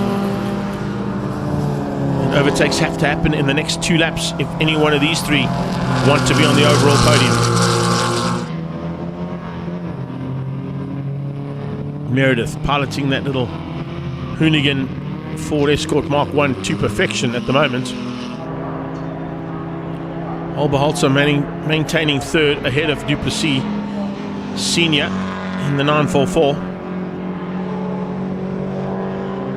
But watch in the background. Oh yeah, a little bit of a wick turned up there as well, coming out of Josef Kotze and out of Yannick van Rooyen. Both of them have got through there on Johan Goos. So the gold Sirocco drops behind the white Porsche and white Sirocco. 3 corners and a lap to go for these 2 cars. Same thing can be said there. Oh, Goos is not giving up without a fight though. He comes back at Van Rooyen. Not going to get and allow Yannick van Rooyen through that easily.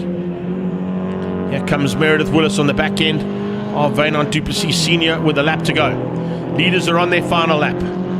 How far up the road are they though? This is pretty tight and evenly matched here. It looks like they've got a relatively good split on the field here for this last lap.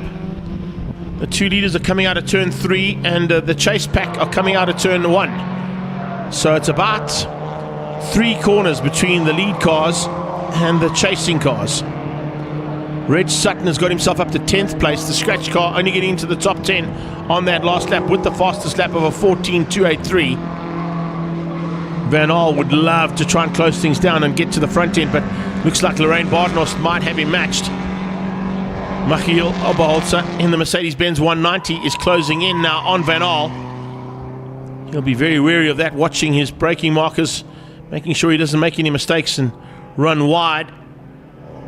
Doesn't want to let that 190 through now, not at this point in the race.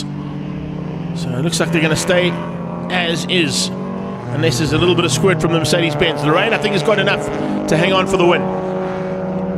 Lorraine Badenhorst for the win. Here comes Michiel Oberholzer under braking for second. Going to try something into turn 8 for the second place. Will we get through there? The leader comes through. Yes, he's got through. Oberholzer gets through for second. Van Aal for third.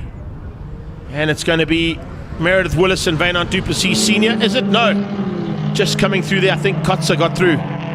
Josef Kotze beats out du Plessis Senior. Johan Goos beats out Yannick van Rooyen. Then it's Rian de Roux. And your top 10 will be Reg Sutton, our scratch car. So as they come through to complete, the back markers of the field are now coming to the flag, including George Iselin, Garrett Murray, and Reg Sutton pulled into pit lane. Reg Sutton pulled into pit lane, so Sutton pulled out of the race. He will not be classified as a finisher as he pulled into pit lane coming down there. I thought I saw the Escort pulling into pit lane there as we went to that shot down the hill. Lorraine Badenhorst wins out if she hasn't broken out. Good effort there from her, beating out Michiel Oberholzer, Rob Van Aal, Meredith Willis, Josef Kotze, Wynand du Plessis Senior in the 944 Porsche, Johan Goos, Yannick van Rooyen, Rian de Roux, George Iselin, and it was Garrett Murray, Harms Beens Jr., and a good run at the back end as well, coming out of the 14 and 15 place cars there. But unfortunately, it is Headley Whitehead, who would have finished in 14th, who's stuck on the sideline, and he won't be finishing up this one. So, Sutton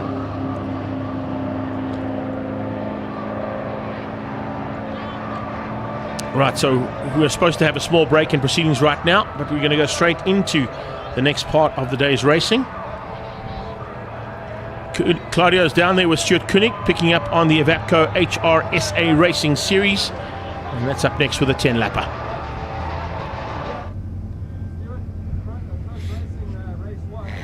What are you going to do for race 2? I'm honestly just going to push as hard as I possibly can. There's not always much you can do.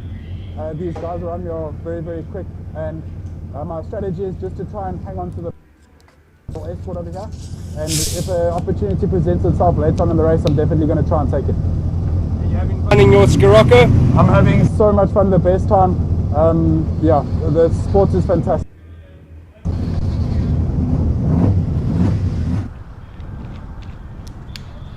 Scirocco.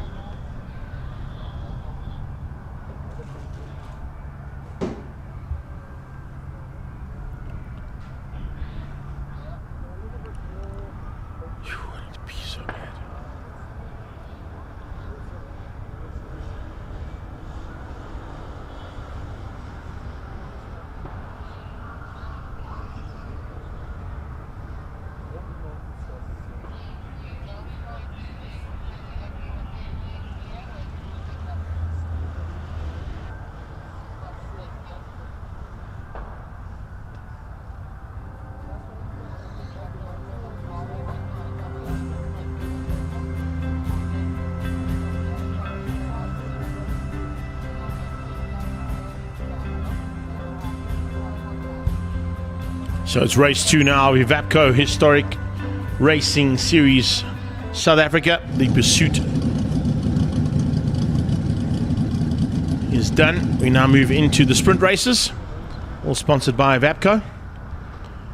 And as you can see, I think it's going to be more of the same at the front end of this one. Nicky Dix fighting hard with Andre van der Merwe in the 2 Porsches, and then they're going to leave the rest of the pack to sort things out amongst the brands of racing in this category that include Volkswagen Sirocco's, Datsun GX and Datsun GX Coupes, Ford Escort Mark 1 and Mark 2s, and just a couple of other marks and makes thrown into the mix there, including a 240Z, and I think there's also a BMW 2002 in this one as well.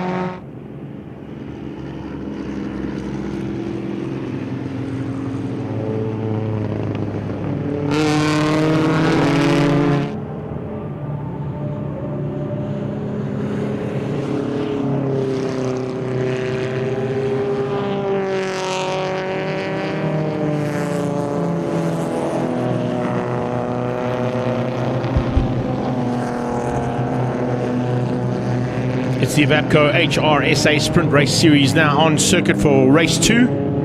8-lapper coming away now for these guys and girls.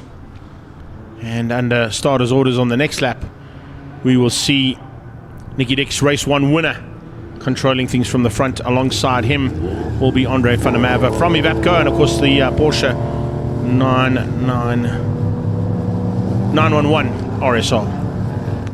It's a 992 GT2 R that is at the front end.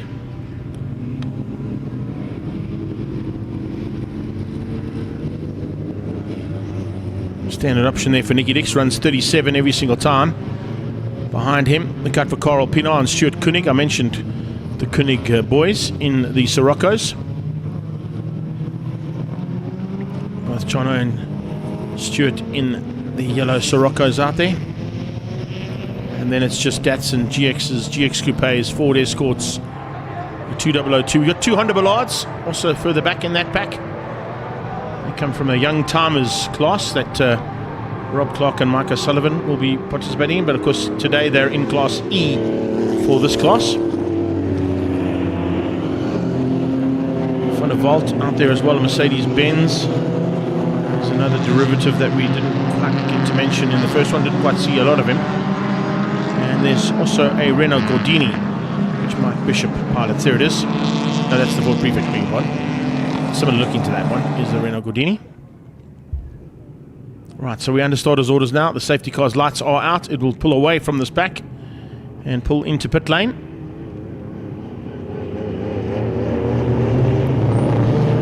Let's see what they can do in the fight here for the Evapco Sprint Series. Wayne Lotus in the house. How you doing, big guy? Good to have you here as well. Thank you so much. Hope you're going to enjoy this one. We certainly had a great one in the first heat. Looks like there's a bit of support out there for the 147 of Daniel Lotta Senior. Here we go. Lights out. Double yellows into turn 1 and 2 just to keep this pack together. They don't want to be losing cars too early on, so they've decided to go double yellow flags into turn 1 and 2 just to give them all a chance to settle down, get those race nerves settled and sorted, and out of 2 we get a green flag and we go racing. So bit of chopping and changing. Frans Jensen back into the mix there with Cameron Foster. Terence Ladner, big T in there as well. Soffa's coming around the outside of Peter Jensen, trying to find a way through early on, try and stay in the battle that was almost a 9-car battle for 5th place in the first heat. Bit of changes in that first bit of heat action that we saw earlier on. A couple of cars, back-to-back races there for Gous. He was expecting to at least get a bit of breathing room between the Pursuit series and the Sprint series, but hasn't had a chance. He literally went in, maybe got a sip of Monster and some juice in the car, and he comes straight back into the hunt. So does Meredith Willis in the Hoonigan. So not a lot of chances or breaks in proceedings there for those 2 drivers. Not a bit of gap being given here at all this time from Van der Merwe, as Carl Pino hangs on for 3rd place ahead of the hard chargers there in the Koenig boys.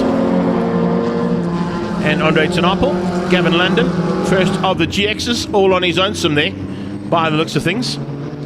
So Tenapel and Koenig fighting for Sirocco honours. Tucked in behind Carl Pino in the Ford Escort. Yo, Gous was so late and locked up into turn number 2 there, Castrol Corner, in that gold Sirocco.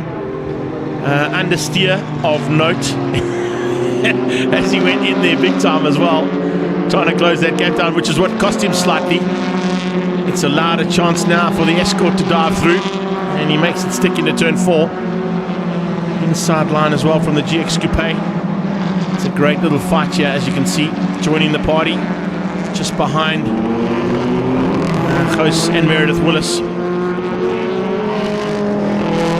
Looks like Jensen's got away, Travis Jensen that is, got away ever so slightly from this pack that are just absolutely flat out pinned through these corners to try and stay together. The fight is certainly on there.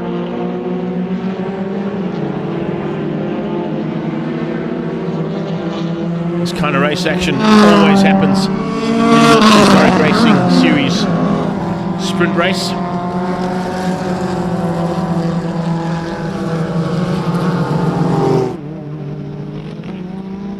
And Undal just hanging on for now. He was the Escort squeezing by on Johan Gous down that back straight away on the last lap, making up 1 place. 2 down and 8 laps still to go. Porsche of Nicky Dix opening up a little bit of a margin now, bit of breathing room between himself and Andre Van der Merwe, but Van der Merwe's not going to give him too much room to play. He wants to bring that Jedi along for the ride. Carl Pino's basically the safest car on track at the moment. He's literally in 3rd place with a big gap between himself and the 2 fighting Siroccos of Tenapel and Koenig. Hepburn looking for a slightly better run here in his GX as opposed to what he had in the Lotus in that first race. Action-packed Lotus 7 challenge race. If you haven't seen it yet, get onto our live stream and rewind and go and watch that. One of the best Lotus 7 races we've seen, but a lot of action and a lot of red flag and some safety cars that had to be brought out for that as well. So that's the kind of action you can expect to see. Hepburn this time trying to stay out of that kind of action. Or was that Tinapel? I think it might have been.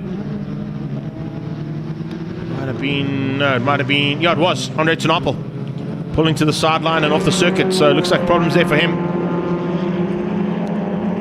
147 just diving through there of Lotus Senior. That's the man that, of course, our fans are shouting for there. Wayne, good move there. Castrol coloured Ford Escort going into Castrol corner. Getting through and finding a way past on the 79 machine. So a little bit of manoeuvring happening there in that mid-pack. It's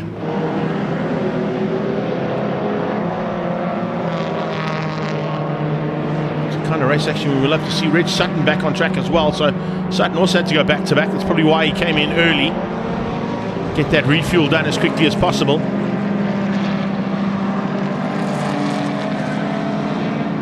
Give him a shot at maybe having a go here from slightly higher positions in his class. How's this fight though? Ladner, Hepburn crossing the line. And they hang on just ahead of Udendal, Goos, Grant Kramer, Meredith Willis, Sophus Pantassis. That's how it all stands at the moment. That 240Z joining the back of the pack of the fight between the Datsuns and the Sirocco's. Bringing a slightly different derivative of the Dazzle Datsuns into the mix.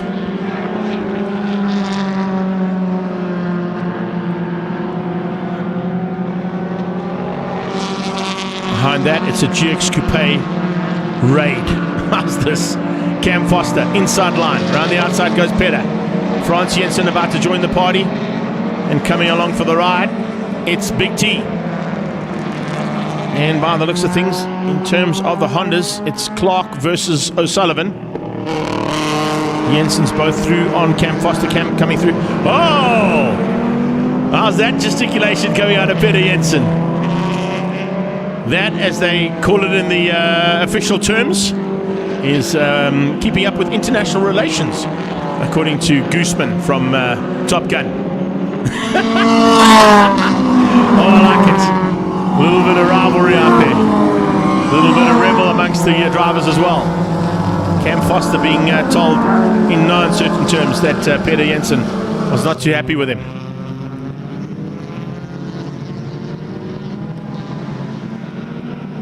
So the Hamilton's man now trying to close down on his fellow family member. How's this for tight though? The Evapco Porsche has closed in on the back end of Nicky Dix in that Curvent air conditioners Porsche. Look at that. Dix under a bit of pressure now with 5 to go. Halfway stage, and it hasn't opened up as much as what Nicky Dix would have liked, I'm sure.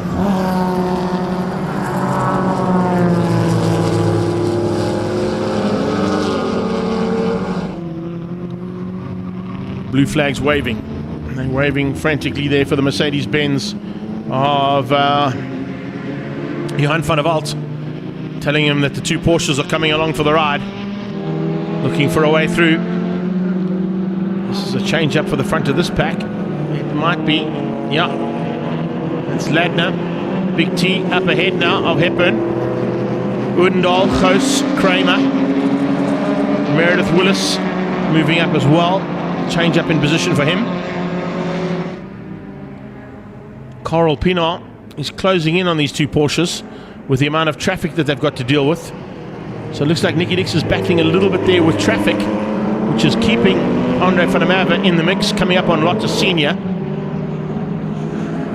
The Castrol Ford Escort could be caught in pasture possibly by the two Porsches as they head towards turn 1. And look at how Coral Pinar has got this little Ford Escort on rails around here.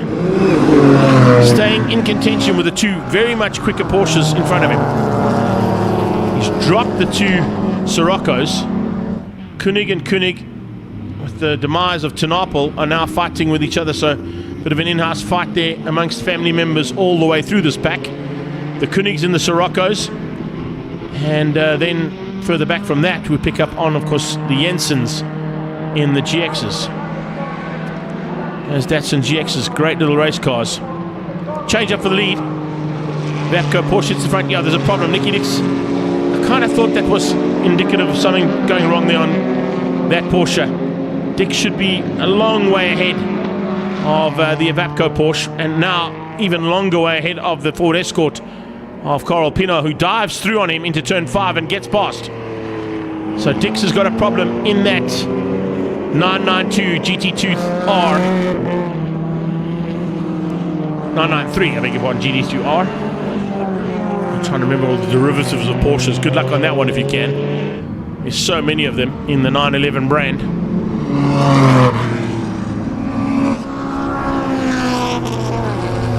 So we got a new leader, and it's a nice comfortable margin he's got at the moment, but can't get too comfortable with 2 to go. Carl Pino is coming like a rocket ship. That Camille During racing machine of his is, as I said, on rails around this track. On a similar vein to what we saw with Henny Groenewald in the Camaro, Carl's doing the same job here in the Ford Escort. Oh! Big action. That's Willis. Willis and London, we've come together. That's the second time today we've had an incident in almost exactly the same spot at the top of turn 5. Double yellow flags, so no overtaking. You will see with double yellow flags, the rule says that you should be slowing down and even prepared to stop. Are we going to finish under safety car here, or are they going to... I would have to say they'd have to try and finish under safety car. Those cars are in quite a dangerous position. Coming up on the BMW now.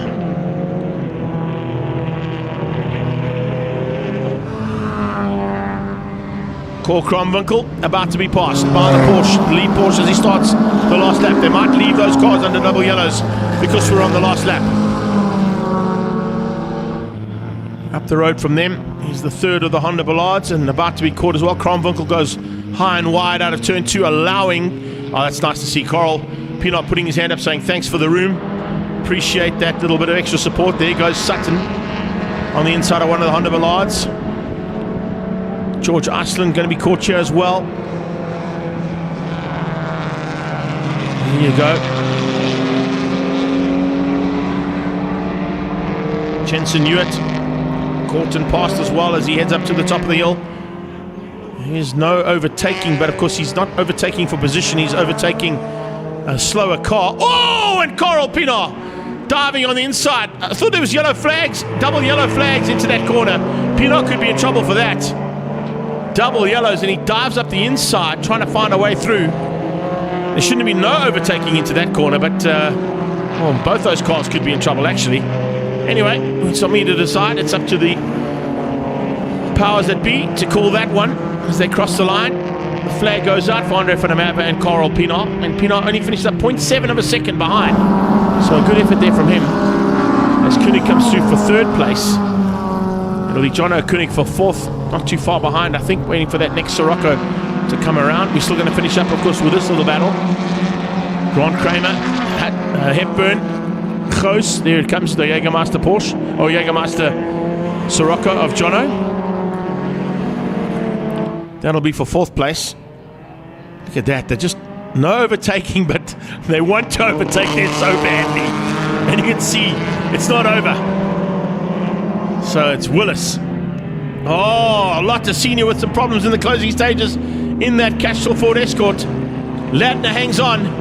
Undal snuck up just ahead of Hepburn as they come to the line. Let's see who's going to have what it takes here. Oh, brilliant finish to this race. Brilliant finish to some phenomenal race action from the Evapco HRSA Sprint Series.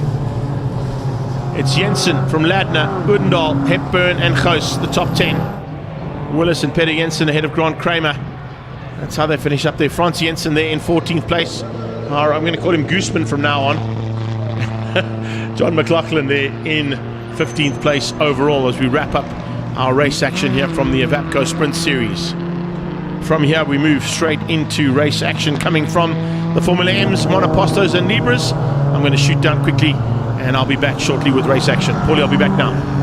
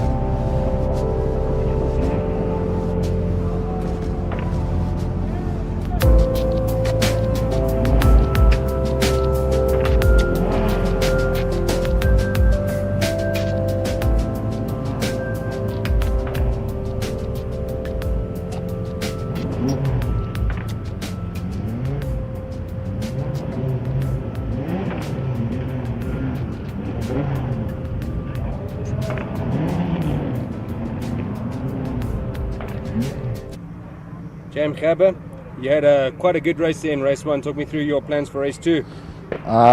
Put fresh rubber on, a bit wider.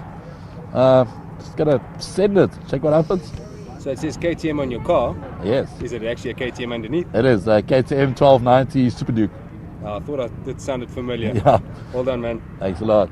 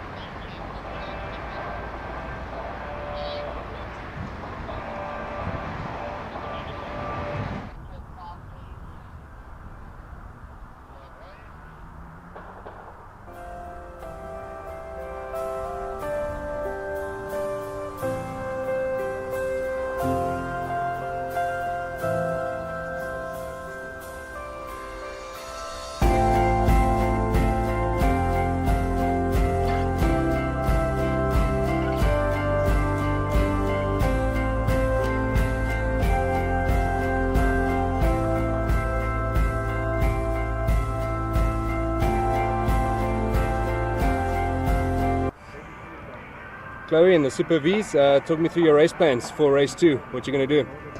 I want to get to top 10, get a good start, and hopefully win for the Vs.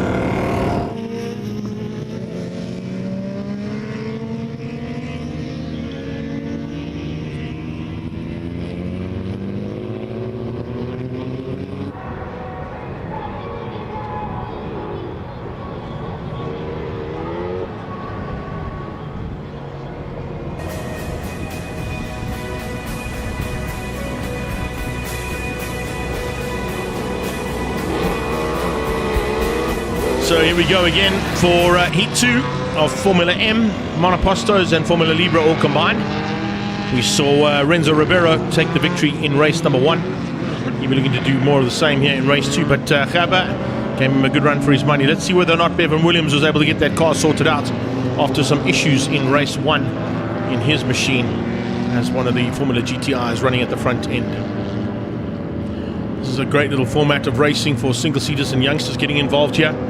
Remember, most of these cars come out of Formula M, which are motorcycle-engined single-seaters, including Gaba's Formula M in second place in race 1, powered by a 1290 KTM. Incredible to think about that, eh? 2 GTI engines sandwiching at the front end. And you've got the Moros, who are running standard option, I'm sure, Suzuki engines in those machines of theirs. A lot of them running 600cc or 1000cc GSXR motors in the Formula M category. Jordan Trump will be in the Formula V. He's, of course, further down in that pack as we come under starters orders now for the second heat of our second heats of the day. We got through the day relatively quickly. We are running slightly behind, but of course we're trying to make up as much ground as possible. That's why we had a little bit of less of a break than the normal circuit cleanup and lunch break we would normally have. But let's see whether or not we can get into the final heats of the day and still finish up in time at the end of the day's racing. Up next, of course, off Marlboro Crane Hire V8 production cars under 2 litres and Little Giants. But race action coming your way now from the Formula M monopostos and Libra.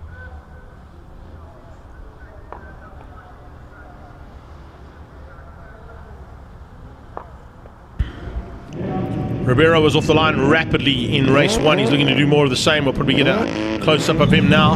There you go. Renzo definitely looking for a chance to be at the front in that metal U-Spares machine. Possibly beating Gerber in his KTM-powered Formula M. Look out for the return. I don't see him on the grid, but maybe at the back of the pack for Bevan Williams. Hopefully he has been able to get that car of his sorted out. Damien Archer, Kennedy Torres, Aiden and Hayden will be going at it. So that's tomorrow. And of course Elwood, that we're fighting hard. Jordan Tromp, Louis van der Merwe and Hilton Morrow in the mix as well. Let's see now for that green flag at the back.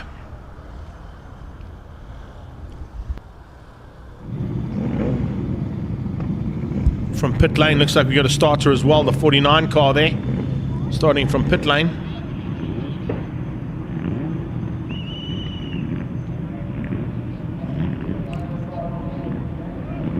Thanks for that, Renee. So Hilton running a 1340 Hayabusa engine as opposed to the 600cc that A was running. So those are completely different derivatives in the Suzuki brand. I knew they were Suzuki engines, but I wasn't quite sure if there was a Busa engine in there. But if there is one, that thing should be flying around here. Let's wait and see now as the lights are about to go on. It's 5 seconds to go. And off the line, it's a good start.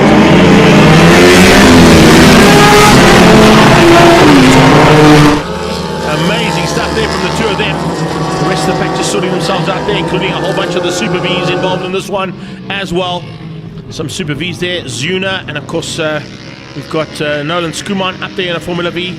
Watch out for them as they come through this pack. Most of them running Liqui Moly branded cars out there. I know Early B joined us earlier on to see how they all work, but getting a little bit of information there from the sideline. McQueen joins us as well. How are you doing? How's everybody at home? The Morrows are side by side into turn 4. 7-up car going up just behind them. Great start coming through there as well from the 10 car. Watching for progress for that machine as it comes through. Definitely some chopping and changing that's happened all the way through this one, but I can tell you something. The front end, there's a change up. It is a 1290 KTM powered Formula M that leads out over Renzo Ribeiro. A bit of smoke in the background there, just keeping an eye on those cars as they come through. Everybody trying to stay on track, somebody running wide ever so slightly there, I think in one of the Formula Vs. But out front, Renzo Ribeiro started the race in pole. He's now in second place. Gerber leads out.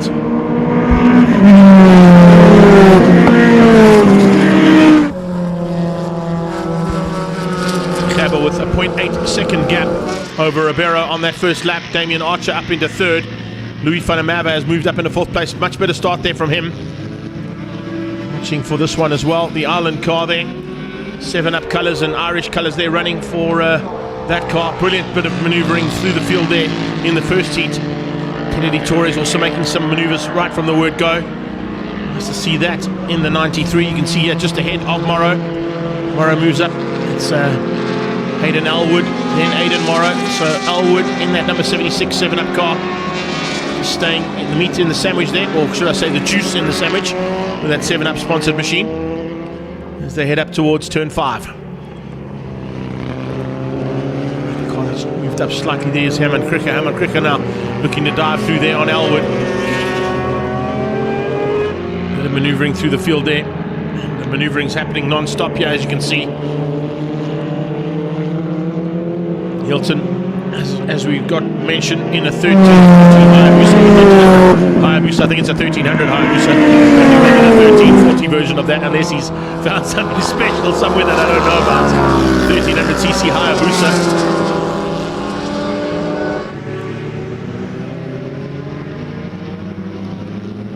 Look at that. Oh, a little dive on the inside. Trying to find a way past. Can't quite get there. Here we go. Gets good drive though. Coming out of turn 2, Cashel corner. And Cricker moves up one place. So Cricker dives through. Getting past on Elwood. Sets his sights now on the number 93 of Kennedy Torres just up the road.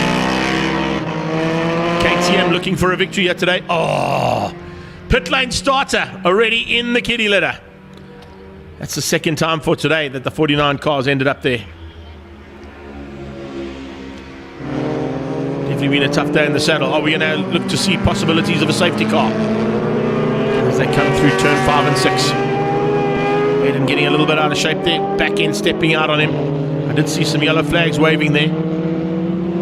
Just picking up on the sideline. Are we going to possibly see the return of that Pretoria no Toyota GR Corolla?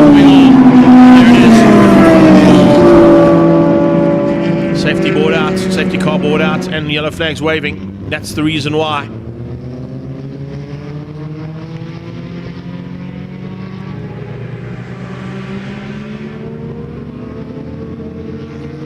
So some more work to do for our marshals down at turn 2. That's, oh, maybe, hey, listen. 8 legs are better than 4. They try and push that car back on track. Who needs Romeo 1 when you've got 4 very able marshals down at turn 2 to get that car out of the thick kitty litter?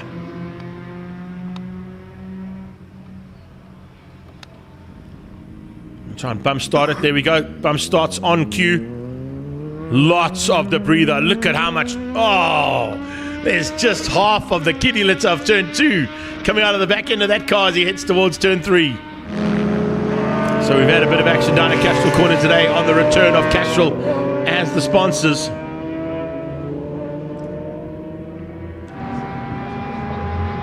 Good day to you, Ronald.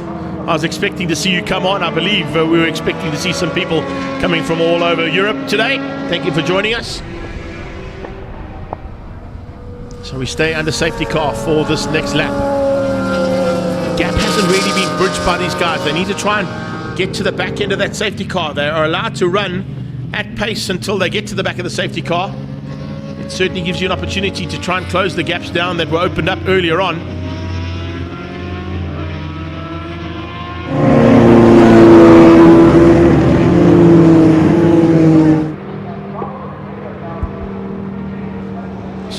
The leader, Kaba, Ribeiro, Archer, Van der Merwe, all behind the safety car. Did Morrow get through on Torres? He has. So Hilton Morrow's moved ahead of Kennedy Torres, Cricker ahead of Hayden Elwood, and then Aiden Morrow. Behind them comes Chard and Trump and Brian and Gooney.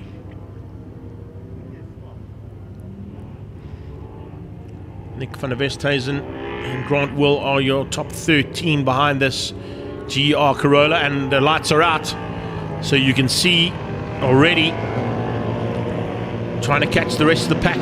Archer, and looks like he might have. He can't go past the safety car until it pulls into pit lane. It goes into pit lane now, and the hammer gets dropped by the leader. So Gabba catching the field up there ever so slightly on the restart.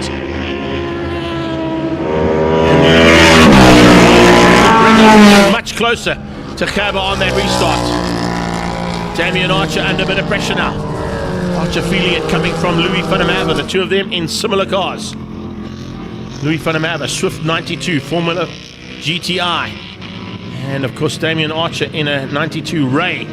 So it's the Ray versus the Swift, the two chassis options that were available for when Formula GTI ran as the National Drivers' Championship here in South Africa in the early 90s. Two of them fighting hard as they go down towards turn 4. Very evenly matched. Then it's Morrow, Torres, Cricker, Elwood and Morrow. Morrow under a bit of pressure there from Chard and Trump. Chard had a big look on the inside there, trying to squeeze through there on Aiden Morrow. And he's still going at it as they come out of turn 2. Rest of the pack further back from that. You got Nick van der Westhuizen and Goonie having a bit of a fight. Grant Will in a bit of a dice as well. Is that the 11 car or the 17 car? No, I think that's that's Heinz Zuna pulling to the sideline. So Zuna out of this one in the Super V.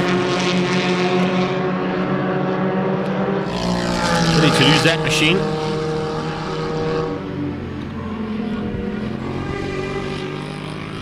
Leader comes out of turn 2, Castrol for another attempt. It's actually the 7-7 car, I beg your pardon. So it's not Zuna. 77. Here's Nick van der Westhuizen. So Nick van der Westhuizen out parked on the inside of turn 4. All these cars qualified, so on our original list, of course, they're not all there. Race result there from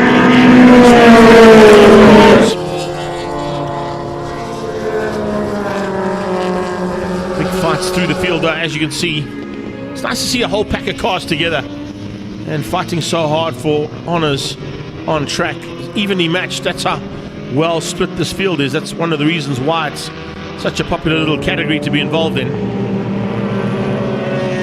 Great dice here, that's for sure.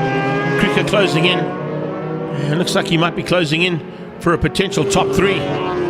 If he can find a way through on Damien Archer. Archer's dropped back into 4th. Louis van der Merwe finding a way past him, and Louis Cricket wants a way past as well.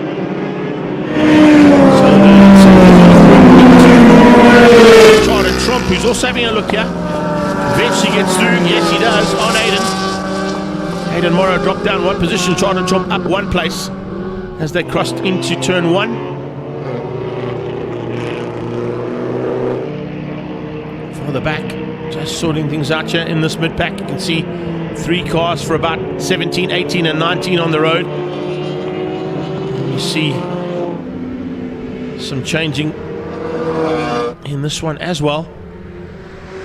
Love this format of racing, throwing all the classes in together. Formula GTIs, of course, form part of the Formula Libra category. We've got Formula Monoposto, Formula M, and all in the mixture. Single seaters from the sort of late 70s, 80s, 90s, and into the 2000 noughties as well. That's where these cars all came from. They eventually ran out of place to play because the championships all died out, but the cars were still available. So they said, well, why don't we just throw all the single seaters into one big mix, call it Formula Libra. A couple of Formula M's said we'd like to join the party, and yeah, Monoposto and Libra were born. So at this point in time, it is a Formula M that leads overall. And further back in the pack, some Super Vs came to play in the late part of last year to join this series and do their own little series as well. Take nothing away. We had some great battles all the way through this pack. Nguni looking for a way through there on Grant Will. Will and Nguni fighting hard here. Just up the road from them. Will hanging on for now. But Nolan Skuman and Chloe Stewart involved in that little fight too. But here come the leaders now in amongst the back markers. Just picking up on Khaber coming through there in the Formula M powered by KTM 1290. There he is, coming out of turn 2, Cashel corner. And with about 1.5 laps to go when he hits turn 4.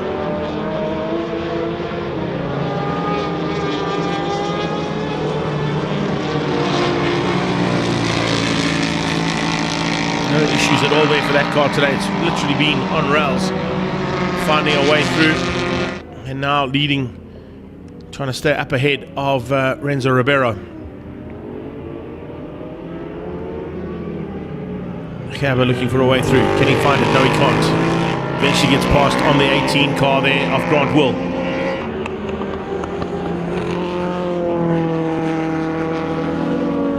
Will continuing his fight there with the 65 machine of Nolan Skuman.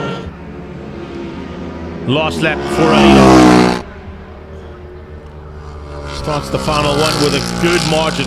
It's well over about 6 or 7 seconds, I would say now, over Renzo Ribeiro. We saw Renzo take the first win earlier on. team down at Metal Use Spares were happy with that. Manny and the family were celebrating on the pit wall. Doesn't look like there's going to be more of the same this time, although it's still a win in the class though for Renzo. Just remember, he runs in Formula Libra Class A, whereas this man runs in Formula M Class A. We've got a yellow flag up into turn 5. Possibly means a car stuck somewhere, maybe on the exit of turn 5 in the kiddie litter.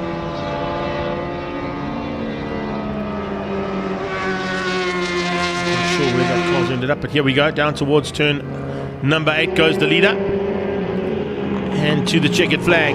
Comfortable victory in the end there for Gerber. He was about 8 seconds up the road on the last pass. Now on the final lap, probably pulled out a little bit more of a margin. There you go, a bit of shimmy shuffle. Both hands off the steering wheel, celebrating the victory. Waiting for Renzo, shouldn't be too far behind now. There he goes, he's actually just gone through shot. So Renzo Ribeiro gets second place this time, but the win in Formula Libra for Class A. We're looking for the blue Formula GTI now of Louis van der Merwe. Here it comes. That's Damien Archer coming down the hill. He's actually been caught and passed there by the looks of things by... Was it a last ditch effort through there? Yes, it was. Aidan Morrow and Damien Archer. Elwood not too far behind that. So some nice... Oh, someone lost the nose cone there on the last lap. That man's had a busy day fetching nose cones and front end of cars. Hats off again to all of our marshals for their efforts and assistance out there, and our medical team as well for the incredible job that they do. But it is Gerber who takes the victory over Renzo Ribeiro, Louis van der Merwe, Hilton Morrow. So if we look at that, you've got Renzo Ribeiro in second, taking the win in Formula Libra Class A. Gerber takes overall and the win in Formula M Class A. Louis van der Merwe will take Formula Libra Class B honours in third place. Hilton Morrow will take second place in Class A for the Formula M's. And Herman Kricher, if I'm not mistaken, will also be third in Class A. Aidan Morrow, he will finish up in Class B Formula M, taking the victory there in sixth place overall. So that's how we wrap things up there for the Formula M category. Up next, as I said, are the big bangers. Marlboro Crane Hire V8 production cars, under 2 litres, and Little Giants standing by.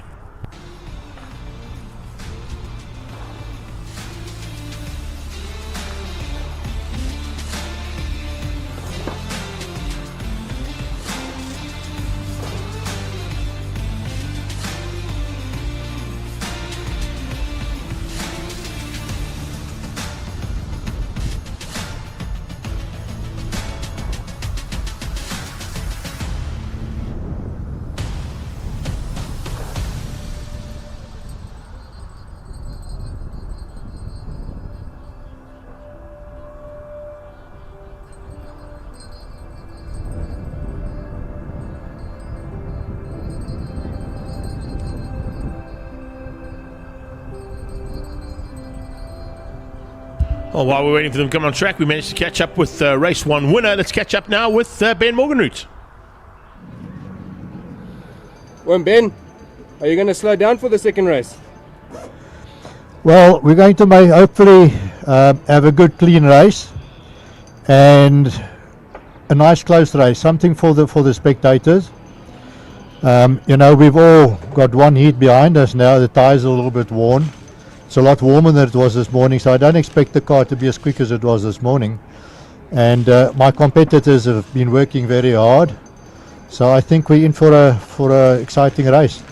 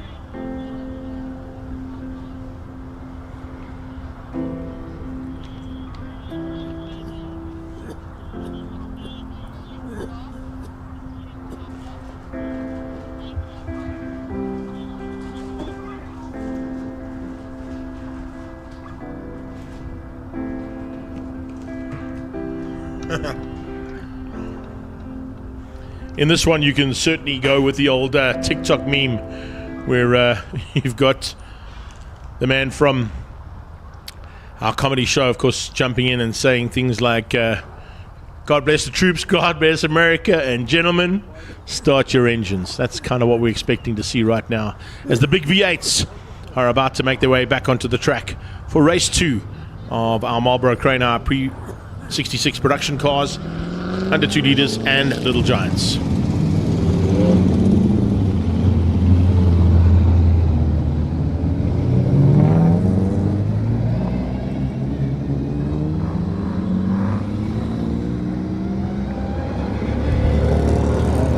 Track once again here for another epic battle. As you heard from Ben Morganroot, the tyres are slightly more worn. It's not as cool as it was this morning, slightly hotter than what it was this morning, so expect to see a bit more slipping and sliding amongst these cars. Looks like one of the cars stuck in pit lane there. I don't think Ishmael Baloy did get back on track. It's the other number 15 car there. That is possibly Drake, but I think he's in the next class though. I think he's just early for his grid position there for the next class. I don't think he's involved in this one. So they're down towards turn 4. Look out for another big battle there between Paige Lindenberg and Alan Meyer. Alan Poulter, I'm sure, will be looking to join the party there in this Volvo 122S. Mark Miller definitely wants a double victory in the under 2 litre class, but Carl Pinar's had a fantastic run earlier on in his Ford Escort. He's now in the Ford Cortina. Definitely going to change things up there. Maybe look for a chance to be there. Ben van der Westhuizen, Ishmael Baloy and John Tendershate in the GSM Darts, fighting hard for honours in what would be Little Giants. So the Black Widow with Alan Mayer at the wheel. They bring them down and going to give them, of course, 2 warm-up laps to get some heat into the rubber, whatever rubber's left on these cars. You'll also be looking to see the demise and the deterioration of the brakes in these cars over the next 8 laps, because they tend to take a bit of strain to do the brakes on these cars. Difficult to slow them down. A few occasions in the past we've seen some big action with the lack of brakes available, particularly when the slightly bigger cars are out there, like the Plymouth Fury and the Barracuda, and of course the 2 big Galaxies that normally race in this category as well. Poulter's car definitely will have an advantage in terms of the braking ability, although he did pick up a little bit of an issue there in that Tom Camphor Volvo earlier on in race number 1, which allowed both Paige Lindenberg and Alan Mayer through on him. Lindenberg eventually going on to win ZBs in her Ford Fairlane for that Lindenberg Racing squad. There she is in the background, 5th car on track, sweeping from side to side, all white with the Lindenberg blue stripe down the middle.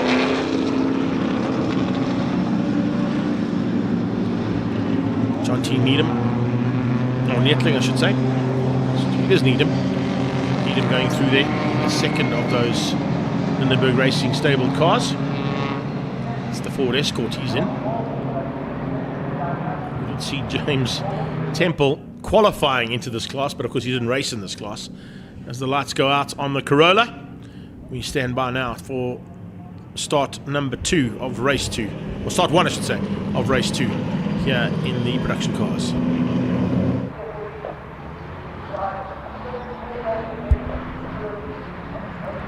Gazoo Racing Corolla pulls out of harm's way, giving the advantage and the responsibility now to Ben Morganroot to kick them off and get them going. Escort into pit lane.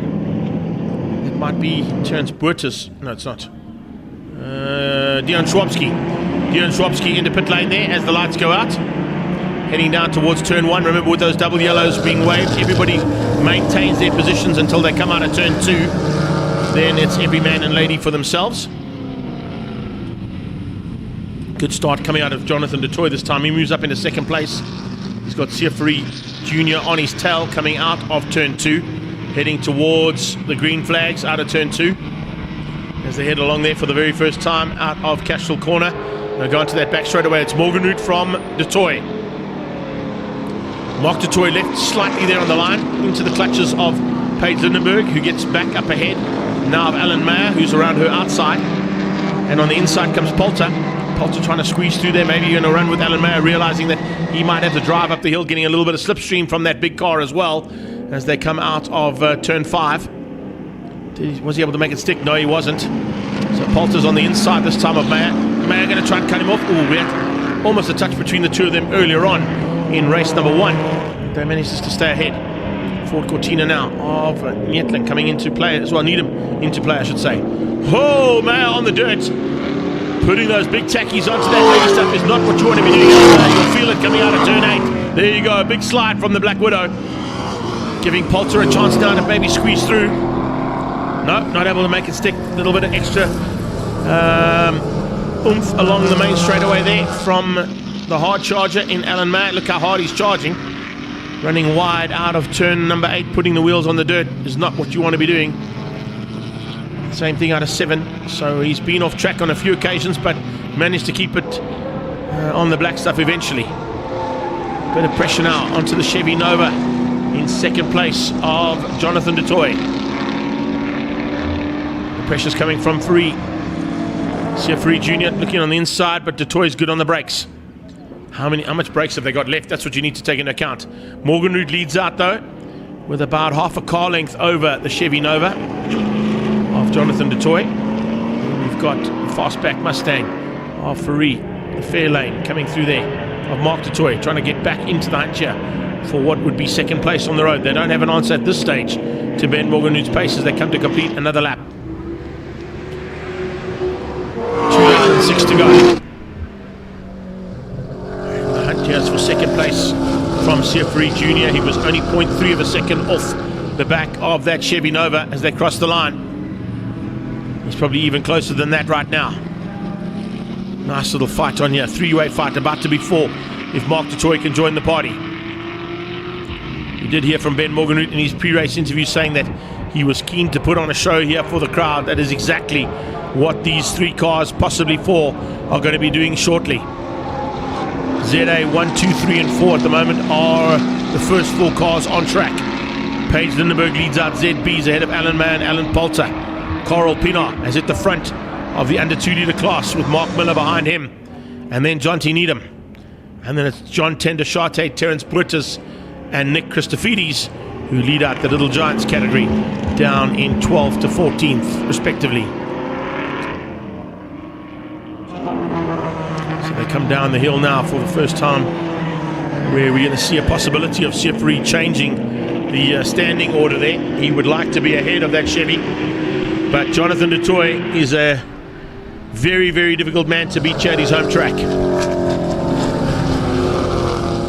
Remember, all 3 of these cars for 2nd, 3rd and 4th place, all out of the same racing stable, Trans-Africa Racing. So there'll be no team orders there, every man for himself. Once again that window pops out of the Mustang. The right-hand side door window pops out of its mounting and starts to flap down the main straightaway. And the same thing down the back straight too. Didn't affect Sia for the first one, but you'll definitely be aware of it because it'll start making a noise alongside you, so could just take away his concentration ever so slightly. Under braking for turn 5. Still no opportunity to get through there. The Black Widow back in front of ZB's. Getting ahead now, Paige Lindenberg. She drops back to 2nd. In 2nd place now, Paige Lindenberg with some work to do.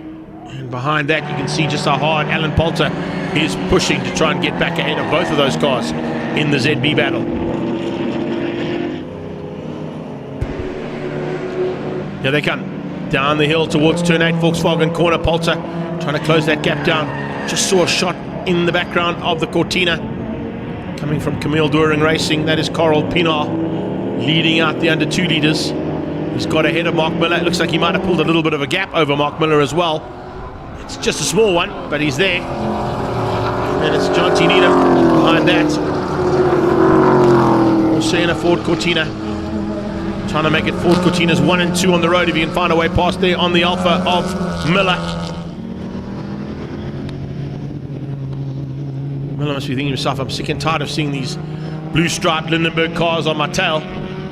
Saw it in the pre-74 and pre-66 ISPs and Sports and GTs, where James Temple was hounding him. when he was in the Daytona Coupe. Now he's got Jonty on his tail, teammate to Jimmy T. Carl Brink on his own. All on his own there for Class A in the Little Giants category. Tender Charte would be second in that category.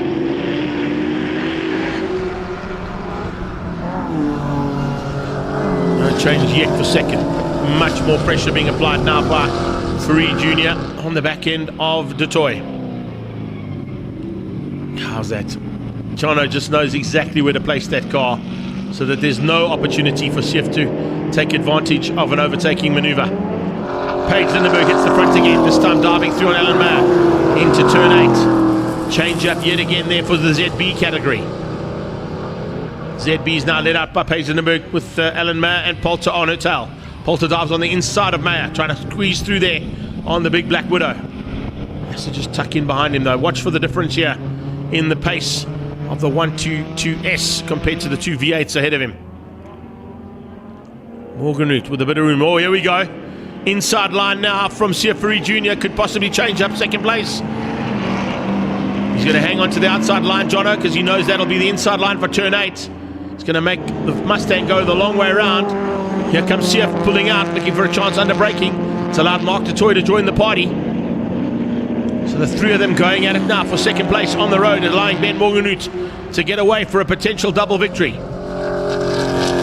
Siafy putting a wheel on the dirt on the entrance to turn 1. You get that wrong, it's going to end up in tears and some very broken parts of a motor car. Down into Castro Corner, Mark Detoy has joined that party. So he brings along the Ford. 2 Fords and a Chevy fighting for the second spot on the road. It's a Volvo and a Chevy fighting for second spot on the road in ZBs. So we got Mustang, Chevy Nova, Fastback Mustang, Ford Fairlane.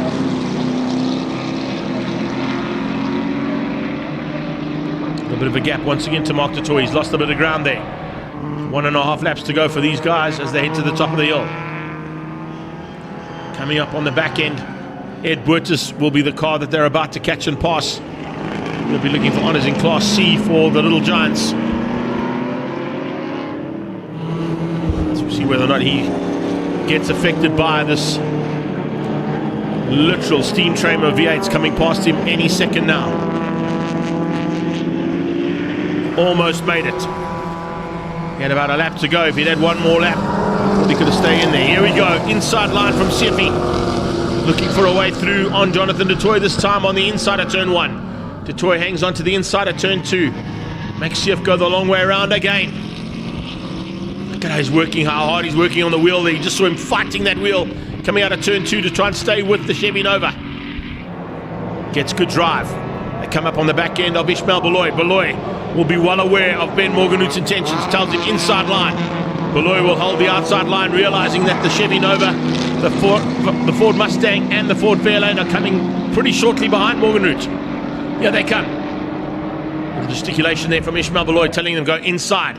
I'll stay out of your way. Van der Westhuizen does the same thing, allowing Ben Morganroot through there. Ben versus Ben. Morganroot wins out over Van der Westhuizen. Is Siafari going to find a way through here on Jonathan Detoy? This time he's on the outside line. That's the line he wants to be in. But now coming up on the back end of Ben Van der Westhuizen could possibly spoil this. Oh, he gets out of the way. Only just as the 3 cars come hammering down towards turn 8 for the last time. Detoy's going to hang on. What a run to the line here from these 3. Morganroot gets the win, but it's Detoy from Siafari Jr. and Mark Detoy, the first 4 in ZA. Here's ZB. It's not done yet between these 2. Alan Mayer and Paige Lindenberg have fought valiantly. Big time here between the 2 of them. It's Chevy Bel Air versus the Ford Fairlane, heading down towards the final checkered flag of the day here for this class. Paige Lindenberg late on the brakes into turn 8, hangs on. Going to bring the Lindenberg Racing Machine across the line for another victory. And hangs on to win out over the hard charger and first time out in the Chevy Bel Air. The Cortina wins out for under 2 litres in the hands of Carl Pinar, beating Mark Miller and John T. Needham. So that's how things get wrapped up in terms of the classes.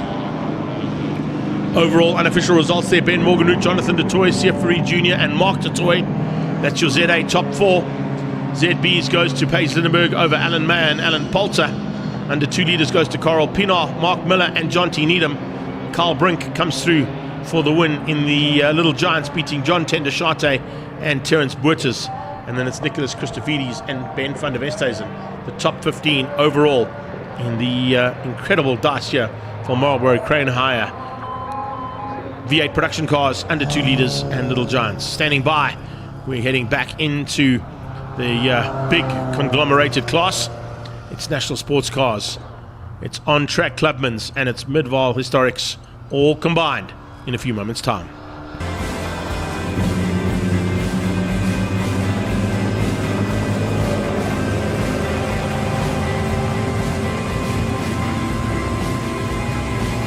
So while we've got a bit of a break in proceedings, I've got Shannon Driver back up here again. Shan, you got to watch that from the outside point of view, and of course now also saw it from the live stream point of view. One thing I wanted to ask though is Paige Lindenberg is, of course, is the lady who's brought you along for today, getting involved in this one. Bit of a hectic dice she was in there, eh? Yeah, and same with the first race. It's between her and that Black Widow just pulling through and trying to like make cut in front of each other. Yeah, there was definitely some action there.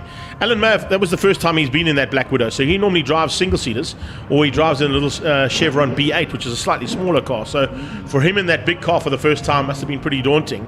And if you take into account, I mean, Paige has won that ZB class on numerous occasions as the overall champion, so she knows what to do. But the fight on there was pretty hectic.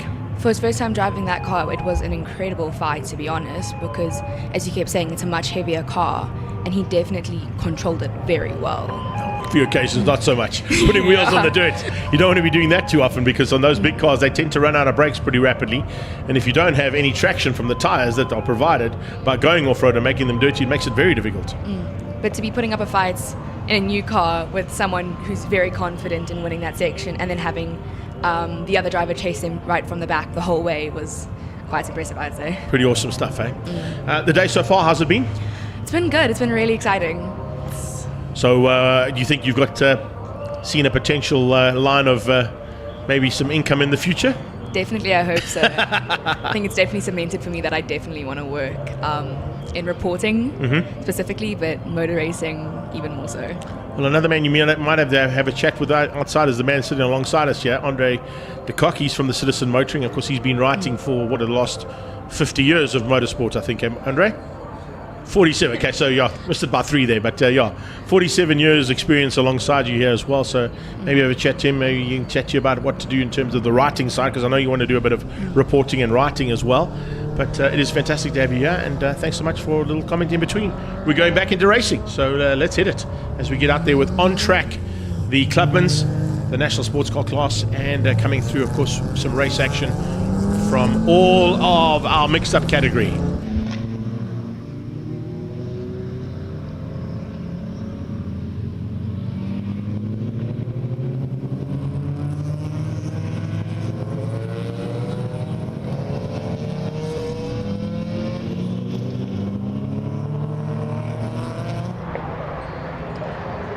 Yeah, the mic was off and we're about to go racing once again. It's the speeds of Peter Zeely who will lead things out here for this category. It's the National Sports Car class that will lead out in the front here. Of course, alongside him will be Ishmael Peck, the National Motorsport Mzansi man. And looking for a chance to maybe outgun that speeds in race 2 in his Lotus 7. It's a very fast Lotus 7 that he's got. That's not a standard option Lotus 7 in there. I don't even know what engine he runs underneath that bonnet, but it's a pretty rapid car, I've got to tell you. But as you can see, with this class, On Track are one of the sponsors. They sponsor the Clubman's class. Then we go further back to Roofshaw and International Race Supplies. That are the sponsors of the Midval Historics. And then NSCC have got no sponsors of their own. They just run as part and parcel of this combined category. Looking for a chance to possibly have a double win and some more victories for his team will be Dirk Lawrence. Jonathan Visser is back in there as well in that magnificent Auto Express Jetta. It's a really cool looking little motor car, that one. Behind him will be Nolan Fleetwood. We also saw Mike Dodd in, as Claudio called it, the hairdresser's car, the MX-5. A lot of hairdressers in their day have owned an MX-5. That's the reason why we say that. It's not a joke, it's the real deal. There is a lot of potential hairdressers out there that'll be looking for MX-5s now that we've mentioned it as the official hairdresser's car. Waiting to pick up on action as they go down towards turn 1, of course, and into turn 2, Castle Corner. Just going to pick up on how they finished up in the first one. Let's go. That's what the one we need. Just also showing how technology has changed the way we do things, eh? The old days, piece of paper, now it's your phone, it's a tablet, it's a laptop, it's a screen. So that's how we run things here. You can't really see it. You can't really see it there, Andre, yeah?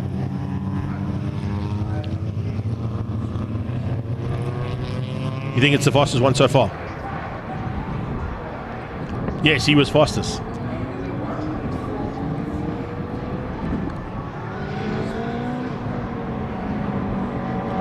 Yeah. Quickest lap. Yeah, that's exactly it. So Andre de Kock from the Citizen Motoring just giving us a little bit of heads up there that the Speeds is not the fastest car on track at the moment. Henny Groenewald actually outgunning him slightly there in that Chevy Camaro that we saw him in earlier on. We'll see him a bit later on in that again. Peter Zili did a 104.7. We got a 104.4 out of Henny Groenewald, so it's 0.3 of a second between them. But Zili's qualifying time was actually only a 105. So he's got a lot more potential in that car. Depending on how much pressure Ishmael Peck can put on him is, I think, what we also need to take into account, because Peck is definitely looking like he's up for the challenge. He's got the Caterham of Andre Leroux on his tail. And then don't forget, we've also got Steve Fenter there in that Nash Special just in behind. That's the sports cars about to go to battle. You can see they've left a big gap this time. Dirk Lawrence not wanting to get involved in those sports cars at all. He's giving himself a little bit of breathing room, a lot more than what the first incident where we saw him at the front end. So he lets the sports cars get away. They head down towards turn 1. Dirk Lawrence will bring that JDM tuning and a Zoic Panel Beaters Honda to the front alongside Rodney Kreis, who of course is the champion in this class from last year for on-track Clubmans. And the Clubmans now make their way down towards turn number 1 as we see Fenter coming out of Castro Corner at turn 2. Fenter will probably be caught by the lead cars in the Clubmans category. And the speeds of Peter Zili got up into about 8th or 9th place overall on track after he'd been through all the traffic at the end of race number 1. So expect to see a lot more action as it makes its way through the field. Rapidly under attack comes the 2 Lotus 7s. And Andre Leroux having a look on the inside there, trying to find a way past on Peck. Peck shuts the door on him though. Here comes the big Master Mowers little, well, it's the big car, but they call it the little Chevy. It's the Chevy Can-Am of Eugene Coase, already ploughing through that field, and pun intended on that one with the Master Mowers car. Look out for that Roof Shaw machine coming through as well. The Roof Surgeon car there of Chevelong, putting the pressure onto the back end of a few of those cars in that on-track magazine Clubman's category. Great to see them supporting this class. Vaughan and the whole team there behind this category. One of SA's finest still mass-produced magazines that come out as well, even though they've got an online version of it as well. I'm not quite sure if they still produce the printed version. I think they do. If they don't, of course, you can pick up on Track Magazine for their website to pick up on the latest version of that. They normally send it out in an electronic version as well. So it's Lawrence from Kreis, Lebotsky in the Shield Golf in 3rd place as they run down towards turn 4. That's 7th overall there for Wayne Lebotsky. Nico Banze is behind that in the 77, and then Vitor Diaz in 9th place, just ahead of Jonathan Visser in that Auto Express Jetta. Slightly new livery there for JDM Tuning and Zurich Panel Beaters from Dirk Lawrence's point of view. They've run their livery for a long, long time. Just watching Steve Fenter. Fenter's being caught there by the JDM Tuning car. There's a car on the inside of turn, or just on the start line there, by the looks of things. Not quite sure who that is, but definitely some problems there for one of the cars that's stuck at the start line. It'll be held under yellow flag through that duration of the next 8 laps, I'd say. I don't think they're going to move it out of the way there, because I don't think it's in a dangerous position as such. But we'll wait and see what the COC has to say about that. Dale Blicknote fighting hard. Also in about the mid-pack here, there's Doddy once again just ahead of him. So Blichnout down in 14th, Dodd in 13th. Trying to close down there on Johan Kutsia Senior. There he is. Roadworks Datsun GX. That's also a little car that's come out of nowhere, hey? For a long, long time it was kind of Golf 1s, Golf 2s, the Volkswagen Siroccos and a couple of other forms of Datsun, but all of a sudden there's just been a massive resurgence and a huge amount of Datsun GX and GX Coupes fighting in amongst the categories here today. Particularly later on when we get into that big class of HRSA, as we saw. HRSA is littered with GXs and GX Coupes. Little 1200cc Datsuns are very, very good little race cars. And as you can see, the auditor-in-chief from ZD Auditors definitely on his way through this field pretty rapidly. Watching the lap times, Mr. de Kock, you were spot on your call. 1:04.3, fastest lap of the race day so far, Peter Zeeling. So that's going to throw the gauntlet down there to Henny Groenewald, maybe to have one more go at potentially going quicker than that. BMWs, not a lot of those in this one, but we do have one or two, and great to see them in there as well. It's, Trevor Long's in the E36 330i, and the other BMW out there. Just trying to pick up on who that is. I'm not sure. He's not on my list, and there's also no number on the car, so that doesn't help. It's also something that I can tell Shannon to look at. See that? You're looking at cars with no race numbers on it. How are you supposed to tell who it is? No one knows. It's the Ghost Rider out there. Doddy, though, is having a good run here ahead of that Martini Racing Polo. Slowly but surely, a bit of chopping and changing there too. The 17 car of Johan Swart closing down. Old shape Polo hatch there. Kind of, I think it would be Polo hatch 1. Mark 1 version of that Polo hatch up towards Dodd in the Mazda MX-5. And then a late bit of braking coming up on the 15 car of Dale Blichnout from Henry Fourie in the Alfa Romeo. Can he find a way past? Fourie has a big look and gets through eventually out of turn 7. But not quite done just yet. No, there we go, down towards turn 8. Cements that move. So we've got 5 down and 3 to go. Leaders already onto their third last lap. These guys are about to start their third last lap. As you can see, they've left that car just on the inside there. Just trying to work out. It looks like it might be one of the Hondas there. It might be Vitor Diaz, I think. Vitor Diaz that's parked on the sideline there because he's dropped off the timing list. So Vitor Diaz is the Honda that's parked there at the start line. Down the hill comes our leader. This is a really good little race car, this as well. Not a lot of them in South Africa, but certainly a very capable race car. That's definitely a race car that's well known for its capabilities in South African motorsport. Anybody who's ever seen a Chevy Can-Am in full flight will tell you that it's a really, really special little race car, and Eugene Goos's one particularly is one of those, but about to be caught by the leader overall as well. So Goos, I think in 14th place, is leading out in the Midval Historic category, sponsored by Roof Sure and International Race Supplies. But he's about to be caught and passed by Zili, who's now running a little bit more comfortably, but still in the 104s.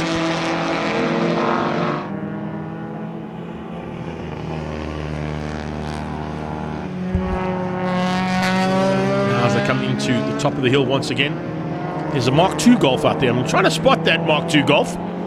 Eventually gives us a chance to speak about Kajal Motion. Haven't seen a lot of those racing, that's for sure, the big jumbo Golfs.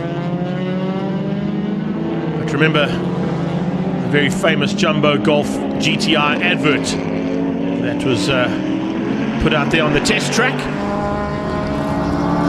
Nice to see a Golf 2 out there actually, something different.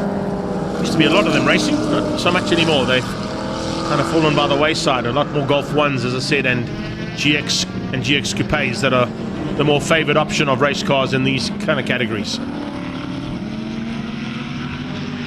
ZD goes through, following pretty much right on his tail. Ticking off one by one is Eugene Goos. This is Fenta in the Nash Sports Special. Car built by James. This Matt Nash now in New Zealand, full-time, no longer in South Africa, but that's the man who, of course, came up with the concept of that Nash Sport. It's a capable little race car, particularly in endurance racing. Oh, we've got a problem. Peter Zeely with an issue. The leader slows up, puts his hand up, and that could potentially be a problem. It is. It's a major problem. Zeely's got some kind of issue on the car, and it's literally freewheeling down towards turn number 7. Is he going to move off the track completely? I think he's out. Yeah, he's out. Adrian LaRue and Ishmael Peck have now been gifted a chance to take the lead of this race. So it's LaRue at the moment who's got the advantage over Peck. Peck will be kicking himself for not being closer as they come down onto the back end here of, well, the flag comes out actually on that lap, beg your pardon. So right on the final lap, can you believe that? The luck not going Peter Zeely's way. And Zeely now will drop right out of harm's way. If he just kept rolling, he might even be able to get down the hill. He's just run out of drive completely in that speeds. So the fastest car of the day so far doesn't make it to the finish line for race 2 of the NSCCs. Here comes the leader and winner of the Clubmans. 171 Azoic panel beaters and JDM tunings, Dirk Lawrence for the win. He finishes down in 3rd overall as well for him. So it's Lotus 7, 1 and 2. Honda Ballard in 3rd place. Coming to the line should be Rodney Crace. I think he actually got passed by the leaders there, so he might have actually passed already. No, he hasn't. There he comes now. He'll come across the line. Crace beating out Steve Fenta. Fenta will get 3rd overall in the National Sports Car class, and Khoos just behind him will win out the battle for what was the Midval Historics. So that's how we wrap things up here. Can you believe that? How's that? Right in the closing stages, a little bit of bad luck goes your way. It can happen. Motorsport can be a cruel, cruel beast, and Peter Zeely will tell you all about that. Unfortunately, not even getting to the finish line as he stops at the top of the hill there in that speeds. If he just kept it rolling, he could have still potentially got to the bottom end of the circuit and crossed the finish line. But it's Adrian LaRue that's gifted the victory in his place, taking it over Ishmael Peck for 1 and 2 in the sports car class. Down in 5th place is 3rd in that sports car class with Steve Fenta. Dirk Lawrence, Rodney Crace and Wayne Labotsky will be 1, 2 and 3 in the On Track magazine Clubman's category. And we go down to in fact he's just outside of the top 15 there for no, I beg your pardon, there he is. Eugene Khoos is in 7th place for the win. Just trying to pick up on all the names there. I just missed him as I went through the names. 7th place for Eugene Khoos overall, and the win in the Roofsure and International Race Supplies sponsored Midval Historics for the day. That wraps up their racing for the day. They are done and dusted.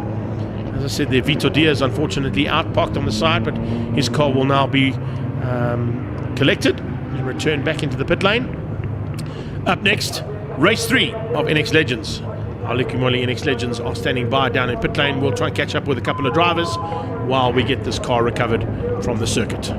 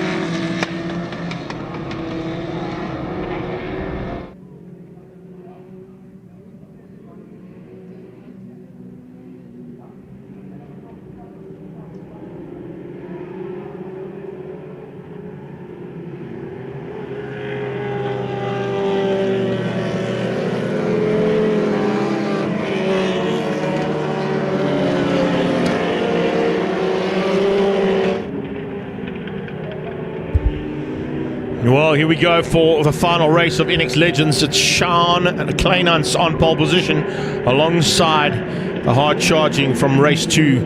And that, of course, is Gavin Buerta. Pretoria Toyota's 1 and 2. Then it's Richard Van Heerden, race 2 winner, up there into second place and onto the second row. And alongside him, the crasher from race number 2 and race 1 winner. And that is hard charging Tyler Robinson. Tyler Robinson having a fantastic start, diving through possibly into second place as she heads towards turn 2, tucked in behind Buerta as they go there, and on the brakes the 27 is up into second. Padiachi into third as he came through there. Nice manoeuvring coming from the back as well. Watch out for this pack of cars as they come through here for the very first time. 89 coming from the back end of the pack is Ricardo Tebbit with some work to do. Not quite where he wanted to start, that is for sure, but definitely some work to do now for that little tail ender. Van Heerden gets to the front, side by side now with Tyler Robinson. She cuts across the nose and leads into turn 4. So it's the AF Fans car taking on the man who won the second heat of the day. So it's 2 race winners fighting for the lead in race number 3, lap number 1. How's this for a start? Tyler Robinson hangs on for now. This is a great bit of morale boost here for her to come back from that spin down into turn 8. She's heading to turn 8 now. Wants to get it all right on the first attempt. That'll just get her confidence even higher. She's already taken a victory, as I said, in race number 1 early this morning. Looks in that little rearview mirror. Sees Van Heerden going defensive to keep out Buerta, keep out Padiachi, and keep out Goosen. Those are the first 5 cars across the line. Behind that, Rico Reker is back in and on circuit. A little bit of extra work being done. In fact, there might have been a spare car. I think he's actually in the spare car. There is Rico. He wasn't in his original race car. They couldn't get that one fixed in time, but thank goodness there was a spare car in the Big Boss stable, and they put Rico into that spare car. He's up into 6th place overall, just ahead of Cyril Jacobs Jr. and Berlin Robinson. Berlin, of course, sister to the leader at the moment. So it's Robinsons that are 1 to 8 on track. First place, Tyler. 8th place, Berlin. The rest of the pack, the meat and the sandwich between those 2 Robinson girls. Here comes Goosen, inside line on Padiachi. Buerta cuts across the nose. Shuts the door slightly on his teammate there from Pretoria Toyota. As they come up though, he gets through on Padiachi, and late braking there from Rico. Just gets through, so some front end changes there on Rico Reker's car. Slots him up and moves himself up into what is now the 5th place, ahead of Padiachi. This is the field now, trying to find a way past him. He's just closing that gap down as well. Watch out for Torben Roos, Berlin Robinson, and Sebastian Venkov about to join the party here. It could be almost a 7-way, maybe an 8-way battle for what is going to be 3rd place on track. Tyler controlling things out front. 1:11.5 from her. One of the fastest laps we've seen out of this class so far today comes from Tyler Robinson here in lap 2. Getting up to pace rapidly. Berlin on the inside now of Torben Roos, trying to come find a way past and sneak through as they head towards turn 3. Nose cut off though, has to tuck in behind Roos and follow him through. She'll try and get the draft now down that back straightaway. Remember, they're allowed to bump draft here in this category. It's all part and parcel of the rules. Padiachi under attack now from Roos. He goes around the outside. Berlin going to try and cut back on the inside, and here come into the party comes the 33 car of Sebastian Venkov. So Seb Venkov looking for a chance now to dive through and spoil the day here for all 3 of those cars ahead of him. Goosen, Buerta, Reker, and look at that, unbelievably, it's Padiachi and Jacobs Jr. But Jacobs Jr. is now ahead of Padiachi, and so is Torben Roos. Padiachi's dropped back 2 positions in the space of 4 corners. A little bit of chopping and changing there. The 96 man has made his way and looking for a chance now to possibly be in the hunt for 3rd. 3rd place in the hands of Jaden Goosen at the moment. Buerta, his teammate, behind that. They head down towards turn 2 for the 3rd time of asking. Reker now just ahead, managing to stay just in front of Cyril Jacobs Jr., but Jacobs Jr. putting the pressure on because he's getting his own pressure from Torben Roos behind him. Padiachi losing slight amount of ground there. Making up ground at the front end is Tyler Robinson. She's getting away now from the master, Van Heerden. So first race winner and possibly last race winner in the AF Fans team in the car 27 would be Tyler Robinson right now if the flag came out. But there's still 4.5 laps to go. 5 on screen, but by the time they get to turn 5, it's about half a lap still to do. Rico Reker sideways out of turn 5, trying to find a way through the on Buerta, just caught himself out under braking. Climbed on the light pedal, kept it buried, and there's a good move. 33 there, Sebastian Venkov trying to find a way past on Berlin. Berlin Robinson keeping him honest, stays inside. A little bit of a maneuver there just to check the attempt to go past around the outside, but I think Berlin will have the inside line. Someone running wide on the dirt. Was that was that Buerta? I think it was. Gavin Buerta just putting wheels on the dirt there. And just catching the rest of the field. Just giving a little bit of a wake-up call. Reika's late on the brakes into turn 2. Closing things down there on that Pretoria Noord car. Pretoria Noord Toyota running 3 cars in this category. And right now, they are sitting 2nd and 4th of the 3. I don't know where the 3rd car is. It's a bit further back in the pack there. Rico Reika has a big look into turn 4. Can't quite get there yet though. He's going to carry good corner speed and good speed up the hill, but amazing speed coming out of Roos. Oh, and Reika puts him on the dirt. Reika comes across the line and shoves Torben Roos onto the dirt there, putting 2 wheels onto the dirty stuff on the inside of the track there, and that's allowed Cyril Jacobs Jr. to dive through, capitalizing on the off-track excursion there from Torben Roos. He had nowhere to go. Reika closed the door on him and didn't give him any room to play. Now Reika looks on the inside of Buerta, this time into turn 8. Not quite close enough to make it stick, but he's definitely putting huge amounts of pressure onto the man in 4th place. Has a dive into turn 1 now. Big look there from the 13 car. Can he make it stick down into turn 2? No, he can't, because Buerta goes defensive. Inside line from Jacobs. That could cost Reika a bit of time. Yes, indeed. Perfectly done. Cyril Jacobs Jr. Great line through turn 2 there. Forces Reika wide. Torben Roos coming into cut back into turn 3. He's going to try and find a way back ahead of Jacobs Jr. and now of Torben Roos. Padiachi losing out there slightly, trying to come back again. Same thing here from Reika. Reika on the inside. Non-stop action here between these 6 cars. Roos this time carries the pace up the hill. But it's Reika late on the brakes. As he gets up onto the brakes into turn 5, gets ahead of Jacobs Jr. Can he hang on to it though? Because Cyril comes back at him into turn 6. Realizing that Rico would run slightly wide into turn 5, he cut back early and made the return of the favor into turn 6. Now down towards turn 8 to come again. Padiachi got some big pressure now coming from the 33 of Venkov. Sebastian Venkov definitely wants a way past. He's going to have a look down to turn 1. Padiachi comes across, but he can't come across too quickly because there's not enough room to play there in turn 1.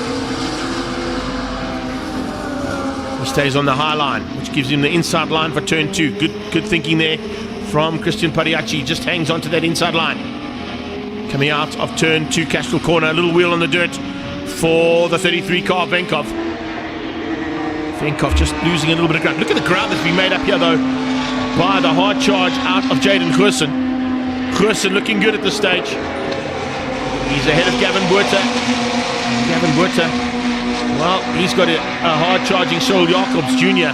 side by side with him up the hill. Who's got what it takes on the brakes here? Late braking from Jacobs Jr. He'll hold that outside line. He's going to try and hold the outside line for 6. It'll become the inside line for 7. He knows that. That's why he's going to try and stay on this outside line, but no. Slicing across his nose. Realizing what he was attempting to do there and shutting the door. Across the line goes 2nd and 3rd place. Tyler Robinson onto the final lap. She leads out comfortably now over Van Heerden. Van Heerden's got his problems of his own though. In the form, no, Tyler Robinson's gone. Tyler Robinson is gone. Where is Tyler Robinson gone? I just saw it now ticking through the timing monitor.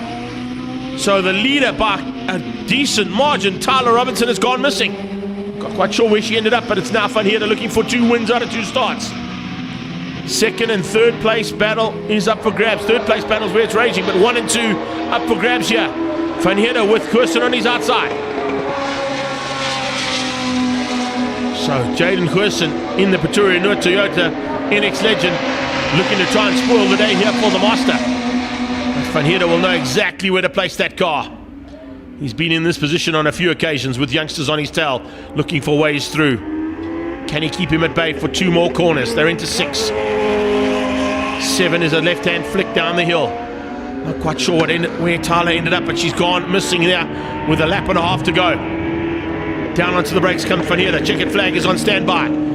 It's 2 out of 3 for Richard van Heerden. Probably get the overall victory as well as he comes through to beat out Jaden Goosen. And Goosen will come through for the Pro Class win. So Jaden Goosen wins out the Pro category. Is it Torben Roos there for third? Yes, it is. He'll take the Young Lions. So Torben Roos wins out the Young Lions. Gavin Buerta will be second in the Pro category. It'll then be Rico Raker for the Young Lions for second, ahead of Cyril Jacobs Jr. and Christian Padiachi. He will take the semi-pro class down there in 7th place overall. Wow, what an incredible dice again in INEX Legends. Another class that never fails to give you great race action on track. Big pity to lose Tyler Robinson with a lap and a half to go. Not quite sure where she ended up because we didn't pick it up on camera. I only saw it after I looked at the timing monitor and just saw her name drop rapidly as they all came across the line. Richard van Heerden, Jaden Goosen, Torben Roos, Buerta, Raker, Jacobs Jr., Padiachi, Berlin Robinson in 8th place, ahead of Sebastian Venkov and Sean Kleinans, our pole sitter, there in 10th place for the INEX Legends Race 3, our final race from this category for the day. From INEX Legends we head to the other big class of the day, our Legends of the Niner, our pre-74 sports and GTs and the international sports prototypes are all standing by in pit lane. We'll be back shortly with action here from the international world of motoring, Zwartkops Raceway.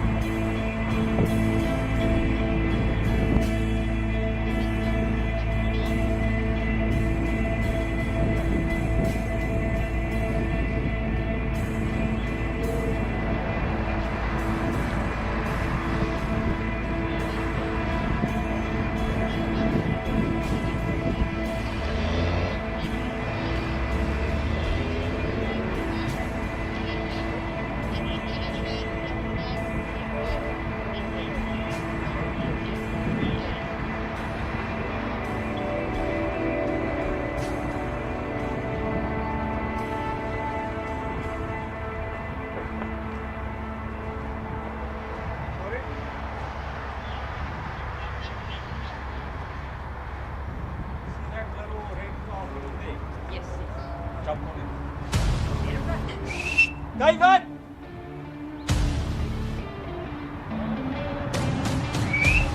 David! Are you good?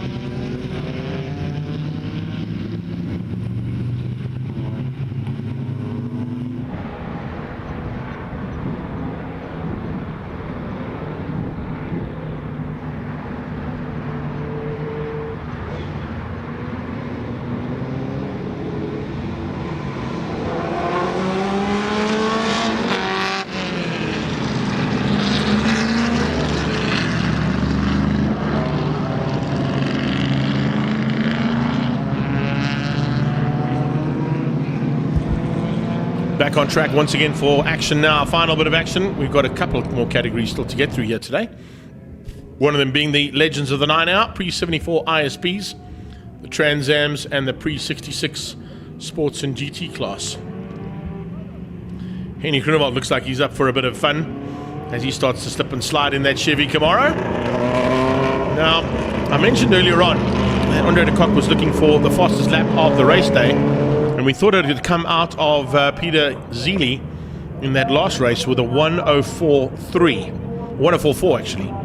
So, well, I stand to be corrected because we already got a 1:04.2 out of Henny G in the first race. So, Henny, no pressure, buddy. We want a 1:01. That's all we want.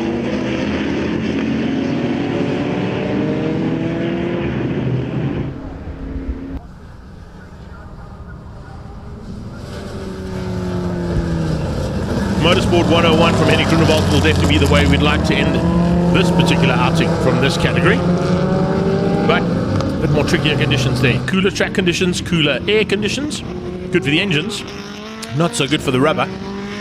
And might battle a bit to get traction down with these big fat tackies that these things run. The smaller cars, the under 2 litres, and the little giants might not have as much of difficulty as we see here in the final stages. But Groenewald won over Jonathan du Toit, Mark du Toit, Warren Lombard beat out Mark Miller. It was Alan Mayer in the other Chevron B8. We finished up in 6th place, beating James Temple, Siefri, Dirk Venter, John Tender-Charte, Ben van der Westhuizen and Sofus Pantassis were the last cars on track. They'll be looking to be in the mix again. I'm not quite sure if I saw Sofus in this one, but I'll just double check that one. That is Ben van der Westhuizen in the 125 Dart. I've piloted that car myself. It's a really awesome little car to drive. Unless you got an Austin Healey in front of you, then it's not so lacquer. Right, so Ben, we saw Morgan speaking about the fact that he enjoyed his Mustang and how much fun he has driving it. I tell you something, I find it very difficult to find any other car other than maybe the big Plymouth Fury that Henny Groenewald has had as much fun in as this Camille Doering Camaro that he races here in this class. He runs in the Sports and GTs and Trans Am class, and he's in Class A. So here we go. Du Toit on his tail, but the welcome return there, of course, is the Lola T70 of Larry Wolford. A little bit of smoke out of that car. That's standard option on that car. It always seems to have a bit of a smoking gun. And we'll wait to see how Larry Wolford goes now in this second heat. He wasn't in the first one at all, remember. He had to come back for the second heat only today. So Larry Wolford looking to try and redeem himself here in the second one and already making his way up a couple of positions. Warren Lombard hangs on. Oh, Mark du Toit's got a problem. Mark du Toit slowing down the back straight away. Wolford goes by him relatively easily. And there you can't even see that Lola T70 Spider in the background. Now he puts his hand up. There's definitely a problem there for Mark du Toit's car.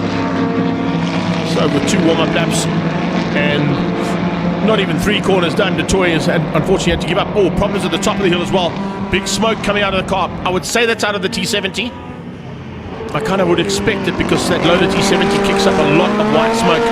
In previous races we've watched it. So I'm going to just keep an eye on that all through race number 2 here. Siafari closing things down. There's that T70. There's the white smoke coming out of the exhaust of the T70 as it tries to close down on Jonathan du Toit in the Chevron V8, who's doing a similar job to try and close down on Henny Groenewald as they complete lap 1 of 10. Larry Wolford back into the mix. Definitely a man to watch out for in this one, if he can close that gap down on Jonathan du Toit. And as they come through now, you can see Groenewald pushing hard. He did a 107.1 on his first attempt. That's from the rolling start. So those lap times will drop dramatically through the race. And you'll get to see... In fact, it's Groenewald who's blown up. Oh, that's huge. Groenewald with a massive moment up the hill. I wonder if there's any liquid that's been dropped down there. He pulls off the circuit. And yeah, there we go, sliding into the kiddie litter. There's definitely some kind of lubricant that's been put down there. Here's a dive on the inside from Larry Wolford for the lead. Trying to catch Jonathan du Toit out there as he was watching the Camaro spin out into turn number 5, right in front of the AMG Driving Academy and Gazoo Racing Academy. They complete another lap in anger. It's the Chevron B8 versus the Lola T70. Larry Wolford is back, looking for a way through there on Jonathan du Toit. The difference you've got here is the nimbleness of this B8 versus the all-out aggression and top speed of the Lola T70. So a safety car has been deployed. They just missed out on the leaders, so they'll only pick them up on the next pass.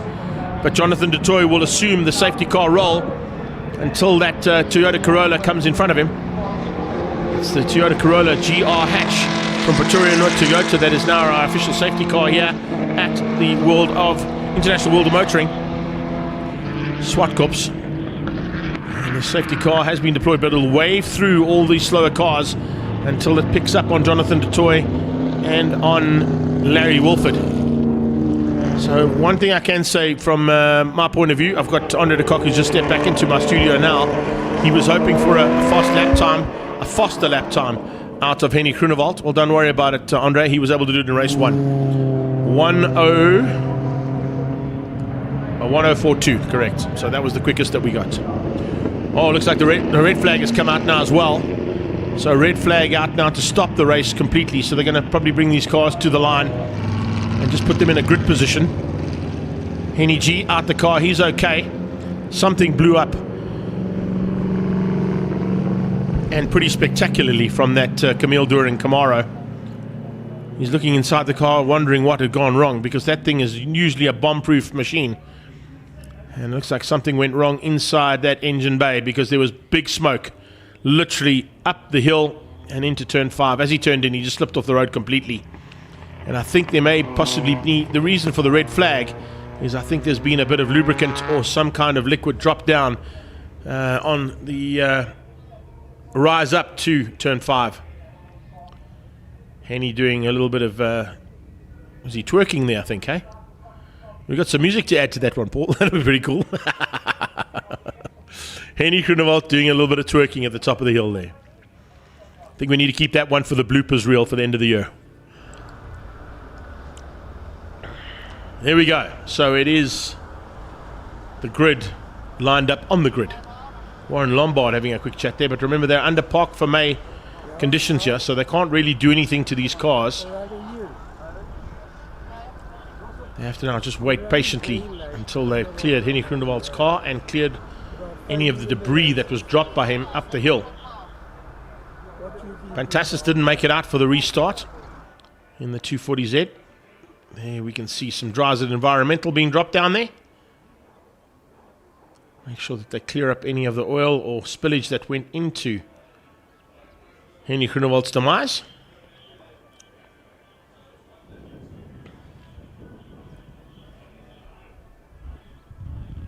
I can hear in the background, just next door to me is race control. They're saying possibly original grid and a 9-lap race is being touted, is what I can hear in the background. So I'll stand to be corrected on that one, and we'll stand by to see exactly what the call is. But that's what I overheard from the room next door between our COCs and timekeeping.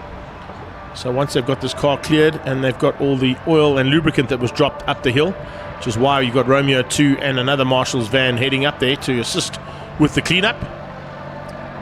They will then get to... Oh, look at that, there's a lot of oil that was dropped. Literally, that's probably about, what's that, Andre, about 400 meters there of liquid and lubricant that has been dropped before Henny Groenewald ended up in the kiddie litter. So we got a bit of a break in proceedings again, unfortunately, yeah, folks. But before we go anywhere, let's just run through a couple of things from Zwartkops' point of view, because we have got some big action coming your way.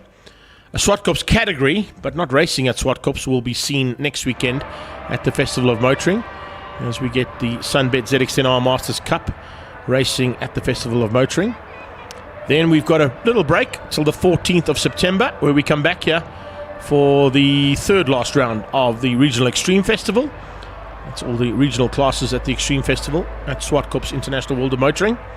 The 21st of September, myself and Andre de Kock will be headed down to Cape Town, to the Mother City, for the penultimate round of the Extreme Festival National Championships. And that, of course, is all of our national classes. Sunbet ZX10R Masters Cup, the Astron Energy Volkswagen Polo Cup. We've also got action from the InvestChem Formula 1600s, South African Touring Cars and Super Cup, the Extreme Supercars driven by Dunlop. And of course, that is going to be a massive one down at the Killarney International Raceway on the 21st of September. Endurance racing makes its way back to Zwartkops apparently on the 28th. I haven't got confirmation on that one, but that's what I believe. Then we come here for one of the biggest events of the year, probably second only to the Extreme Festival and Passion for Speed Festival, and that is Top of the Hill on the 5th of October. That's where we're going to see all of the hill climb and time attack cars go in the complete opposite direction. And basically where those marshals are now is where the finish line is for that event. Coming down the hill though. You can see as we pan down here on the left-hand side of where these marshals are working, you'll get to see the entry point to the start road for the top of the hill, which means they start at turn 4 and go the opposite way around Zwartkops for it is a bit of a hill climb. If you've ever ridden this circuit on a bicycle or walked this track, you'll know that there is a bit of undulation, despite how flat it looks on TV. When you look at it from that point of view, running the opposite way around, you literally go down into turn 1, which is turn 3 usually, and then from there you climb up turn 2, turn 1, a little bit of a flat straight up into turn 8, and then turn 8 of course becomes turn 3. You go up the hill to turn 6 and 7, which is now turn 4 and 5. Out of turn 5 you go into turn 6, that final corner past AMG, and then there's the finish line. So that's how it will work at Top of the Hill. We've got Regional Extreme Festival also headed out to Red Star Raceway, and that'll be on the 12th of October. That's the penultimate round of that championship in the regionals. And then the final round of the National Extreme Festival makes its way here to Zwartkops on the 19th of October. And in fact, the penultimate round of Brunch Run and Thunderbikes takes place on the 20th. So back-to-back days racing there for a couple of the competitors in the National Championship side. We then have a little bit of a break in proceedings where we'll come back here to Zwartkops on the 2nd of November for more historic and inland championship action like we've seen today. And then finally, on the 16th of November, it's the Regional Extreme Festival final of that championship, and that'll wrap up the season's racing here at Zwartkops International World of Motoring. So make sure you got those dates in your diaries. If you haven't, you can go back and listen to them later on the live stream. And thanks so much for all of our fans out there who've been enjoying the live stream feed, including Marlies. Thank you, Marlies Volshank. We're going to hopefully do it again. It's something that Zwartkops has taken into account that there is a need for, and they're going to bring it to you as much as possible. So massive thanks to Zwartkops. They paid the bill today to have the live stream going out and to ensure that everybody gets the entertainment that's provided here from our historic and inland championship. Till we got track clearance, we'll be back shortly with action here from that racing championship here at Zwartkops International World of Motoring.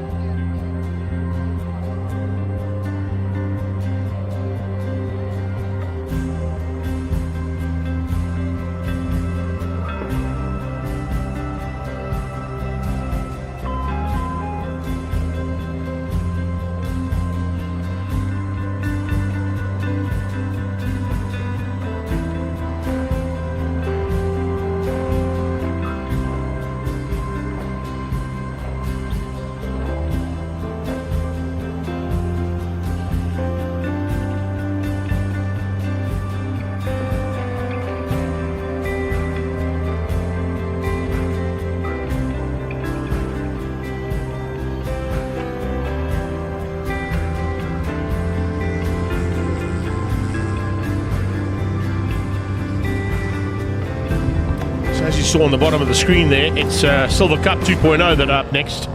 Looks like they've pulled in our pre-66 and 74 ISPs and Sports and GTs and handed the track over to these guys, Silver Cup 2.0, and they're going to move that formula or that category right to the end of the day's racing. So pre-74 ISPs, Sports and GTs will move to the end of the day's racing, bringing us Silver Cup up next for their second heat of the day.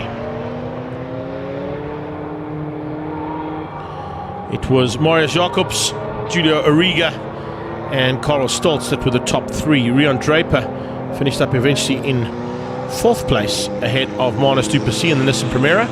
Fred Kruger, Paul van Niekerk, Jonathan Visser, Michael Krobler and Giles Derrick were the top 10 in this multifaceted and multi-OEM'd machinery category. That makes up 2.0 of Silver Cup. 2.0 basically just the second version of Silver Cup is what they're saying, but Silver Cup in its heyday, and as you can see right now, very, very popular class to be involved in, because you can literally bring whatever car you've got and they will find a category and a class to put you into.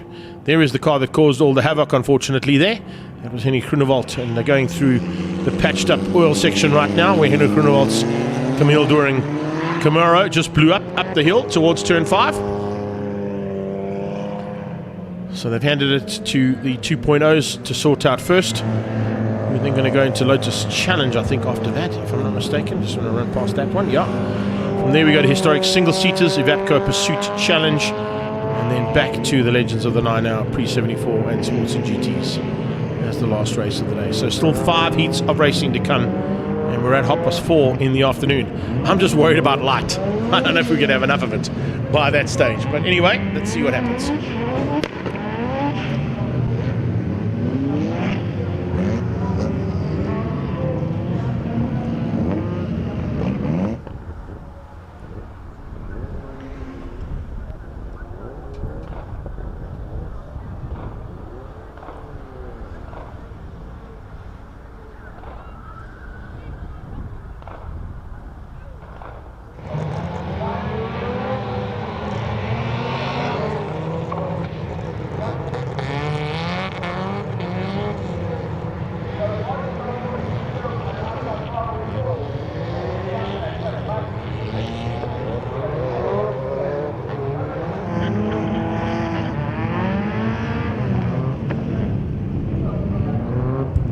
Take up the positions in the order that they finished up in race 1. So Jacobs and Arriga will be on the front row. It'll be Stoltz and Draper ahead of du Plessis and Kruger, van Niekerk and Visser, Krobler and Darroch and Truter and Diaz. That's if Diaz was able to get his car sorted out. He had a problem earlier on there in that Honda of his, so he might be one car that's not on the grid. Dieval Pretorius and MC Lancy. Then it'll be Karl Malherbe and Nico Banze. Look out for Roland Hopkins and Jakes Camphor. Kenny Darroch, Martinez Viljoen, Sebastian Bulliard will be there as well, looking to try and take on Chandre van Deventer, Hein Koch, Vicky Luves, Andries Willemse, Sean Hewer, Dean Gregory and Chris Cronier. Lights out and we're racing. Once again, it is Marius Jacobs under attack early on from Carlos Stoltz. He's on the inside of him, but a fantastic start from Arriga on the inside from that slightly dirtier line on the inside of the track. As I said, sometimes that's the line to be on for the restart, but Jacobs comes back in him into turn 2, retakes the lead. Arriga trying to come back and cut through on the inside of Jacobs as they came out of Castrol. Stoltz is on his tail. Manus du Plessis side by side there with Rion Draper as they came out of 3 into the back straight away. Draper tucks in behind Stoltz. And it's Manus du Plessis and Fred Kruger just ahead of Paul van Niekerk, Jonathan Visser. Second pack in there as well. Coming through is the Mazda of Dieval Pretorius. He's got some issues. That is just the dust being kicked up. It's not an engine blowing.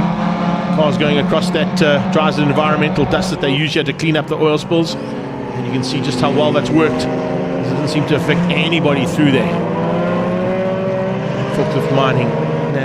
Nissan Primera is going really well. Check out, it's tucked in behind the 4 space frames ahead of it. So not a bad run there from the slightly heavier car there. That Nissan Primera, arguably a much heavier car compared to the space frames in the front end of this race, but still running with them. Bit of a gap down to Kruger in the Honda Civic type And then behind him, you can see a little bit of pressure coming from Paul van Niekerk in the Turbo Golf. Draper runs wide. Oh, Marnus is going to capitalize on that. Draper's, I think, run off the track, in fact. So Rian Draper running off the circuit out of turn 2. He comes back on track, but look at how much rubbish he brings onto the circuit. Lots of rubble being ripped onto the track there by the space frame of Draper. The BMW misses out there. Michael Krobler just getting away and out of harm's way. As you can see, just a big bit of roost coming out of that car. The aerodynamics on that space frame, and of course a little bit of a splitter and almost a diffuser at the back of the car. We'll just see the rubbish being picked up dramatically from that car and pulled onto the track surface. You can see that change of surface flag is still out at turn number 5, and it's caught out. Is that, yeah, it might be Truter that's caught out there. Yes, it is. So Truter getting caught out there in the Golf 1. Everybody else seems to have got through relatively unscathed, and they know exactly where that track is slippery and where it's not. So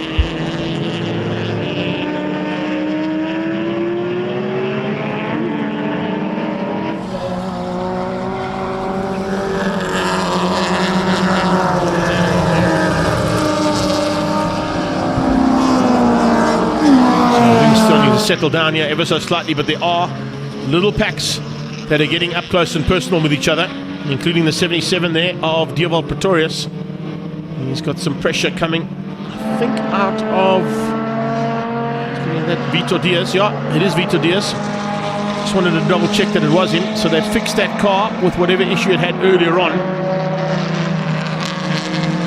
And he's back up and trucking nicely now. Krobler starting to close in on the back end of Draper. Draper now feeling the pressure coming from Michael Krobler in the BMW.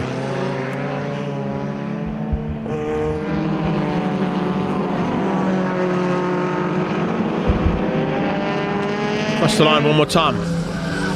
Lap down, it's 3 and 5 to go. 3 completed, 5 laps to go, and a bit of pressure now from Ariga onto the back end of Marius Jacobs. Jacobs soaking that pressure up. Space frame battle is on here for 1 and 2 on track. 1:09.8 coming out of Marius Jacobs, 1:09.8 out of Julio Ariga. It's literally 0.07 of a second difference between those two cars in their lap times. As Ariga starts to get a little bit out of shape. There's a bit understeer there from that space frame as he headed through turn 4. Lost him a little bit of traction up the hill, and he makes it up under braking. Even in that slippery, cleaned up area, he closes up once again on the back end of Jacobs.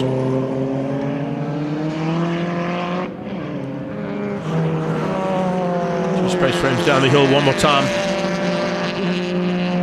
Got a massive gap over Coral Stoltz and Marnus du Plessis. Stoltz, I see a little bit of a gap between himself and Marnus du Plessis in that Nissan Primera. Jetta's Golfs. It's a Jetta 2 or Jetta 3, I think it is a Jetta 3 versus Golf 1's. A Peugeot in the mix there as well. That's MC Lenzi in the 207 GTI. Another Golf 2 in there as well. That's great to see. Not a lot of Mark II Golfs out there, but Roland Hopkins is in one today as he comes down the hill. Followed by the Jetta. Coral Malherbe in that Jetta. It is a Jetta 2. So that Jetta 2 going really nicely on the back end of Malherbe.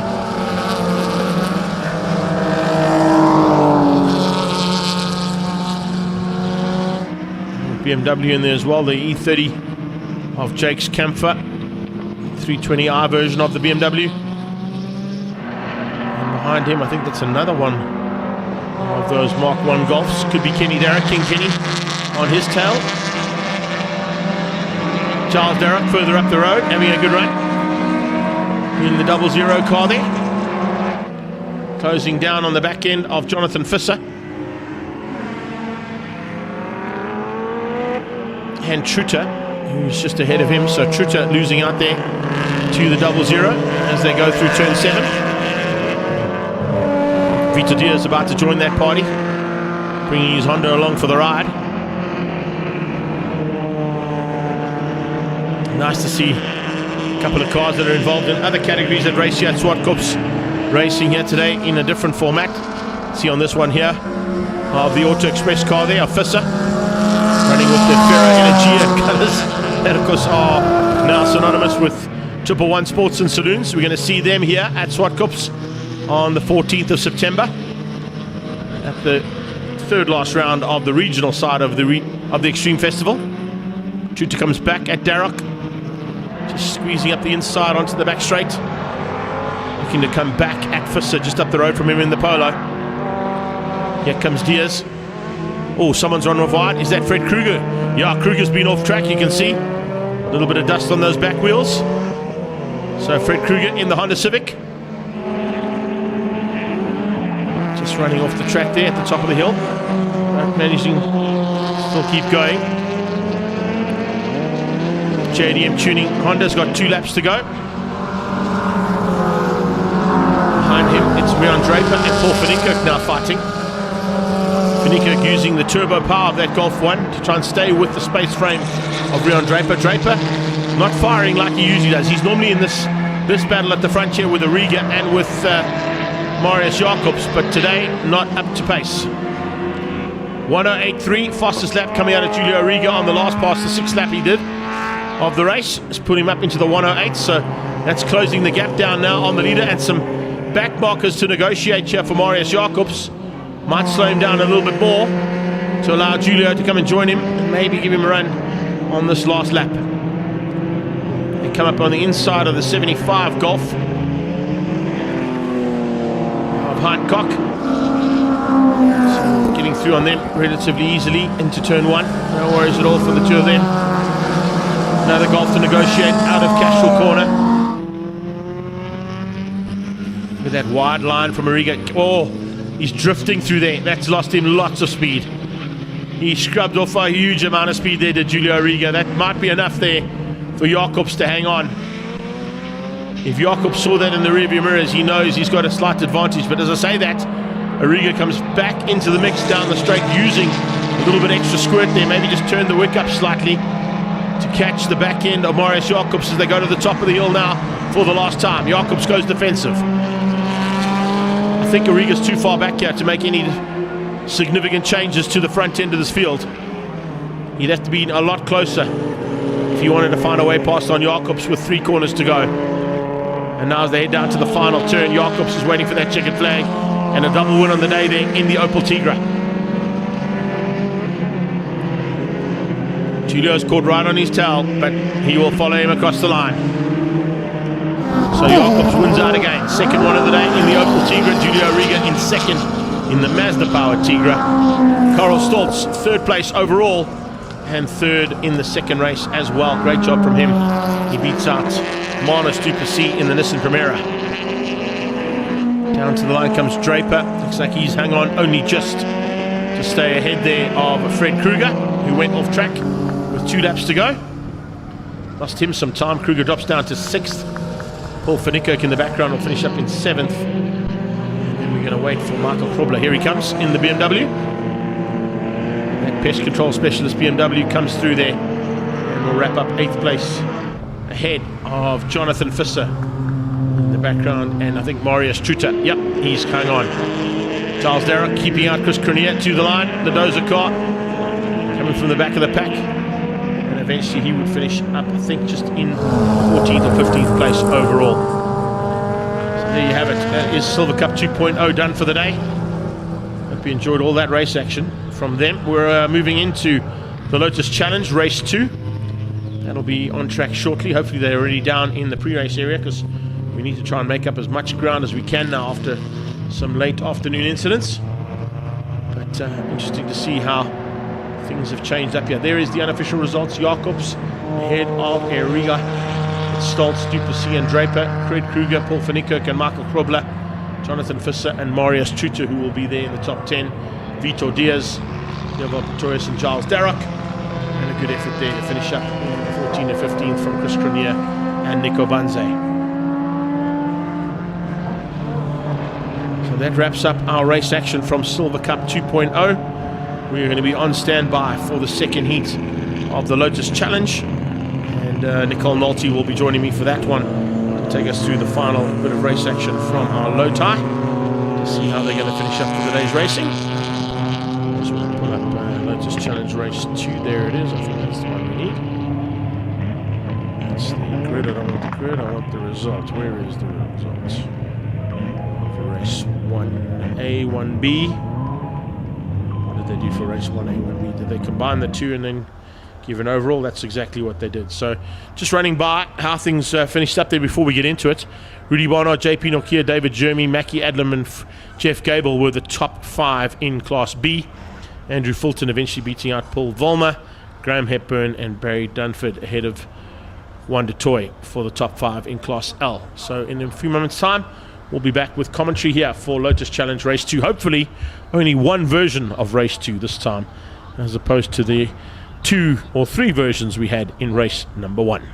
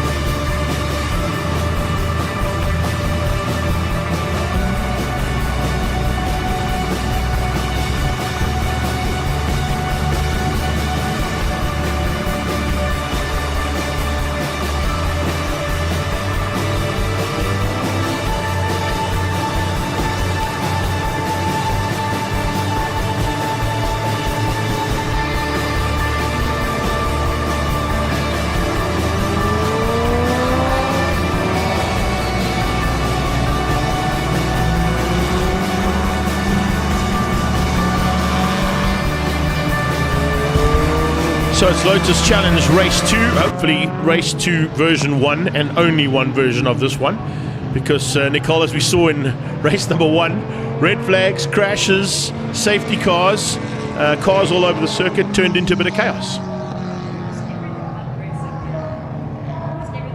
Hold on, turn that on, then you can go. There we go. Yeah, we had almost everything but racing in race 1. But I left my curse behind, so hopefully they're going to have just a smooth race for their last race of the day. That's what I like to hear. I see your man's on pole as well, JP. Yes, I'm rooting for him, and he's going to... I haven't spoken to him, but telepathically he told me he's going to have a couple. Oh, I like to hear that. I like to hear that. Yeah. So there we go. This is Nicole Nolte, by the way, if you're watching on the live stream. She's one of our commentating shadows. She's been shadowing myself and Leon over the last couple of events, has done a full karting day on her own as well, so that's why we've brought her in to have a go with a class she's got a little bit of knowledge on, because she's also got some family affair involved in this one with the likes of Fast Fred Alberts that used to be involved in this category, still is involved, but not racing today, just on the sideline helping with the admin side of the race day. But next as they come up there, Barnard against the 3 cars out of Auto Adlam. They are a hefty trio to fight against. And they're going to be coming for him. He's going to have to put up a fight. Yeah, that's for sure. There's no doubt about that. But he was strong in the first race. Look, I think he was. On the start line, he was actually pretty good, and he's on the right side to be there. But as I've said in the past, if you look at the car on the right-hand side of the screen that we're looking at, it's the left-hand side now. That inside line actually is not the worst line to be on. There's a little bit of dirt there, but there's also a little bit more traction off the line. So it definitely helps you out if you get the start right. We have got final cars taking up their positions now. We're going into start procedure, and Rudy Barnard and JP Nokia are the front row, but it's the other way around this time, with JP on pole and Rudy in second. So will Rudy be able to capitalize as the lights go out? Let's see what happens. It is a fantastic start from Rudy. As I said, inside line, a little bit extra traction. Thomas Falconer following through there, looking potentially for third place as they go through turn number 1 for the first time. The Class L competitors all looking for chances to redeem themselves as well. Wow, a little bit of wide there coming out of, I think that was, just trying to pick up who that was, running so wide into turn 1. But certainly some guys going through turn 2 rapidly, and a little bit too rapidly because they ran wide out of Cashville corner as well. It is Barnard who leads out. JP's in second. What's your thoughts? JP's just letting him think that he's... Oh, that looks like... Out of shape there for 7. Clive Wilmot. But he managed to catch it. Now they're all going into an area where the change of surface flag is out, as you can see on the left-hand side there. There was a lot of oil dropped 2 races ago by a stricken Camaro that was on the sideline. So, big moment there for Mackie Adlam. Back end stepped out on him as he came out of the fixed up oil section. JP capitalised on that. And it looks like coming through there as well was David Jeremy. So some serious race contention being done here in the first 2.4 or 2.1 Ks of race action here. It's a 10 lapper, 9 laps still to come, and it's Barnard leading things out. David Jeremy in second. See, JP's dropped to third. What do you think the reason for that is? Rudy Barnard had a really good start. He was really fast off the line. I think he reacted very quickly. And he had that inside line. So he hung on to the inside line, got away slightly. I think JP was caught up in the battle there with Mackie, and that's why he's fallen back slightly. Donovan LaRue is in the mix there as well, as you can see. He wasn't too far off the back end of that as they come through there. And then it's Grant Findlay. Findlay was the guy who actually ran wide coming out of turn 2. He was one of the cars that we saw end up in the kitty litter in that first race frac car that turned out there. He was the one in turn 1 that they had to go and extricate. Oh, welcome to Lotus 7 Racing, Rudy Barnard. That's how you get it out of shape. So these things get out of shape very quickly. The reason being is that the engine, of course, is in the front. The rear end of the car is very light. And if you're just a little bit too hard on the brakes or a little bit too hard on the accelerator, the rear-wheel drive tends to kick in, and a bit of oversteer coming in there. So it definitely comes down a lot to driver skill. Oh, yes. No, for sure. This is You can't just rely on a fast car. A fast car is good, but a good handling car is better, I think. And I think that's basically what we're seeing up within these top 2 cars. They are the more suited in terms of handling. They're not necessarily the fastest cars. I think JP possibly has the fastest car, and in fact, if you look at the timing monitor right now, the fastest car on track was down in 5th place in Jeff Gable, and then as I said that, I was about to say David Jeremy looked quickest, and he was.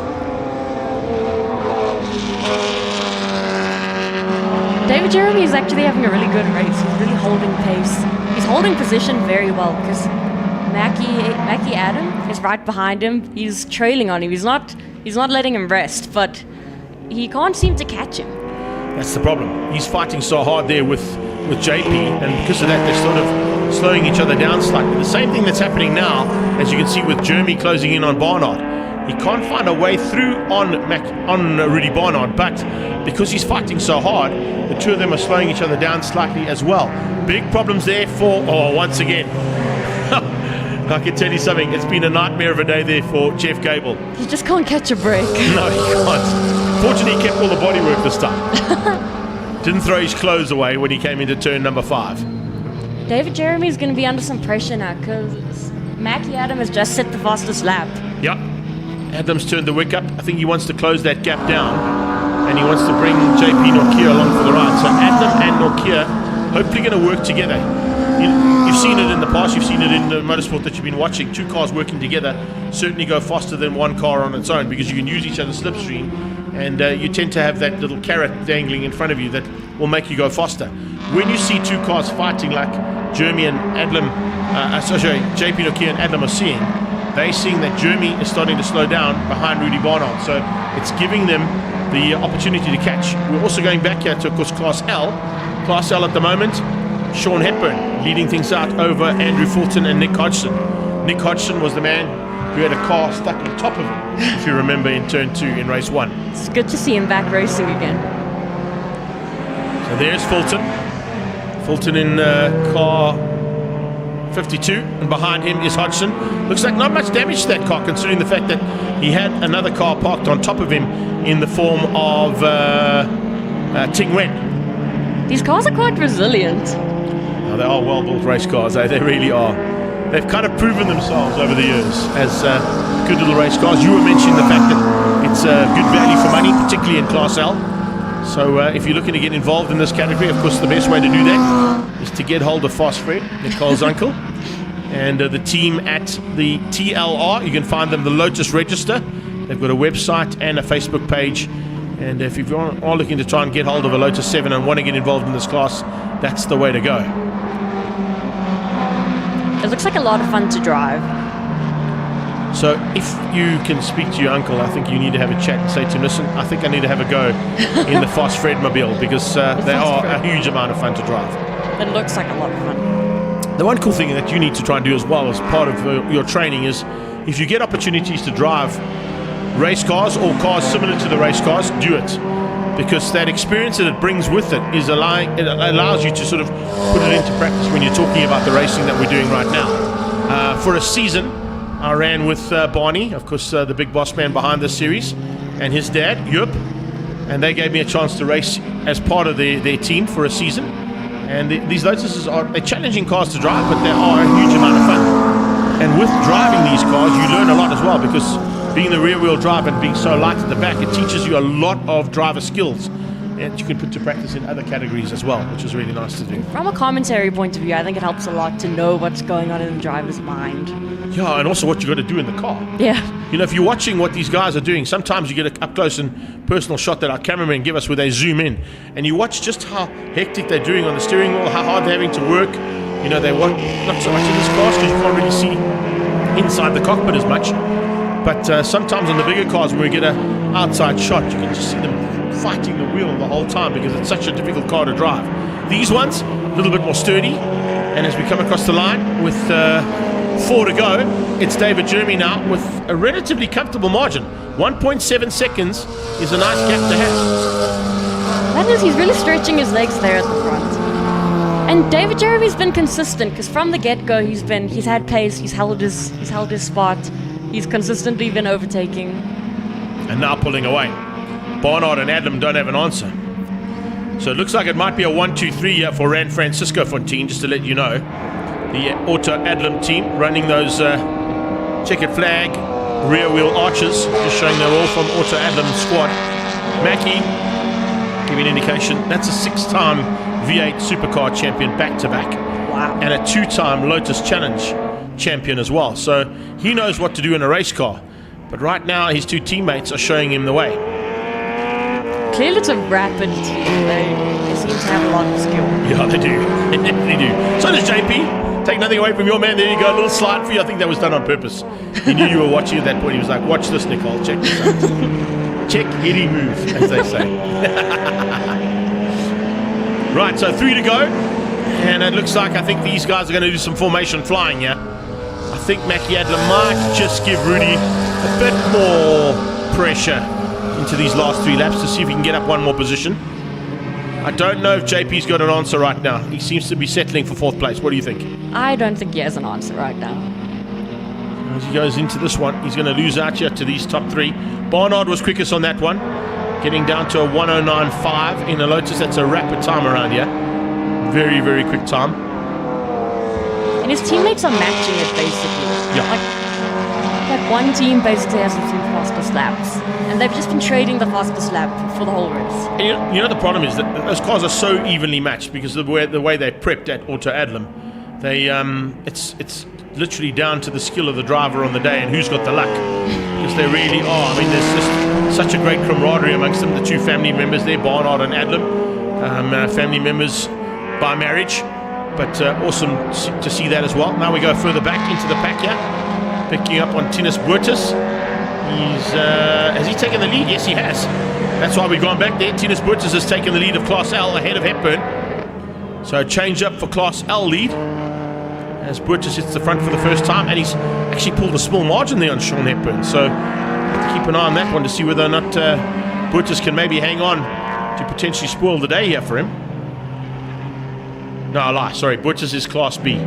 So no, I'm talking rubbish. Burtis, don't worry. Well played. It is still Sean Hepburn. It's Tinus Burtis who is in Class B. But that shows you that even with the low cost, you can run with the back end of the field in Class L. A lot of it comes down to driver skill. Now, Hepburn, of course, has got a lot of experience in this car. We saw him earlier on in the AA-sponsored 1200 GX as well. So he's had a busy day. First one didn't quite go according to plan as we saw, but he managed to get back on track, fortunately due to that red flag. Someone's misfortune ends up being somebody else's win. It always happens that way, hey? And a lot of the drivers I've seen competing across multiple classes. That's what I said to you. You know, because of the way that the format runs today and the classes that are on track, if you've got a car that you can compete in about 3 or 4 categories, they normally do. They'll enter in every single one of them to get value for money so that they can enjoy their day's racing. And that's what a lot of these guys do. Not so much the Lotus guys. They kind of concentrate their efforts on this particular event. But in the past, these race days used to have a 45-minute endurance race thrown into the mix, either at the end of the day or in the middle of the day. And some of the Lotus guys would then go and race in that as well. So how did they do in the endurance races? Pretty good, actually, eh? To be honest with you, these cars run really nicely. You know, if I think about the endurance race we did at Kyalami, I think we ran top 7 in my car, and that was in amongst Porsches, Ferraris, and a couple of other endurance cars as well. So they can hold their own. They really can. Speaking of holding their own, well, Jeremy's trying to hang on here for dear life because there's a lot of late race pressure being applied here by his teammate. And with 2 corners to go, is it going to be Jeremy, or are we going to see a change up here from Barnard's point of view? This is really exciting. I think we're going to have a battle to the finish line between teammates. That's it. Ooh, up close and personal, but He's just not getting enough. in there. Flags out. I think Rudy was just giving him a run there. They can have a chat about that afterwards. Yeah. They'll have a chat about that afterwards, saying, listen, did you really have to put that much pressure on at the end? So that's a podium finish with 1 team on the podium. That's kind of awesome. Pretty cool, hey? 1, 2, 3 there for the team. Jeremy, Barnard, and Adam. Here comes race leader for Class L. Nice recovery here. So from 0 to hero here for Sean Hepburn, I've got to say. And a fantastic effort there from him to change his luck around completely. Oh, Burtis under a bit of pressure from him there. I'm not sure why Tinus is fighting so hard. He is in Class B. He doesn't really have to fight. He's like, it's the last race of the day. I'm going to fight anyone who gets in my way. I'm not letting Sean pass. Not at all. There we go. Right, so, young lady, that wraps up your day. Before we go, let's just have a look at the unofficial results there. Jeremy, Barnard, Adlam, JP Nokia, and Donovan LaRue, your top 5 in Class B.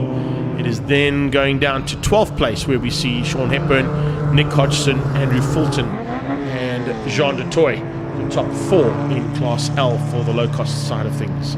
Wrapping up Lotus Challenge, also wrapping up the day here for my fellow commentator. Hope you've had a good day. I have had, honestly, a great day. It's been amazing to be... I spent a lot of time as a kid at the track. And the whole reason I've been trying to get into commentating, and I'm trying to become a scrutineer, is I just want to spend as much time at the track as possible. To really, I'm trying to incorporate racing more into my life again. Well, that's good to and hear. And honestly, the whole day, it's felt like my heart has been cheesy smiling. Oh, I like to hear that. I really do. Honestly, it's been amazing. It's been a pleasure to be here. I'm so glad you've enjoyed. The one cool thing I've got to say though is you've held your own. I already have to say that. Considering the fact this is only the 3rd time you've climbed onto a microphone and you're already onto the live stream, well done. It's not an easy thing to do, that is for sure. And a lot of people that are out there watching are going to say, oh yeah, no, give me a mic, I can do this, it's real easy. Yeah, well, come and do it, I promise you now. You can ask Nicole. It's not as easy as what it looks. We are expecting historic single-seaters out in a few moments' time, but just a final word from your side. The other big factor, of course, for this event and for what we've done for today, we're, 7 days away from the end of Women's Month. Yes. And Motorsport South Africa are on a big push at the moment to get women involved in motorsport. So what you're doing is write down exactly what Zwartkops and Motorsport South Africa are looking to do for the future of the sport. So keep doing what you're doing. I'm actually part of a group of women called Fueling the Future, and we're all basically trying to get into motorsport. That's how Cindy got me into. Now the secrets are coming out. She worked with Fueling the Future, and we're also all attending the Festival of Motoring next week, like as a group. Oh no! So I'm going to have to see them again next week as well. You're going to see a bunch of fangirls. Oh, we even have a my pod. Oh, that's cool. We're doing hot laps in a BMW. That's really cool. Well, I'm going through on Friday, so if you're there on Friday, we'll definitely hook up and we'll do something. Oh, we'll make a plan. That's all good. Maybe you can send me the link and show me what you're doing, and it'll be really cool. But yeah, next on behalf of the team here today, thanks so much for joining us. Thank you so much. I know that you got to rock and roll now because you got to get out of here because Mom doesn't want to drive in the dark. So we'll definitely see you potentially for the next one of these in November, but hopefully on a microphone somewhere else just before we get into that one too. Awesome job. Well, there you go. Nicole Multi joining yours truly here, along with Shannon Driver. Thanks so much, ladies, for being part and parcel of today and for helping up upstairs with Leon. I'm sure Leon loved having you ladies upstairs. But yeah, in a few moments' time, we'll be back with action here from the single seaters. Thank you so much. You're a legend.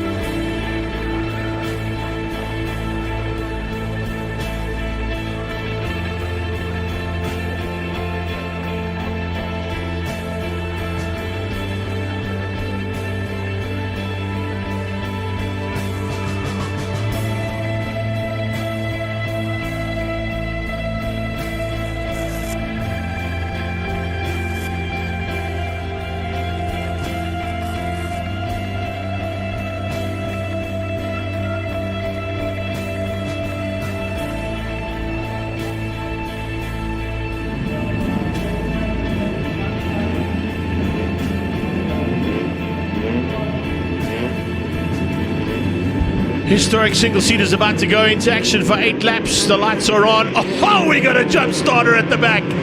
A huge jump start coming from the back of the pack there. I think it might have been Dal de Klerk, who just got off the line too rapidly for my liking. He went as the lights went off as opposed to going when the lights went out. But I stand to be corrected who that was. It just looked like it from the vantage point we've got here in our studio that it could have been him. We'll get confirmation of that, of course, because there'll eventually be some kind of penalty thrown that driver's way in the very near future. But we are into our third last race of the day. It's the historic single-seaters, and once again leading things out is Paul Gerber. He's got Pat Dunseith in second place. A bit of pressure coming originally from Paul Richardson. A good move early on there from Ben van der Westhuizen to find a way through there on Colin Clay in the Lotus 23. Ron Lydiard, by the looks of things, follows them through pretty rapidly in the background. So keep an eye out on the progress there of those drivers. It's non-stop action, as we've all seen all day. But I'm loving the fact that we're into the late stages of the race day that has run slightly late, but an incredible effort from the race control team and our marshals to get us almost back on track at this stage of the race day. Coming across the line, a complete lap 1 of 8. It is Paul Gerber who leads out over Pat Dunseith, Paul Richardson, Vian Teed, Ben van der Westhuizen and Colin Clay. That's how the top 6 have gone across the line. Looks like the second place battle starting to heat up there. Dunseith just bunching them up, concertinaing them into turn 2. Vian Teed looking to try and come through there along with Paul Richardson. Ben van der Westhuizen looking to pounce now as well as he dives on the inside of the 36 machine of Teed. I think he might have just snuck through there. Here comes Richardson on Dunseith, side by side.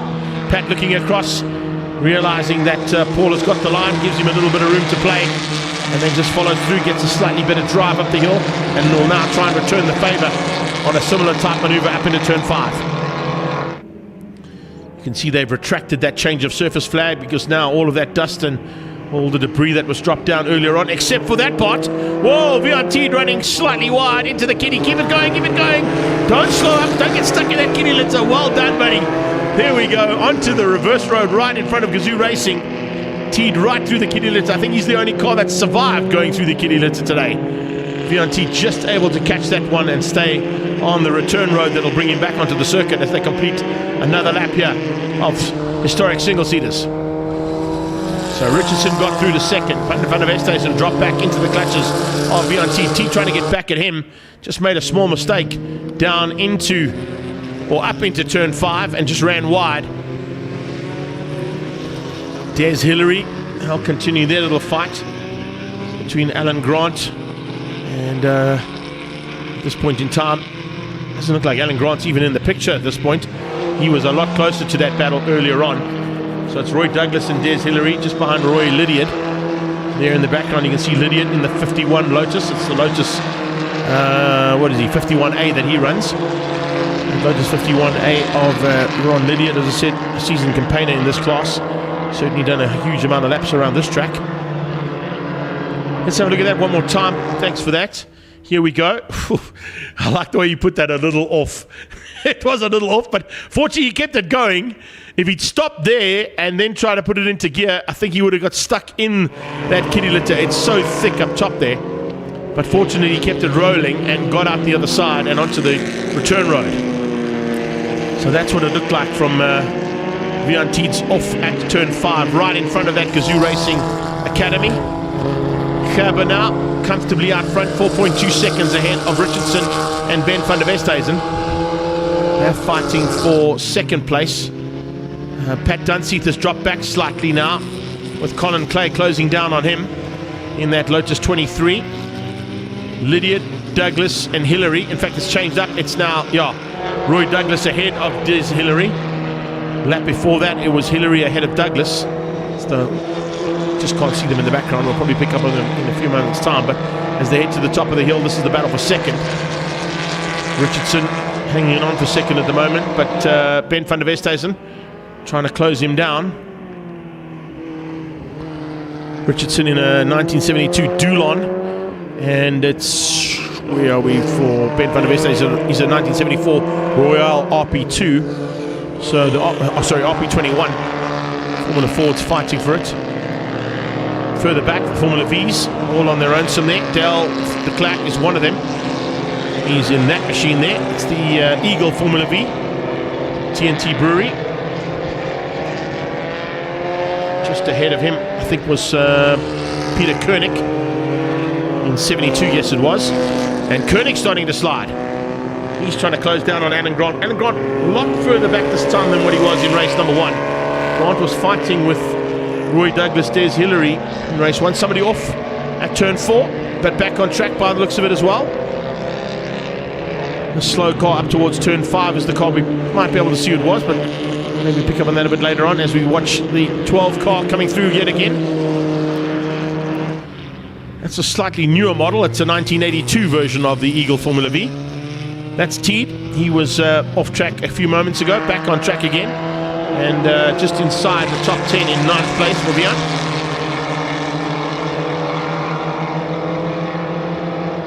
Looks like a bit of pressure on Lydiard now from Roy Douglas and Des Hillary's point of view.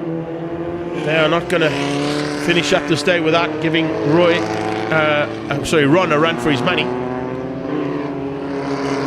Kind of battle of the 3 digits here, I would say. Hey, 3 letters. Ron versus Roy versus Des. If we can just get Ben involved there, we'd have all of them. Could be quite lucky. Ben was there for a while. But no one's going to catch Paul Gerber. He's had a fantastic day. He really has. The Rosso Sport Auto, I should say, Formula Ford Ray. And in amongst the back markers now, just scything through that field. Shouldn't be too much of an issue there to get through on these guys. They'll probably see him coming. I'll get some kind of indication from the blue flags waving that the quick car is coming.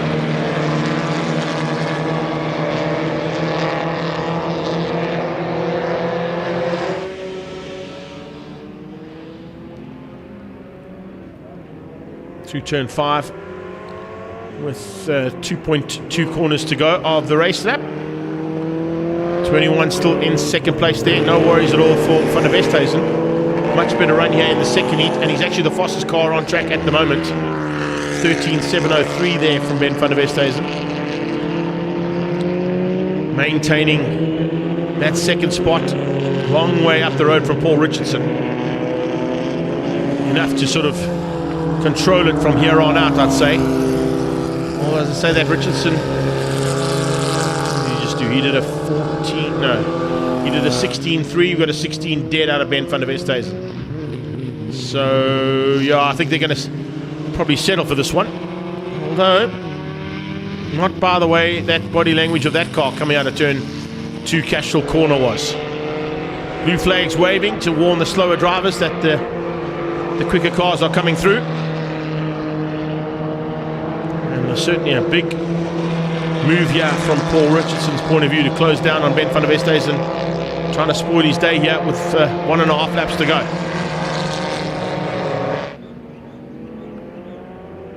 (16.021), 16.378. So only 0.2 of a second literally between these two cars on the last lap. And with 2 to go,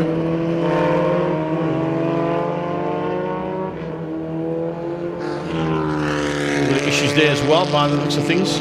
Somebody in 9th dropping out, and Roy Douglas into the pit lane. So that's a pity to lose him. He was going so well in that number 76 machine. Pity to lose him as our leader crosses the line. He's onto his final lap. Now, let's keep an eye out on Paul Richardson. Will he have a go at Ben Van der Westhuizen? We know that Paul Gerber's got this one wrapped up. There's no worries at all here for him. He's got 4 seconds up the road from the battle for second. There they come out of turn 2. Probably going to see them onto the back straight as we watch the 12 car going through. That's the leader. That's Gerber. There comes second and third. And yeah, Richardson has definitely closed down. Van der Westhuizen, I think, has got him matched though. But you never know. A small mistake at the top of the hill, down the hill, through turn 7, and Richardson's going to pounce. Remember, it was Pat Dunsey who got the second place in race 1, I beg your pardon, behind Paul Gerber. This time, it's the 21 car of Ben Van der Westhuizen who's looking to get that second spot. Similar machinery that they're in, remember. Just slightly different versions of the 1974 cars out of Formula Ford. Once again, it's the ray of Paul Gerber who comes through for the victory. Flag out, done deal, 2 out of 2. Nice defense there from the 1974 Royale RP21 of Ben van der Westhuizen for second, keeping out Paul Richardson in the 72 Dulon LD9 Formula Ford. Dunseith again in the 1974 Merlin Formula Ford Mark 25. And here we go. Is this going to be Lydiard, Teed, or Hillary?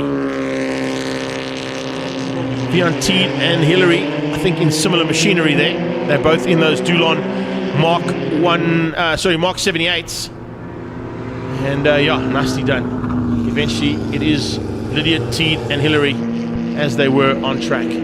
Robbie Frank about to come through for 9th place in the second of the Lotus 23s. That's that machine there. Also a car that pilots up the road at the hill climb, the Classic Car Friday. And Tony Beecher in his Formula V will come through for 10th place. To wrap up our coverage of the historic single-seaters here today at Zwartkops' historic and inland championship. Gerber, Van der Westhuizen, Richardson, Dunseith ahead of Colin Clay for the top 5. Then it was Lydiard, Bjorn Teed, who went off, managed to come back to 7th place overall, beating Des Hillary just to the line there in both of those Dulon Mark 17Bs. Robbie Frank in the 23 ahead of Tony Beecher. Then Alan Grant, Pieter Koenig, Del de Klerk, Paul Manigault and Richard at the back end there for the final heat of single-seaters. So we have got 2 more to go. I'm not quite sure if they're going to put the sports cars out first or the Pursuit series out first. I'm just thinking about light and headlights. And there's certainly some headlights on the Pursuit cars, not so much on the sports cars. Stand by, we'll bring you all that action as soon as they're on track. Well, there you go. I don't have to contemplate. They're going to tell me by who's stuck in the pre-race area. And it is the Evapco Pursuit Challenge, who will be our second last race of the day.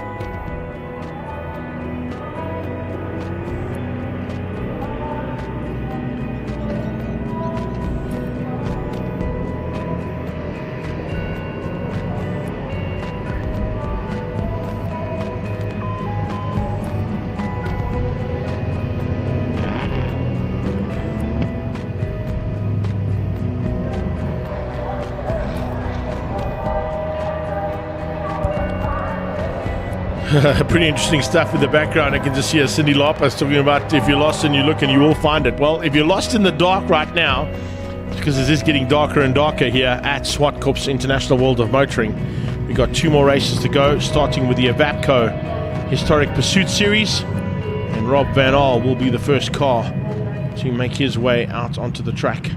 Just waiting for the timing to start and getting a chance to see how they're going to make their way off there. Looks like he's going to be starting at the front, having been gifted that over the second of the Ford Escorts there.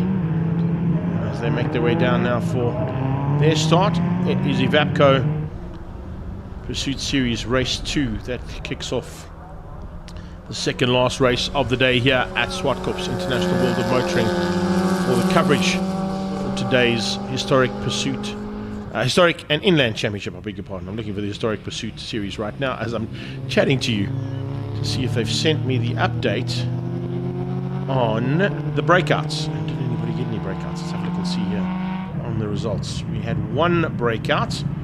It came from... No, we didn't have any breakouts by the looks of it. All classified and all finishing, so that's good to know. So Headley Whitehead, unfortunately, was just one with a DNF as his Mini broke in race number 1. So it is Rob Van Aal ahead of Lorraine Badenhorst. Rian Deroux will be the third car there. He's in the Ford Prefect as it heads down towards turn 2, Cashel Corner. Off the line, instantaneously Michiel Oberholzer goes on the attack to get past on George Iceland as he makes his way down towards turn 1. But the Mercedes-Benz already up 1 position and going into turn 2, Cashel Corner. Interesting enough, just looking at the shot I saw there of Michiel Oberholzer. He's got sunglasses on and looks like a dark visor as well there on the helmet of George Iceland. You can see here on the main straight it's in shade as our cars get underway. Also looking at the way things have gone, I saw that, thank you so much. Breakout times being sent to me as well there. But interesting to see that a couple of drivers have stuck with their clear visors or no sunglasses on. They make it very difficult for these guys because there are 3 corners here at Zwartkops that could potentially be seen as Sunset Corner at Kyalami. One is turn 1 as you come out of turn 1. Going down into turn 2 you pick up that sun as well. And then of course up at turn 6 as you pitch it in you're going to pick up a little bit of sun. Turn 5 and 6 because it's the sun directly in your eyes at the top of the hill here. Breakout times for the first heat, just checking as they are sent us here. Only Wynand du Plessis was classified in the fine cars. Meredith Willis, Joseph Kotze and Johan Goos in the historic cars. So historic modifieds, top 3 with Meredith Willis, Joseph Kotze and Johan Goos, and Wynand du Plessis Senior in the fine cars. So a couple of cars breaking out, unfortunately. In fact, almost every single one of those top end cars were in trouble. So we'll have to keep an eye on that to see what their breakout times are like here for the second heat of racing. They usually get it a little bit more spot on for the second heat. So keep an eye on that. Rob Van Aal leads out though after 2 laps. He was actually crossing the line as the scratch car got underway. The scratch car this time is Jannie van Rooyen. He was the last car to take off the line. Looks like a couple of cars not joining us again. Harm Beens Jr., Gerard Murray, Reg Sutton. And it looks like who else didn't make it out there? Wynand du Plessis also not making it out there in the Porsche. So out of the 14 cars that started, we got 8 that have started the second one. Already pressure here from Lorraine Badenhorst, trying to find a way through there on Michiel Oberholzer. On Michiel Oberholzer, on Rob Van Aal, I beg your pardon. I was looking down and as I looked up I saw the wrong car. It wasn't that car. It's not the Mercedes-Benz, it's definitely that Escort of Rob Van Aal. These two will have to be careful though, because as we saw and just heard now, there was potentially some breakouts from the 2 of them, which we'll be watching in race number 2. Have they allocated as their breakouts for today. If you look at Van Aal was... Look at it as a breakout. Breakout for Rob Van Aal was an 86. And his breakout was an 87. So he went almost a second quicker than what he was allowed to do. 87, of course, is 1 minute and 17 seconds. And what is he doing right now? He's doing 127s. Sorry, 127s is his breakout. He's on breakout time right now with Van Aal. So not 117, 127, I should say. 127 there for Van Aal.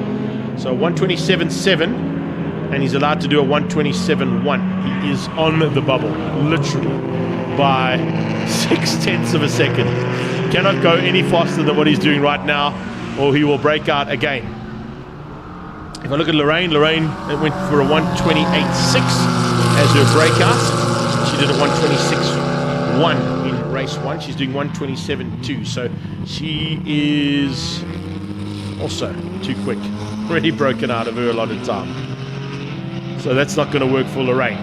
Ruan Daru doing 121.9s. Yeah, they might have. I'm just working on. I'm hearing Paul in my ear saying they might have changed the time slightly. They usually do. They normally adjust their times according to what time of the day they race, and of course later in the day there's less traction, colder track conditions, so the times should come down slightly more than what they were earlier on. So they might have changed those as well. Also, track conditions have changed, as you can see. Johan Goos will tell you all about that as he slips that big slide out of turn 5 in the Sirocco. Being chased down by Yusuf Kotze, who's quickest at the moment. Just have a look at Kotze's time. He didn't break out in the first one. So Yusuf Kotze allocated himself a 1 minute 14.8, and he's doing 14.5s at the moment. So hopefully he's adjusted accordingly and wouldn't have broken out with that 1 minute 14.5 that he's now got. Because if you break out, you're immediately disqualified. They don't give you a chance to come back or to redeem yourself. You have to redeem yourself in the next race, which is why in fine cars we only had one competitor who was classified, and that was Wynand du Plessis Senior, and he hasn't made it back out again for race number 2, so I'm not quite sure why. That Porsche was still okay at the end of the race, if I remember, so maybe he's just had enough and decided that's enough for the day. Van Aal maintains the lead over Baardnost. Daru, Oberholzer, Goos, Kotze is up 3 positions. Yannick van Rooyen's up 1, and George Iceland has dropped down 2 positions into 8th place overall in this final heat of the Evapco Historic Pursuit Racing Challenge. Baardnost certainly got closer to Van Aal about 2 laps ago. She seems to have rolled off slightly.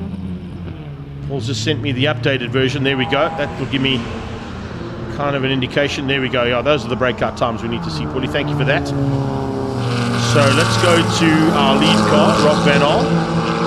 Rob Van Aal at the moment is allowed to do 125.3s, and he's doing 127. So he's in his breakout. Ooh, a little bit of a lock up there from the white Sirocco of Yannick van Rooyen. That's how hard Yannick's trying to stay with that Porsche of Yusuf Kotze. Lorraine Baardnost can do a 125.2. She's doing 128.2s. Oh, actually, that's a big problem on the front end there, I think, of Yannick van Rooyen's car. There's massive amounts of smoke coming out of that brake disc. I wonder if that brake disc has locked up and is just bound against the brake pad. Because every time he goes onto the anchors, Van Rooyen is battling with that car.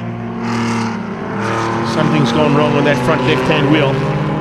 He's got through there on Michiel Oberholzer. Oberholzer sees that problem. He might just back out of it, just in case something more goes wrong with Yannick van Rooyen's Sirocco. Might be a wheel bearing that's gone on that car as well. And now that the bearings have all disappeared, the smoke stopped. He's got 2 laps to go, so he's going to try and survive. Do not drop any liquids or any problems with this car if he can survive. but he's had to roll out of it slightly and can't run the same kind of pace there. Yanni van Rooyen, if I look at his pace, Van Rooyen allocated himself, what did he allocate himself? A 1:13.9, and Yanni van Rooyen doing 1:18. So yeah, they're all well within their lap times, Paulie, as I said. The reason being is that they've got cooler conditions, so they've actually overcompensated, I think, for the cooler conditions here, which unfortunately is going to, well, it's not going to make any difference to the race standings as they stand right now, because I think everybody should still be able to hang on. There might be a change up with Kotze catching Daru with a lap and a half to go. There you can see, or maybe catching the other two as well. He's not too far behind in the Porsche is Yusuf Kotze, and he's still the fastest car on track with a 1:14.5. What did he allocate himself at? Let's have a quick squiz at that, shall we? We should have kept that on the page there, sorry. Here we go. Let's have a quick squiz. So Yusuf Kotze is allowed to do 1:14.1s and currently doing 1:14.5s. Oh, he's close. Okay, Van Rooyen pulls into the pit lane. Yeah, he's in the pit lane there. That's due to a front left problem on that car. I think the brake or the wheel bearing is now completely disintegrated on that car, so he won't be able to run it at pace. Here comes the possibilities of a win here for Yusuf Kotze. He's got to get through on the Ford Prefect, he's got to get through on the 2 Ford Escorts, and he's got 5 corners to do it. The Ford Prefect is going to try and follow him through. He's through on 2 of the cars. He's got 1 more to negotiate. Wow, close on the inside. Having to go on the grass to avoid Lorraine Bardenhorst to cut him off into turn 4. Here they go to the top of the hill. Close goes and eventually gets past.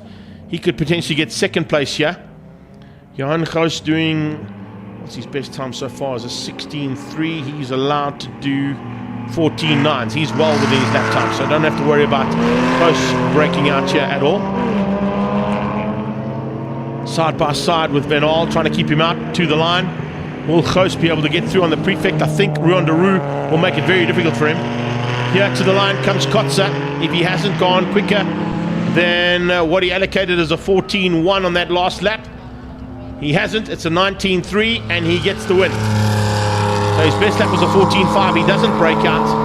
In fact, those first 5 cars all don't break out. Everybody is going to be allocated and everybody will be classified in the second race for a Evapco Historic Pursuit Challenge. Brilliant racing there. That's a really nice way to do it, and of course a slightly different version as we've seen from the racing we've seen today. Completely, if you've just joined us there and seen that Historic Pursuit Challenge, it is a handicap racing which should bring everybody across the line, and nearly did for the first time in a long time. We see the first 5 cars split by about 4.5 seconds, so they definitely got their calculations right there in the second attempt. Yusuf Kotze takes the win. Rian Daru takes second place. Johan Goos in third, beating Van Aal, Lorraine Bardenhorst, Michiel Oberholzer, Iselin, and Yanni van Rooyen will still be classified, although he went in with a lap to go with, I think, either a blown wheel bearing or a ruptured disc and disc brake on the front left of that Sirocco. It was a busy day in the saddle for that Sirocco, so understandably. We got 1 more to go.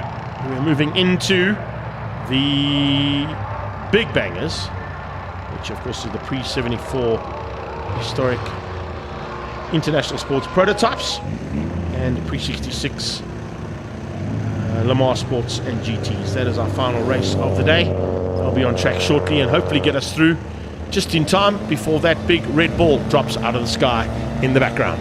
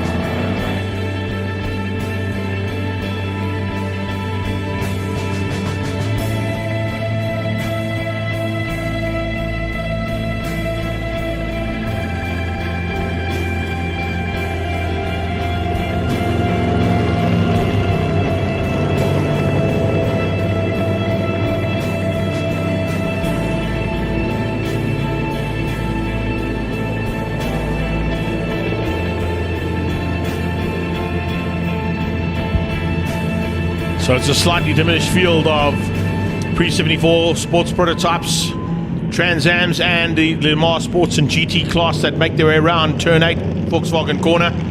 Larry Wolford on pole position. Warren Lombard will be alongside him, Mark Miller and Alan Mayer. Then you'll have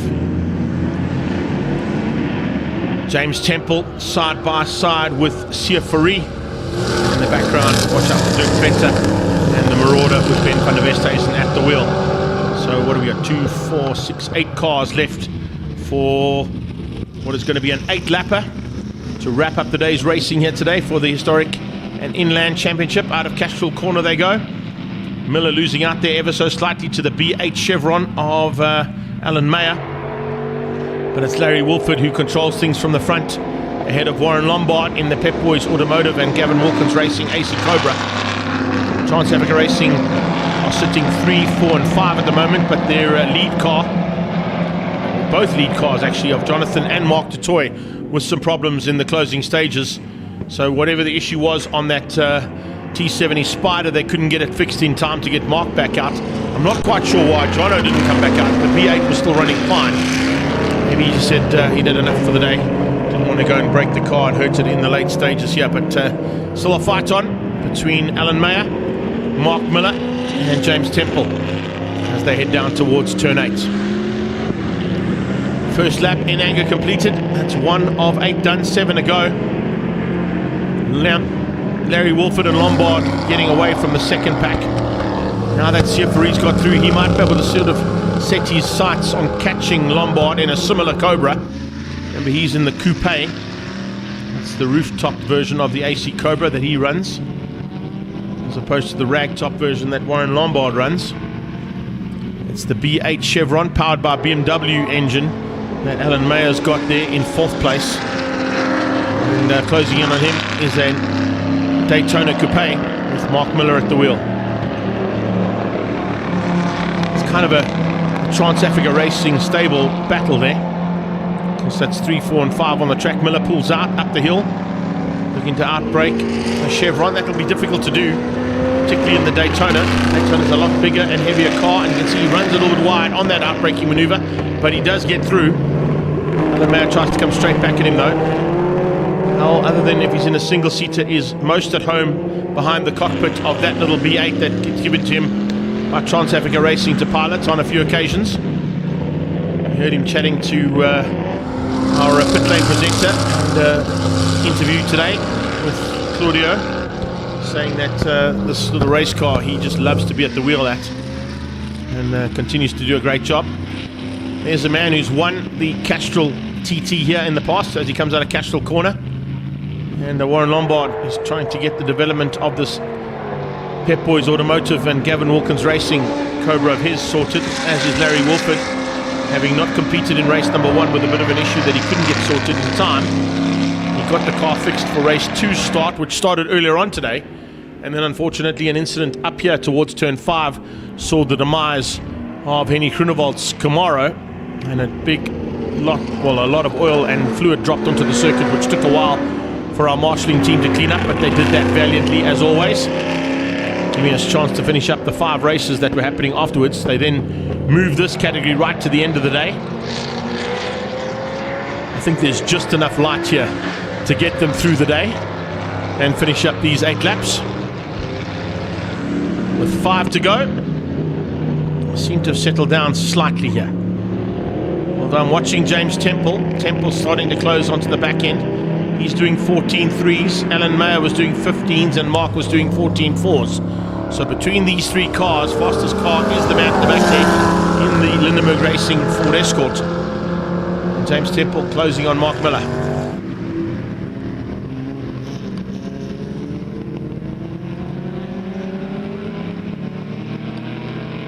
So we can see at the times here. Yeah, we ran about 40 minutes late, but considering how much of a challenging day our race control have had, they've done an amazing job to make up the time, because qualifying, I think there were about 4 or 5 incidents. We've had some big incidents in the first couple of heats. We had some red flags in those heats as well. Lots of cars to clear in between the racing. Lots of cleanup to be done on the circuit as well. So race control, along with our marshalling team today, another admirable job done by them. Seeing these last 8 cars go to battle, giving them a circuit that they can still enjoy despite being so late in the day. Alan Mayer tucks in, holding off Mark Miller for now, and halfway stage reached. Larry Wolford gets into the 9s. 109.184 there from Larry Wolford in the Lola T70. We're seeing 104.2s out of Henny Groenewald in the Camaro, so he's still about 5 seconds off, but he doesn't have to push as hard, with no one really giving him a run for his money. 9 seconds back is Warren Lombard, currently lapping in the 112.8s, but it did 11.6 on the first couple of laps as he heads up towards what would be the first of the 3 sunset corners. The sun is set here, it's now in shadow, so he's not affected too badly by the low light of the late afternoon sun here, but he's still got turn 2 to negotiate under some sunlight there. That's why he's still got the dark visor on that helmet. He'll compromise slightly with the dark visor for these corners that are already in shade, due to the fact that that late afternoon glare can be pretty blinding down towards turn 2. Let's see if it's still there. I think, no, it's not. The whole circuit now in shade.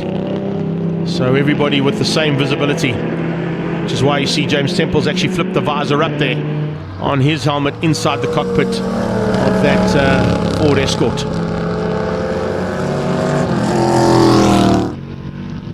So Wolford's got 3 to go. These guys now also with 3 to go. I think Mayer might just have just enough space there to keep Miller at bay. Dirk Venter and the Marauder, Ben van der Westhuizen at the back of the pack. They're still fighting hard, and with 8 laps they might not be caught by the leader. Oh, it's a John 10, beg your pardon, sorry, my bad.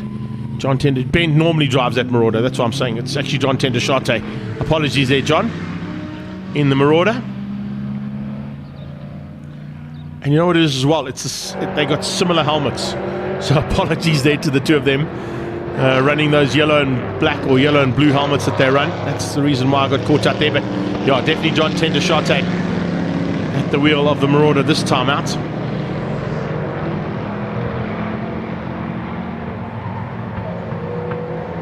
Heading into AMG Driving Academy and Gazoo Racing Driving Academy as well. Mercedes-Benz and AMG have been here for a long time at the Zwartkops International World of Motoring. Gazoo Racing only here for the last year or so, taking over what was the old ZOC building. I believe the new Zwartkops Owners Club at turns 6 and 7 is pretty spectacular as well. Tace was telling me how awesome they've done the job there to reinstate the new ZOC Club at turns 6 and 7. So hats off to Ursula and the team behind that. Larry Wolford about to start his final lap though, and the last lap of race action today. This is an amazing run here from this Aurora car. When this Lola T70 is in full flight, Larry Wolford is a difficult man to beat, and it's such a pity we don't have Henny Groenewald here to fight with him, because I think this would have been an awesome battle. Warren Lombard comfortable in second place. A good day in the saddle for the AC Cobra man. Definitely be looking to take this into the next round. Next round of this championship, as you mentioned earlier on with Nicole Nolte, is only in November here at Zwartkops. If you want to see it at Zwartkops, I think there is a round at Red Star Raceway as well that they've still got to complete.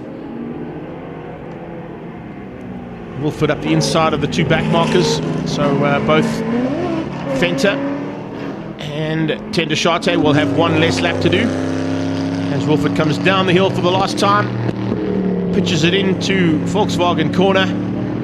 Henny the Flag is on standby for his last bit of duties for the day, and Larry Wolford comes through for the win.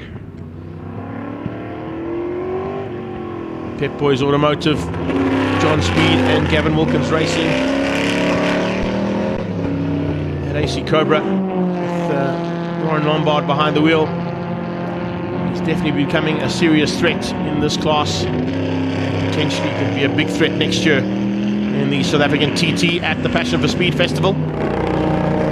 Oh, got a change up. Oh, I didn't expect that. Mark Miller has found a way through there on Alan Mayer. Will Alan Mayer come back at him down the hill? He's going to have a look. Mayer's late on the brakes. He gets the chevron locked up. Miller gives him some space. They come to the line. Oh, that's a nice way to finish up today's racing. Two teammates side by side fighting hard. Alan Mayer gives him a wave out the window. He knows how hard he had to fight for that one. Jimmy T comes through there for Lindenberg Racing, finishing up in 6th place overall. And Fenter and Tendashate already across the line earlier on behind the leader, will be 7th and 8th place on track. So wow, Larry Wolford with the fastest lap of the race on that last lap as well, a 106.7 coming from Wolford in the Lola T70. Considering the conditions and how cold that track is, that's still a very good lap time. Lombard in 2nd, Siafari in 3rd, so it's Ford Cobras in 2nd and 3rd place. Alan Mayer in the Chevron just pipping the Daytona Coupe to the line there of Mark Miller, and then the Ford Escort beating out the other Daytona Coupe of his teammate Jimmy T and Dirk Venter. Tendashate, the 8th car on track, our last car on track as well in the Marauder from Trans Africa Racing. So it is historic and Inland Championship wrapped up for the day. Absolutely brilliant stuff. Thank you so much to Zwartkops for allowing us to bring you all of this live stream action. The next bit of live stream action from Zwartkops Raceway, of course, will be on the 14th of September, and that is for the regional side of the Extreme Festival. It's the 3rd last round. We will be here to bring you all that action. We'll also be down in Cape Town the weekend after that to bring you all the action from the national penultimate round of the Extreme Festival. That's at the Killarney International Raceway on the 21st of September. We'll be back here on the 5th of October as well for action from Top of the Hill. And make sure you're here in the middle of October as we wrap things up at the Extreme Festival final here at Zwartkops. A shout out to all the marshals, great job. Race control, amazing to bring us back almost to the corrected time with the amount of action we've had on track and all the incidents. They did an amazing job along with the marshals. To our medical team, Hanley and to Don for keeping us safe. And of course to the Zwartkops team Tanya and her admin squad behind the scenes for an amazing day's racing. To all the competitors and their sponsors, all of our fans on the banking and around the circuit, and all of our fans here on the live stream, thank you so much for all your support. Please go on to the live stream, like and share this, pass it on to all your friends, fans and family all around the world. We do appreciate just growing the sport that we love so much, and we'll see you here at Zwartkops for the Extreme Festival Regionals on the 14th of September. On behalf of our team downstairs, our cameraman, producer Paul Bedford, and our director Dave Peterson, the Two Wheels and Up to 60 Seconds team, on behalf of them and myself, Greg Maloney, the voice of choice. Take care then. Bye-bye now.